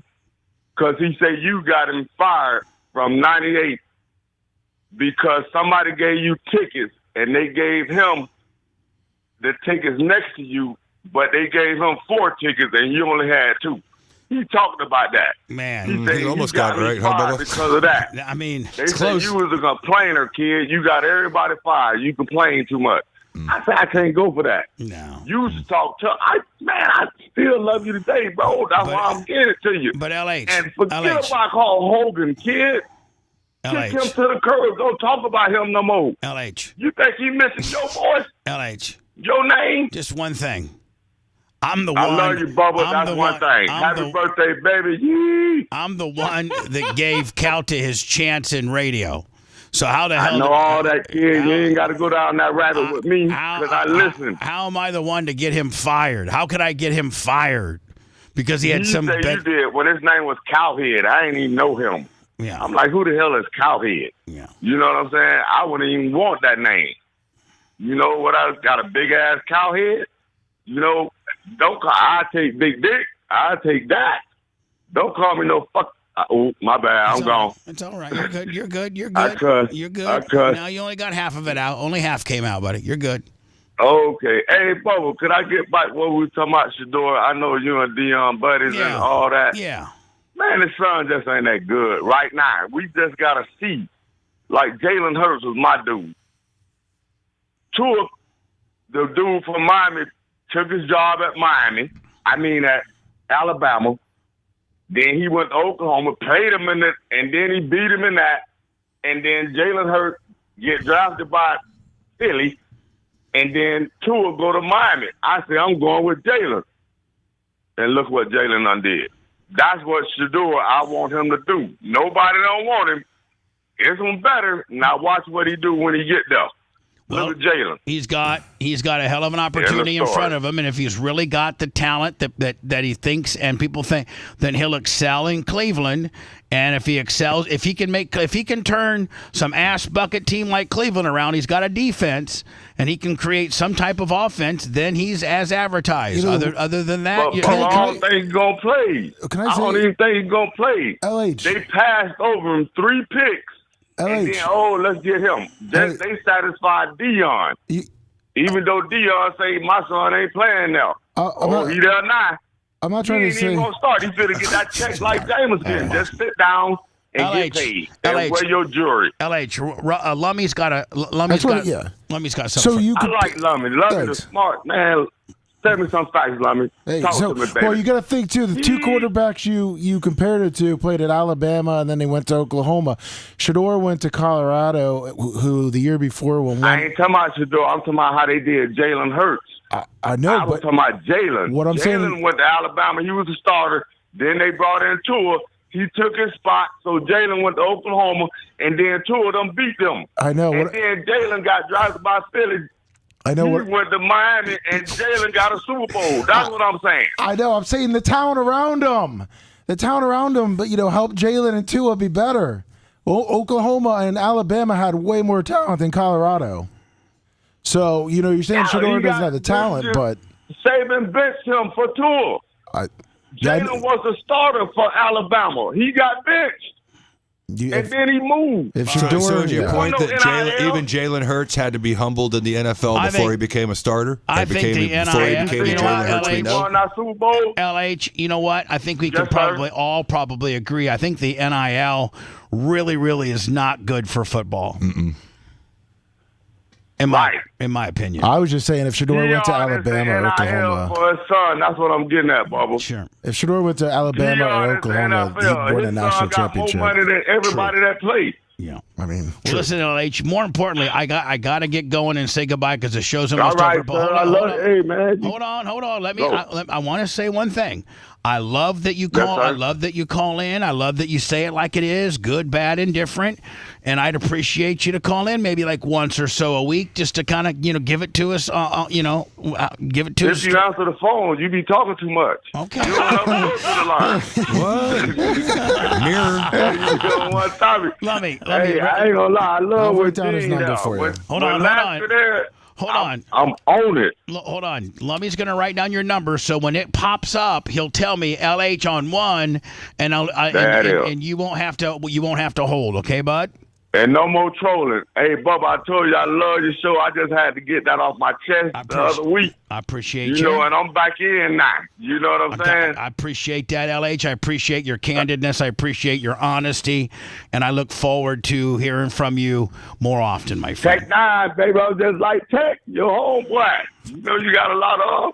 We tell it like it is. Yee! Represent Tampa. See you later, LH, baby. Bubba the Love Sponge all the way live. See you later, LH. Yes, sir. Want to listen to the show on demand and on the go? Enlist today at BubbaArmyHQ.com. Sign up and start listening. The Bubba the Love Sponge Show will be back after this.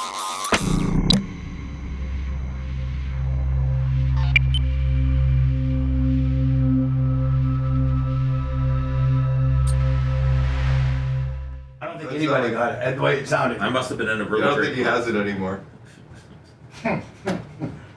So you wouldn't turn down like now, would you? No. No, he's meeting him for coffee.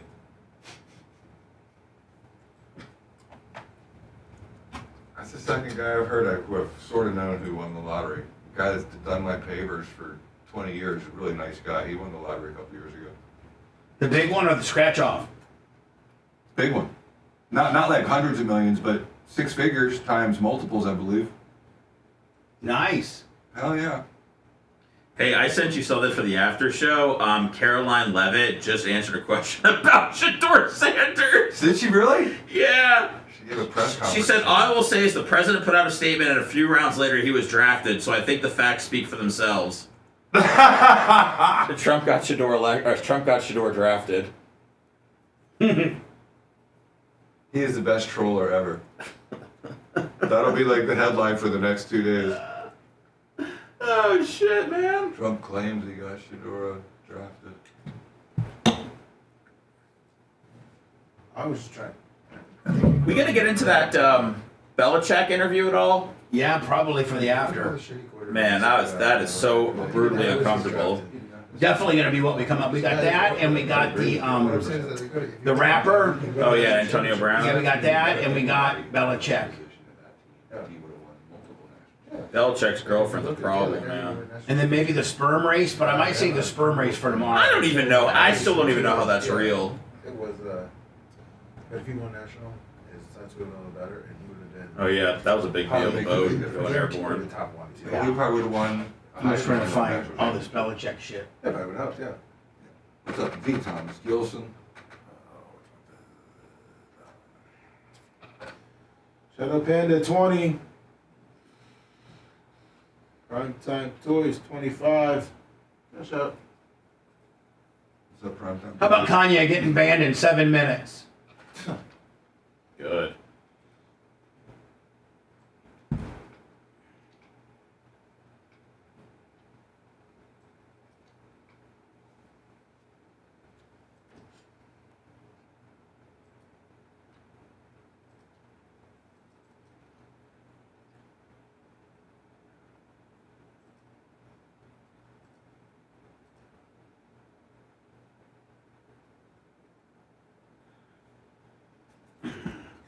I think LH is a fan. I really do.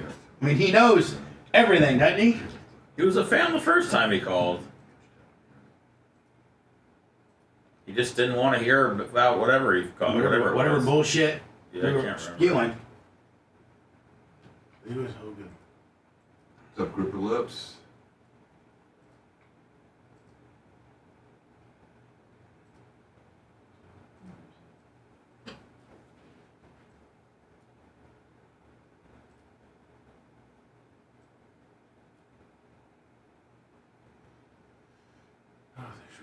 Eric have fun yesterday, Bubba? Yeah, she loved your house. Loved it. I still pinch myself. I'm so happy there. What up, Hockey Farmer? No, that one was being built anyway. There's a few. Long time. The one that's on the right-hand side, there was one story, and then there's the one on the left-hand side. And so there's been 5 houses on my block that were knocked down for storm damage. Yeah. It was jerking it. It was a good amount in the last year. For sure. If you look around the island, there's. Change the whole. There's a lot of empty lots. Well, what looks different in my house is I got rid of 3 big Royal Oaks. That's what it is. So when you drove up, you could never see that side of my house. So Kendall and I, we had those oaks taken down. It's like we've never seen that side of my roof ever. Looks different, right? It looks bigger. Oh, it's probably It's that, and it's the oak trees. I had a playground and 3 giant oak trees that were through the power lines, and I mean, you couldn't see that side of the house coming from the north at all.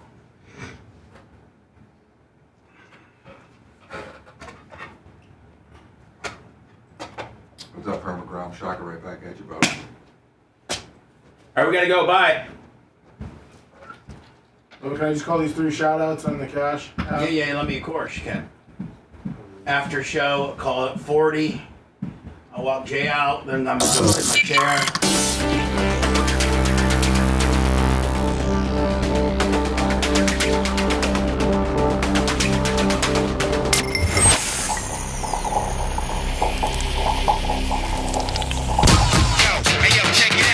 The Bubba the Love Sponge Show, Unsigned Band Thursdays. If you or you know someone in an unsigned band, get off your ass and submit a demo to show@BubbaArmyHQ.com. This could be the big break you're looking for. That's show@BubbaArmyHQ.com. A stadium full of millions of listeners could give you the break you're looking for. Now, back to the show. Lummy, how are we looking for this Thursday? It's good to go. Good to go. Yes, sir. Fantastic. You got some Cash App, some pay. I have nothing on the PayPal. Michael Rucker, $100. Woo! Primetime Toys, $25, and Shadow Panda, $20. Thank you. After show, me, Lummy, and Seth, available as a podcast, or if you're a member, you can watch it live on our YouTube channel. You can go get it anywhere you get your podcasting stuff. iHeart, Spotify, Google Play, you name it. Don't forget the new podcast. Oh, the new podcast. What is it called? Grape Ape and Cheapskate. Grape Ape and Cheapskate. It's Lummy and Colton. Yeah, like it was back in the day. And it, I think it's up now. Is it up now? It's up now. The people are going crazy. People are going crazy. They're rabid for it. They already won episode 2. Grape Ape and Cheapskate is up now. Go get it while you can. Then later, maybe. Well, I don't know. Does our show go up later today or go up tomorrow? No, it goes up today. There you go. Fantastic. Appreciate you all. Jay, thank you. Thank you. Thank you. See you tomorrow. Or no. See you at 40 after. Thanks for letting me finish. You've been listening to the Bubba the Love Sponge Show, starring me, Bubba the Love Sponge, co-host and show historian, Lummit. It's Seth, co-host and president of podcasting. It's Brian Matroni, king of counter programming. You're wiring up. It's Mini Macho. The BRN agent, Thomas Buttoned Up B. Co-host, Dr. Dan Diaco, Esquire, of Council. Co-host, J. Diaco, Esquire, the Spitting Cobra of Council. Now, time for the legal disclaimer. Exactly. The Bubba the Love Sponge Show is intended solely for the enjoyment of our listening audience. Any rebroadcast, retransmission, or other use of this show without express written consent of the Bubba Radio Network is prohibited. We must dissuade him of this delusion. Until next time, always remember. I'll repeat hello.